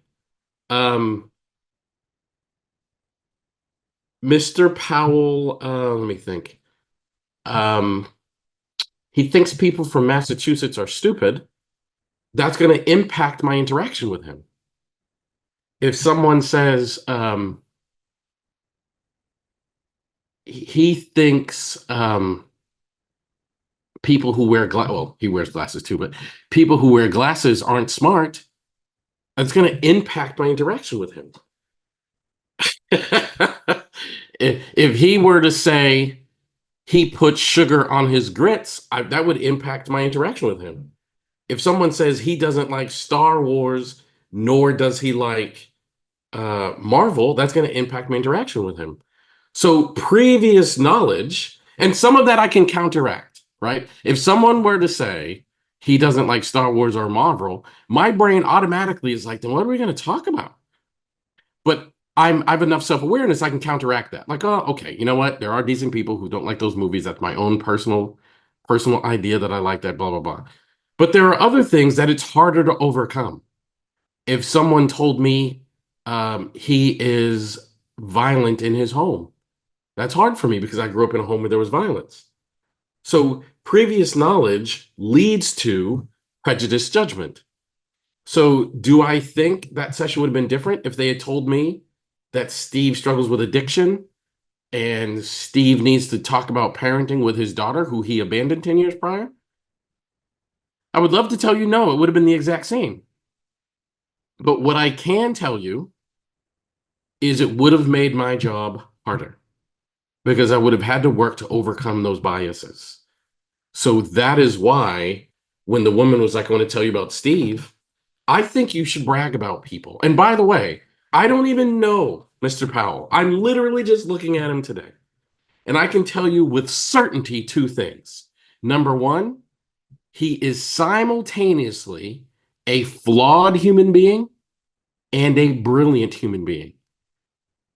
He's both of those things simultaneously. I guarantee you, if I asked him, are there any flaws in your life you would like to fix? I promise there are flaws.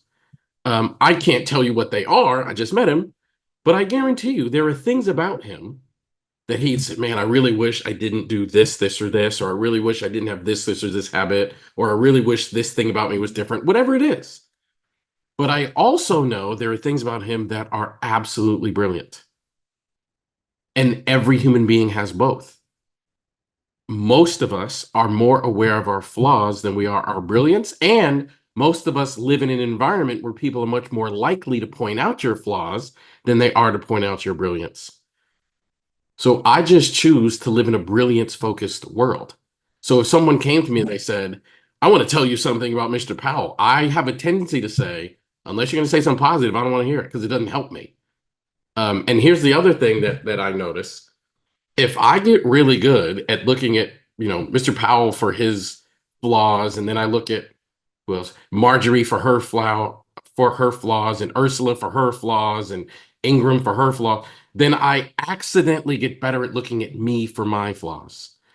And one of the slippery slopes to my own mental health is when I start looking in the mirror and seeing all the things wrong with me, that's a slippery slope and it challenges my mental health. So I would rather look at the world and be like, you know what? This Mr. Powell guy, super cool guy. I want to learn everything there is that's pretty awesome about him because that makes it easier for me to look at myself through that same lens. And that's a personal choice because my father literally told me, sorry to curse, but my father literally told me I was a piece of shit. I grew up thinking that. You know what I mean? Like, so what do you think happens when you believe that about yourself and one of your friends comes to you in the 7th grade and says, me and my friends found my father's wine cooler collection and we're skipping school today to go drink it. I was in the 7th grade. What do you think I did that day? I skipped school to go drink wine coolers in the 7th grade. Again, not to tell you guys how old I am, but we drank Bartles and James. I don't even know if they still make that crap. But that was the first alcoholic beverage I ever had. Why did I do that? Because when you think you're nothing, you don't make decisions about your bright, wonderful future because you haven't been told you have a bright, wonderful future. So my own personal decision is I intend to treat everyone as if they're wonderful because I know they are. And I know the damage that happens when someone doesn't. And I've had it happen to me. So that is why I do exactly what I do and how I do it. I decided I would show you this video for 2 reasons. Number one, because a lot of you work, I want you to see what solution-focused brief therapy looks like when there's multiple people in the room. Whether you work with couples or not, I just want you to think about it in the context of how do you do this when there are 2 people in the room, whether you do groups, families, whatever. How do you do this with multiple people in the room? This so happens to be a couple, and judging from the look on the faces of the people present, how excited would you guys be to see that couple? Judging nothing more than the look on their faces.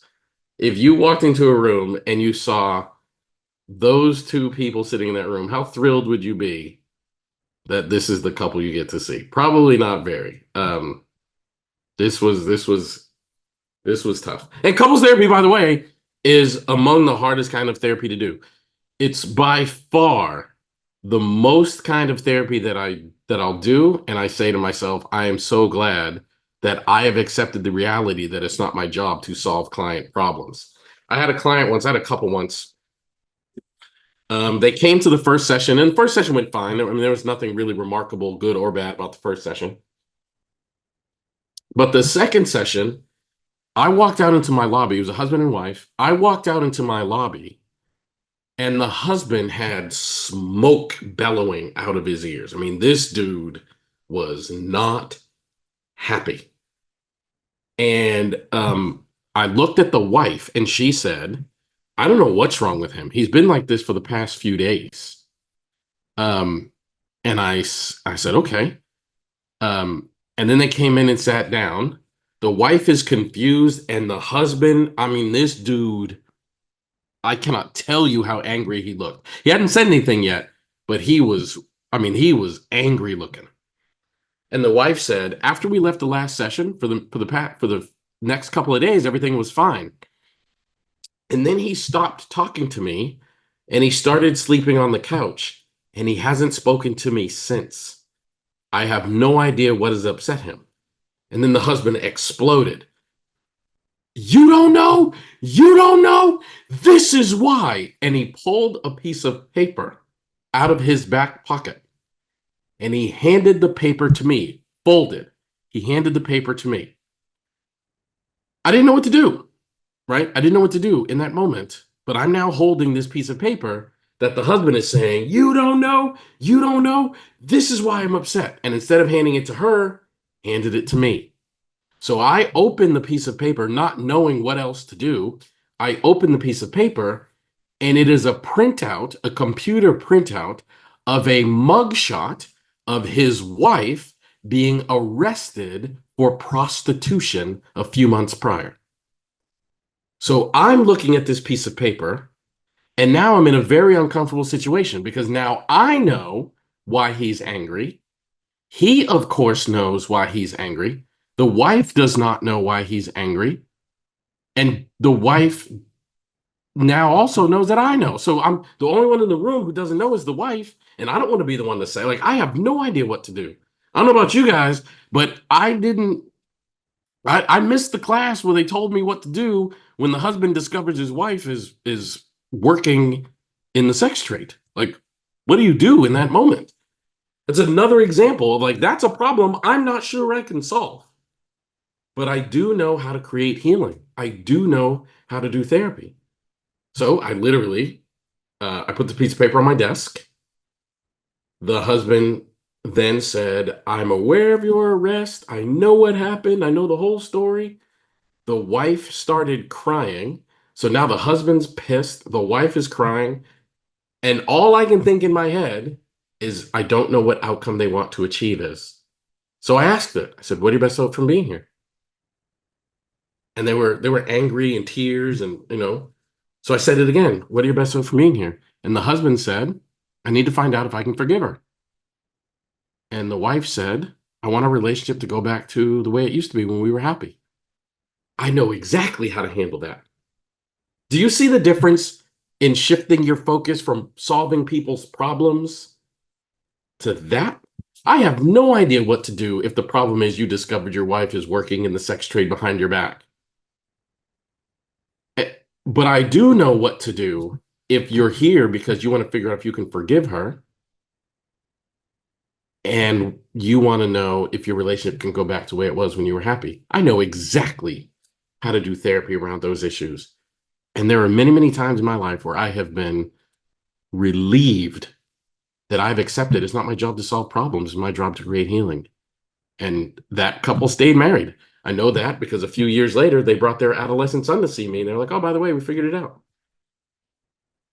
Brilliant. Brilliant. So anyway, this is Steve. I'm sorry, this is Dave and Celeste. And I want you to see the best hopes part of their session. And then I'm gonna show you some more of their session. I want you to see how we do a detailed description. So we're probably gonna stick to this session throughout the rest of the training. We got about 40 minutes left, so we're gonna break this down pretty good. And those of you who are like me, I'm a hopeless romantic, and I love doing couples therapy because I love watching couples reconnect and even fall back in love in the session. And you're literally going to watch Dave and Celeste fall back in love in the session. Okay. By the way, I will also apologize. There was a camera pointed on me, but that camera malfunctioned. So we ended up not being able to use it. So the only camera angle is on them. So apologize for that. Hi guys, how are you? My name's Elliott. You are? Dave. Dave, nice to meet you. And Celeste. nice to meet you, Celeste. My name's Elliott Connie, but please call me Elliott. And do I have your permission to call you Dave? And I can call you Celeste. So what are your best hopes from meeting with me? Not getting divorced and her putting her wedding ring back on. Okay. Okay, so I want to highlight the very first thing he said. Actually, I want to highlight the very first thing I did. You heard me say, what are your best hopes from our talking? I did not direct that question at Dave. When you have multiple people in the room, don't direct it at anyone in particular, because you don't know which one the couple would want to start with. So just ask it and see who answers first. So I just asked it, and then Dave answered first. So that's where I started. And then I want you to think about his answer. He said to not get a divorce and her to put her wedding ring back on. So, how'd you know that we were having a conversation that was leading to you guys not getting divorced? Like, what would you notice differently happening? To tell me that we weren't gonna get a divorce, What would be happening instead? being happy. Okay. When you're happy, what do you do? I'm not pissed, What do you, instead of pissed, you would call that? angry. And then instead of angry, what would you rather have? I'd rather just I'd like to look forward to coming home. You know, Oh, okay. I would like to look forward to being around her more. And if we had a conversation that led to you feeling like you were looking forward to coming home as opposed to heading towards divorce, you'd be pleased. Yes. It'd be a good thing. And so let's talk about you. What are your best hopes from this meeting? Not feeling very hopeful, honestly. Okay. But I guess best hopes, like Yeah. waving a magic wand, like we would be friends again. And if we had a conversation that led to you guys being friends again, you'd be pleased? Excellent. Okay. So, do you guys notice how you just have to get the outcome from one person and then the other? And as long as they're not counter to each other, then they're usable outcomes. Do you guys follow that? You see how that works? Okay. Any thoughts or questions? Because we're going to go into the next phase of the therapy. Okay, so we're going to go into description. I'm going to show you two forms of description, resource talk and the preferred future description. And we're going to use Dave and Celeste as examples for both. This allows the therapist to maintain a real connection with the client. And it breaks the problem talk pattern. Those of you who are wondering, what do you do with a client who wants to tell you about the problem? Do you know why clients want to tell you about the problem according to research? Do you know why clients are problem focused? Clients are problem focused because they think you need to know. They're not problem focused because it's helpful. They're problem focused because they think you need to know about the problem. That's it. So when we have conversations with people about their resources, we're highlighting that they are resourceful instead of not. Right? And it occurs early on in the conversation. Remember, I've got to learn how to be their therapist. I went to graduate school to learn how to be a psychotherapist. I didn't go to graduate school to learn how to be their psychotherapist. So talking to people about their resources gives me the opportunity to learn how to talk to them. You have to become an expert in language if you're going to be a talk therapist. I'm teaching you today how we do that in solution-focused language. But this is true regardless of what kind of therapy you do, because we use language to create environments of change. This is one of my favorite quotes. Focusing on problems leads us to the past. Focusing on problems leads to blame, excuses, and justifications. It's complicated and slow and often drains our mental energy. Focusing on solutions, however, immediately creates energy in our minds. When you focus on positive things, you immediately create the most engaged, enthusiastic, energetic version of your client that you could get.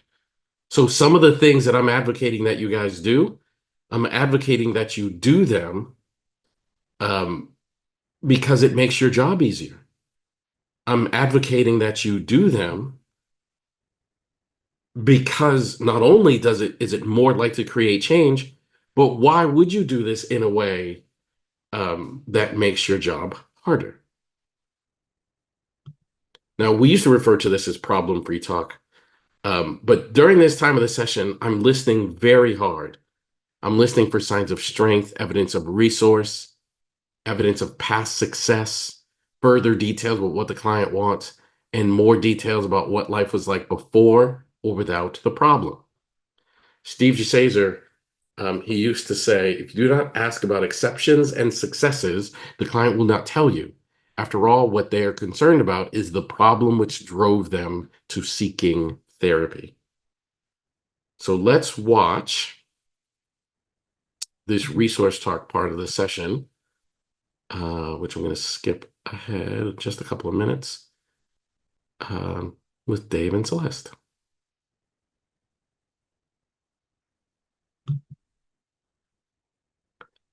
Questions? So, how did you meet? I was doing a show, and she was she was kind of in the middle, but just because when you're on stage, sometimes you can't see the whole crowd. Mhm. So she was right there at that line of lights and she was the only person not laughing. And so it bothered me. I everyone else is laughing, and she's not. And so afterwards, I went up to her and I was like, why were you not laughing? And why weren't you laughing? Well, you need my laughter. That was what hooked me in. So that's what hooked you in. Yeah. Well, it was like this giant. It was this giant. Like I was like she became like this project where I'm going to make her laugh out loud. And it's 10 years in, and I'm still working. So, and you noticed her up on the stage, Mhm. and that stood out to you. When did you first notice him? But before the show, I kind of saw him milling around. He wasn't talking too much with the audience or anything, but I noticed him. He was like, oh, okay, it's one of the performers. What stood out to you about him? Like, I assume there were many performers milling around. Why did this one stand out to you? I'm partial to brunette. Does that mean you thought he was good looking? Good looking, yeah. Thought he was a good looking guy. And how did you guys? I mean, you saw him from a distance. You saw her from a distance. How did you end up meeting and talking? Well, I ran after the show. I ran right to her. I mean, it was like, why? What's wrong? Are you deaf? Or did you not see everyone else? And I was kind of. I mean, it wasn't mean or anything, but I was really like perturbed, Mhm. And she did the whole, well, you didn't need me. Everyone else was laughing, and I was like, yeah, why not you? But then there was definitely chemistry there, and then that's I was like, well, can I take you out to dinner, and I want to make you laugh. She accepted him, I'm guessing. Yeah, it was. I felt though that she kind of accepted just to shut me up, Mm. But it was a real number. So it wasn't like 555, Right. Right. 2134.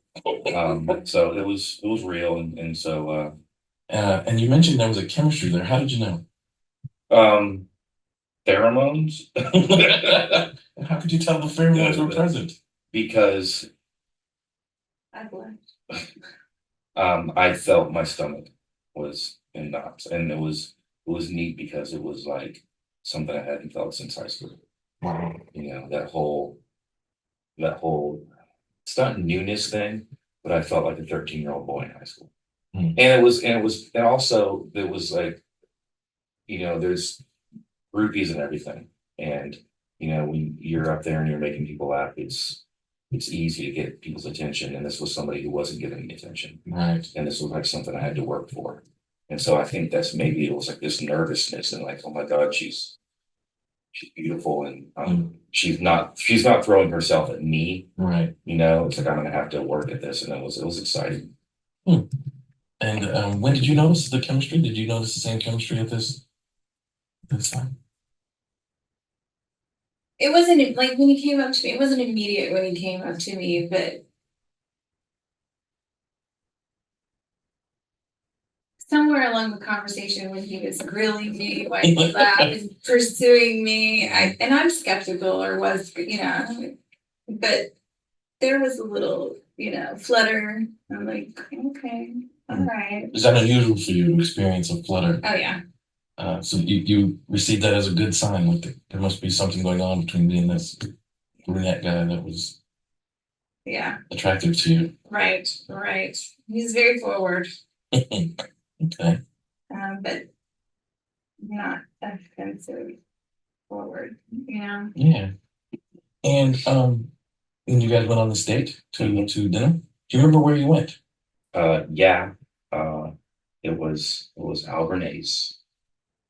It was a nice steak restaurant. And it's kind of shitty on my part because it's a very expensive restaurant. And I know the maitre d'. And so I got a really good discount. Also, it was kind of misleading to take her there. Right. And that was done on purpose. That was definitely done on purpose. Kind of went her over a little. Just, yeah, and You did kind of set an expectation. I would have been better off taking her to Carl Jr. with my 10% coupon card. Right. And, Right. no, thanks, but did the trick. How soon after the initial meeting did the date take place? I was I wanted like as soon as possible, but since I perform most weekends, I had to wait the following Wednesday. Okay. So, And at what point did it hit you that this initial meeting and this connection, this chemistry feeling, the butterflies, Dave, that you experienced, and the fluttering, Celeste, that you experienced? At what point did you realize that it wasn't just that, like it was, I have a potential future with this person? At what point did that dawn on you? For fear it sounded foolish, and it was probably after the salad. It's after the salad. Yeah. really good salad. Okay, I'm gonna pause it right there. Remember earlier I asked you guys like how many of you would be pleased if you were seeing the couple with the face before? Look at them now. All because I just asked them about the beginning of their relationship. I asked them about the origin of their love story. Now, did you guys see what she just did? I'm going to rewind it a bit. Watch what she just did. The very first time I showed this video, there was some communication experts from Stanford University in the audience. And after I was done with my lecture, they came up to me and they said, "We want to analyze linguistically your session." So we agreed. We let them do it, and they contacted me, and they contacted me like 6 months later, and they said, "Did you notice what she did at the 12-minute mark?" And I said, "No," and this woman said she started flirting with him. And I was like, "What?" So we went back and watched the video. And if those of you who didn't catch it, watch what she does right now. It was probably after the salad. It's after the salad. really good salad. So the communication experts at Stanford University, both nonverbal and verbal, said a hair flip is considered flirting. Now, I don't know if that to be true, but here's what I do know. She does three things right here. Number one, she flips her hair. Number two, she smiles. And number three, she leans towards him while doing all of that. Now, again, I don't know if that's flirting, but here's what I'll tell you. She flipped her hair at this part of the session, and she does not unflip it for the rest of the session. Like her hair was kind of like draped.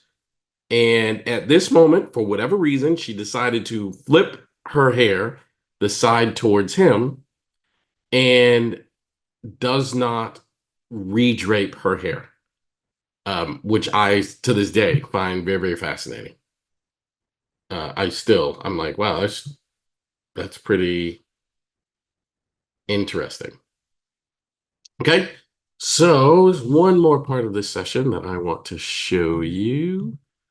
We're talking about description. I want to show you preferred future description. And you want to ask them about the presence of the desired outcome in a concrete and observable way. Things that are mathematically positive meaning there are things happening versus not happening, like plus sign as opposed to minus sign. Future focused, realistic, even if unlikely, things that require effort, recognized as having a desirable impact on others, and detailed. You can never have too many detailed. It's the realization of the client's best hopes from the work. That's all we're asking. A realization of the client's best hopes from the work. The task is to help the client or couple to consider and describe what their lives would be like in specific detail. The more details, the more clear the picture. Thus, the more likely the client is to make changes in their lives. This is how Solution Focused Brief Therapy works. When you do a detailed description of a future, you are significantly more likely to make choices that are congruent to manifesting that future. Period. That is change 101. So I want you to see me doing this. Now, before I press play, the most common thing that you guys are familiar with is something called the miracle question, right? Suppose you went to sleep one night and a miracle happened that solved all of your problems. When you woke up the following day, what would you notice? We're not really going to ask that. What we're asking is, suppose your desired outcome becomes your reality, how would you notice? Do you see the difference? It's not suppose you woke up on a day and your problem is solved. It's suppose you woke up on a day and the outcome you're seeking is now your reality. And watch what it leads, watch the conversation it leads to this couple to have. To ask the two of you. Suppose tonight, as you were asleep, a miracle happens that wiped away all the problems that caused you to contact me. And instead of those problems, that high school feeling was brought back, where you felt like her protector, you felt safe. Those high school kind of butterfly feelings were back, and that high school very fluttery feeling was back. Just like that, this miracle occurs overnight as you were asleep. But because you're asleep, you can't know that it happened, right? I mean, how could you? You're sleeping. When you woke up the next morning, what would be your very first clue that something was different? Like the feeling was bad. We'd be spooning instead of on the edge of each, on the other side of the bed. And at what time would you wake up?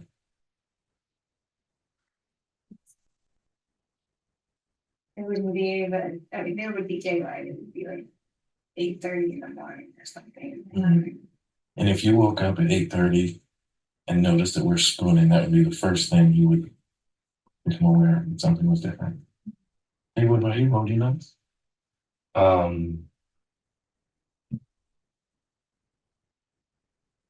She kissed me to wake me up Where would she kiss you? on the lips. And how would you respond to this kiss from her to let her know that you recognize it? I would do my favorite kiss to her, which would be on her neck.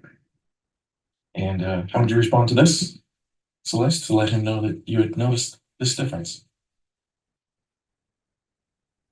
Probably wrap my arms around him, kiss him on the lips, and pull him close. And would this be an unusual way Yes. for the two of you to start a morning? How would you let him know that this unusual start to the morning you thought was good? You were pleased by She made breakfast. it. I'll get to that in a second. I wouldn't stop. I would be responding. And that would be a clue to him?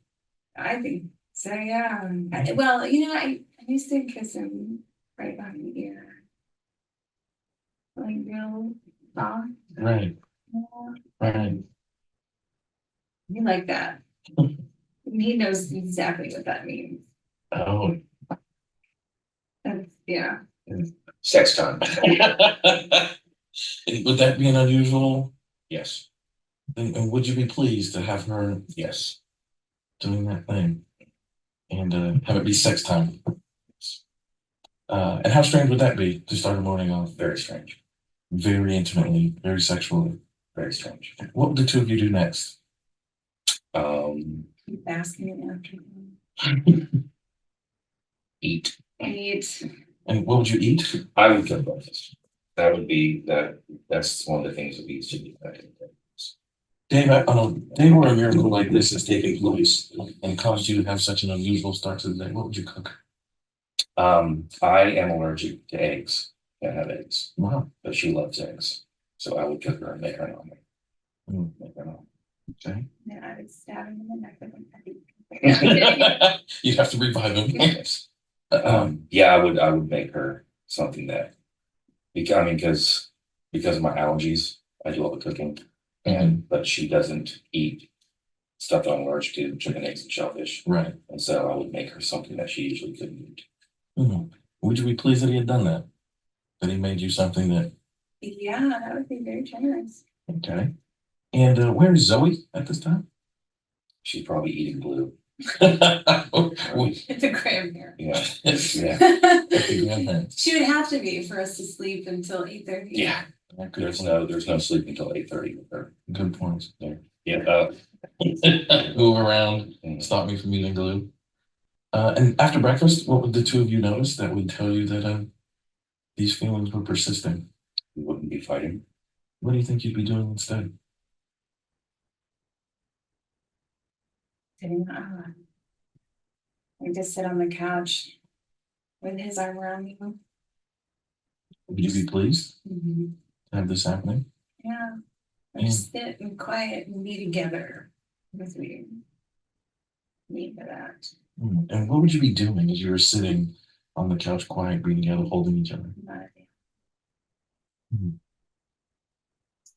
enjoying each other touch. And Feel against each other. without Dave saying anything, how would you know that he was enjoying this touch?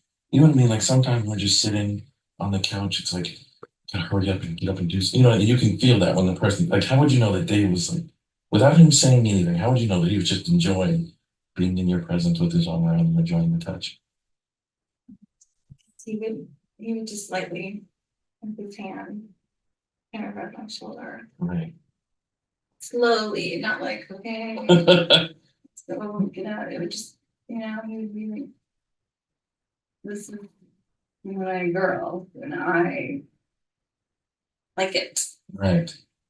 And how would you know that she was also enjoying that we're just sitting and together and touching?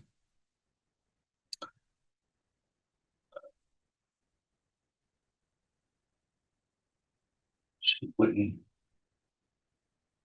That would be there's this. I don't know, it's been years. This sigh she does. This, when I would touch her, this, What does that sign mean to you? on yours, Hmm. in your mind. And would you be pleased to receive that sign again? How long would this moment last? How long does Zoe get? Pause and we pause. Um, On Miracle Day, how long would you guys sit there? till it was sexy time again. We could probably do that for 30 and 45 minutes. I mean, my arm would go numb, so there'd have to be some There has to be repositioning. And how different would it be to sit in that moment with 30 to 45 minutes for the two of you? We don't get to do anything for 30 Yeah. or 45 minutes at a time right now. So this would be unusual. Yes, Like, what would you do next? What else would occur that would cause you to know that these feelings were bad? I would like to go. Just, and it just sounds it's just as stupid as I would like just to go to a movie, a kids movie, not Madagascar 12. I'd like to go to an adult movie, maybe even with subtitles, and maybe at the Angelica and get some red wine Hmm. and some jujubes and not have, I guess, have that.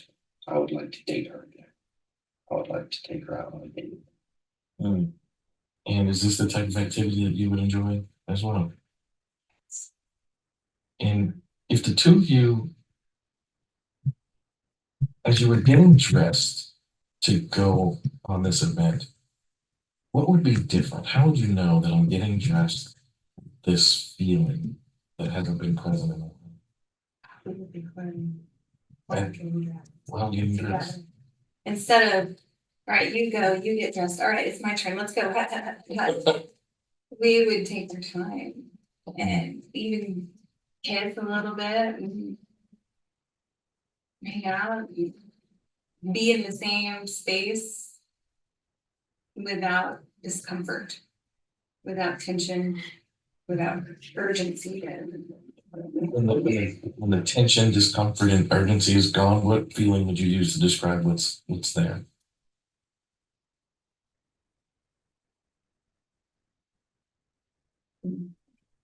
Kind of anticipation. And what's your way of flirting? How would you, as you guys getting dressed in the same space with this simpatico anticipatory feeling, what would be your way of flirting with Dave?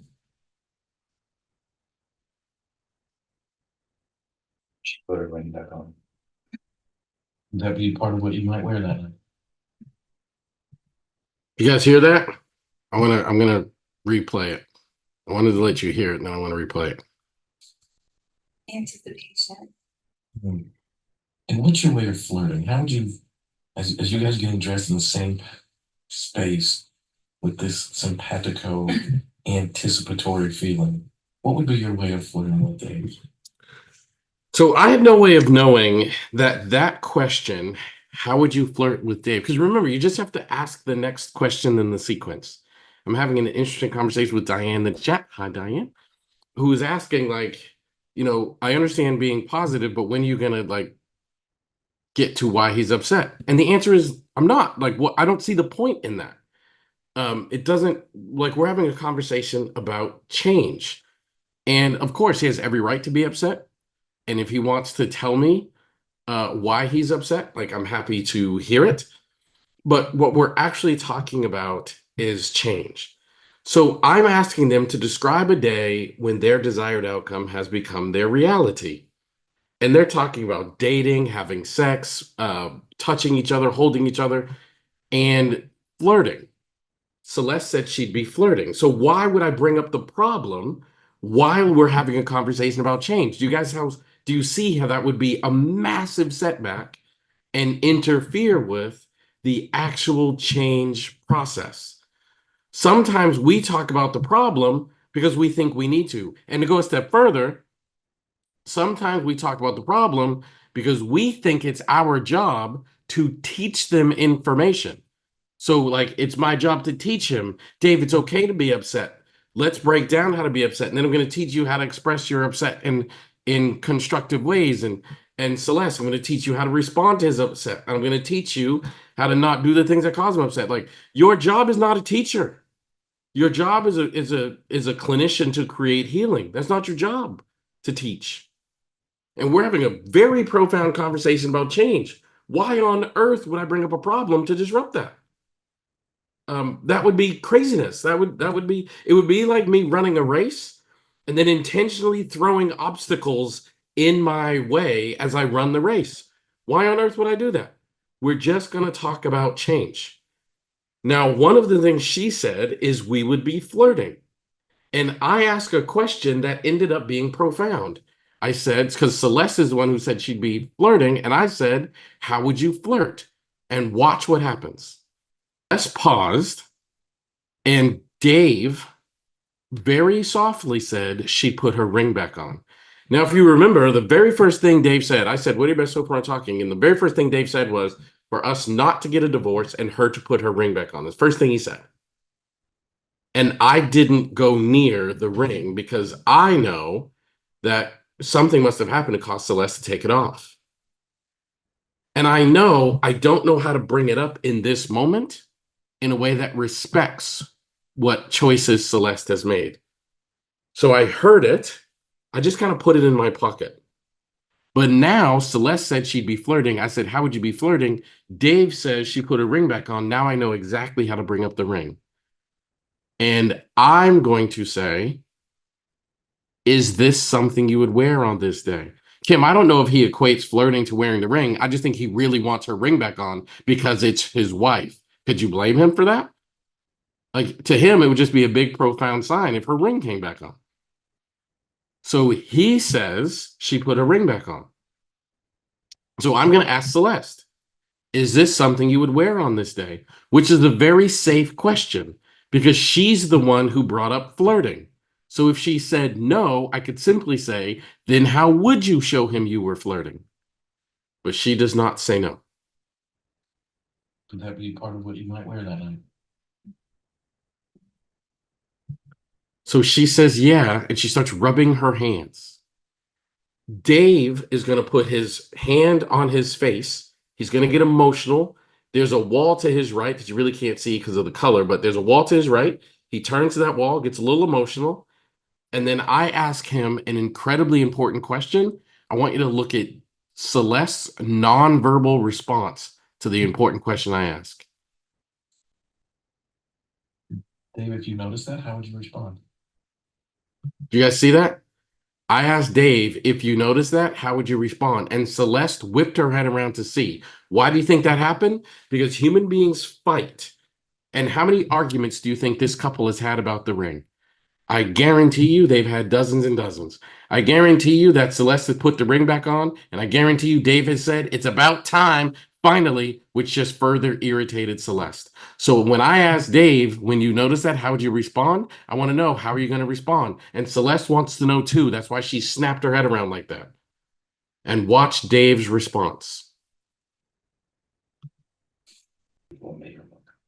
See that? I would say how beautiful it made her look. So I'm going to turn to Celeste and say, how different would that be? How different would that be? It's really different. Be very different. Okay, we only have a few minutes left, so I just want to address a couple of things really quickly in our last few minutes. Why would I interject a problem into that conversation?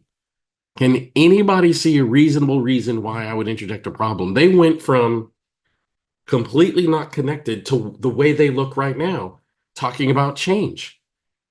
I can be honest with you. How many of you guys experienced it as odd that you watched about a half an hour of that session and you have no clue why they are upset with each other? Right? I accept that that's odd because so much of our therapy work is about solving problems. But as I've told you and now have demonstrated to you, solving problems is not our job. I don't give a rip what the problem is because it doesn't matter. I obsess about what their healing looks like. I didn't find out what their problem was for an entire year. I found out their problem at the end of that session.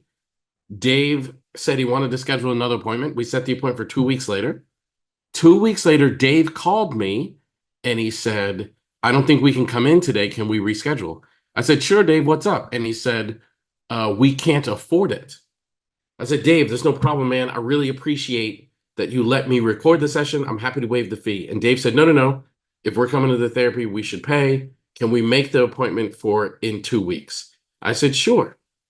Dave calls me 2 weeks later. So it's now a month after that original session. And he says, I'm afraid to come back to therapy. I said, Dave, why are you afraid? And he said, things have been perfect in the month since we saw you. I'm afraid you're going to screw it up. Do you know why he's afraid that I'm going to screw it up? Because most therapists talk about the problem. So he's afraid that we're doing good and you're going to remind us of our problems. And by the way, that's a reasonable fear because most therapists think it's our job to talk about the problem because that's what we have to solve. But Dave, they don't have problems right now. They're doing well. So Dave is saying, I'm afraid to come back to therapy. Right? No, Diane. Yeah, I appreciate your question. I'm not bringing that up because of you. Like this is just the reality. So Dave is afraid to come back to therapy. So I said, no problem, Dave. Like you don't have to come back. And he said, no. I don't know if we can keep this going long term, but I don't think we need to come in today. I said, great, Dave. Just give me a call whenever and when and if you need therapy. So a few months go by, and Dave calls me again. And he says, what's the therapy that you do? And I said, it's called solution-focused brief therapy. And he said, great, that's what I thought. He said, why do other therapists not like this? And I said, well, Dave, that's kind of a bigger question. There are people in the field who don't like it for this reason, that reason, whatever. I said, but Dave, how do you know? Dave is a comedian. He's not a psychotherapist. So I was like, Dave, how do you know that people in the field don't like it? And this is how I learned what brought them into therapy. He said, the reason we came to therapy was a year ago, Celeste and I were at a party, a friend's party, was having a barbecue, and we got into a big old argument. And the argument caused our friends to like choose sides, and they did not like that. So they told us after we got into this big old argument at the barbecue, they said, you guys should go see a therapist. We just randomly found you and we went to therapy. We went to that one session. It completely transformed our relationship. This year, that same friend is having that same barbecue. My wife and I went, and we had turned into the get a room couple. And one of the friends walked up to them and said, last year, you guys were at each other's throats. What happened? And we said, man, we took your advice. We went and saw a therapist. We only saw the therapist one time, and it changed everything. And there was a social worker there who said, who they didn't know, it was like a friend of a friend. And the social worker said, oh, you only saw him once? I bet he did solution focused therapy. And Dave said, yeah, that's right. And then the social worker said to Dave, well, I'm surprised that you're still experiencing change because solution focused brief therapy does not experience long term change. And that upset Dave because he's experiencing long term change. So he called me and he said, why do people think that? And I said, because therapists are stubborn, we think it's our job to solve problems, blah, blah, blah, whatever. And Dave said, what do you do with that video that we made? I said, Dave, I travel around the world and I show people the video, and that's how clinicians learn. And he said, so in order for people to see it, they have to come to your training? I said, yeah. He said, no. I want more people to have it. Can you like distribute it? I said, yeah, but you got to come to my office and like sign some stuff. So Dave did. He came to my office. I had my attorney draw up a contract. Dave came to my office and he signed the ability to allow me to distribute it so people can watch it and learn that like literally having a healing conversation creates healing and healing creates change. We know that. A personal trainer does not need to know why their client gained weight. A dentist does not need to know how your teeth got dirty. And a therapist doesn't necessarily need to know the problem because we're not solving the problem. We're creating healing, which is completely different. Now, we are at time. And the last thing I want to say is the way we end sessions is to simply say, thank you for coming. When we make a suggestion, it's usually just as simple as, would you mind noticing evidence of change between now and the next time we meet? We don't say things like, go home and do this and go home and do that. And, you know, we just say, would you mind noticing evidence of change? And that's how we end sessions. So thank you guys. And Diane, thank you for your question. Like, I don't want you to feel like I did not experience, like, I understood why you asked your question. Like, that is a good question. But I just wanted to drive that point home because I want you guys to grasp the idea that in order to do this work, you have to think differently. And you have to understand your role as a clinician differently. You have to understand your purpose in your work differently. And I think the way we've been taught to think about of our work is wrong and incongruent to actually creating change. Anybody who is interested in me and my organization giving them a cert or certifying them, I have a year-long certification process that me and my team will teach you at. It's level 1, level 2, level 3, and it's slightly more expensive or significantly more expensive.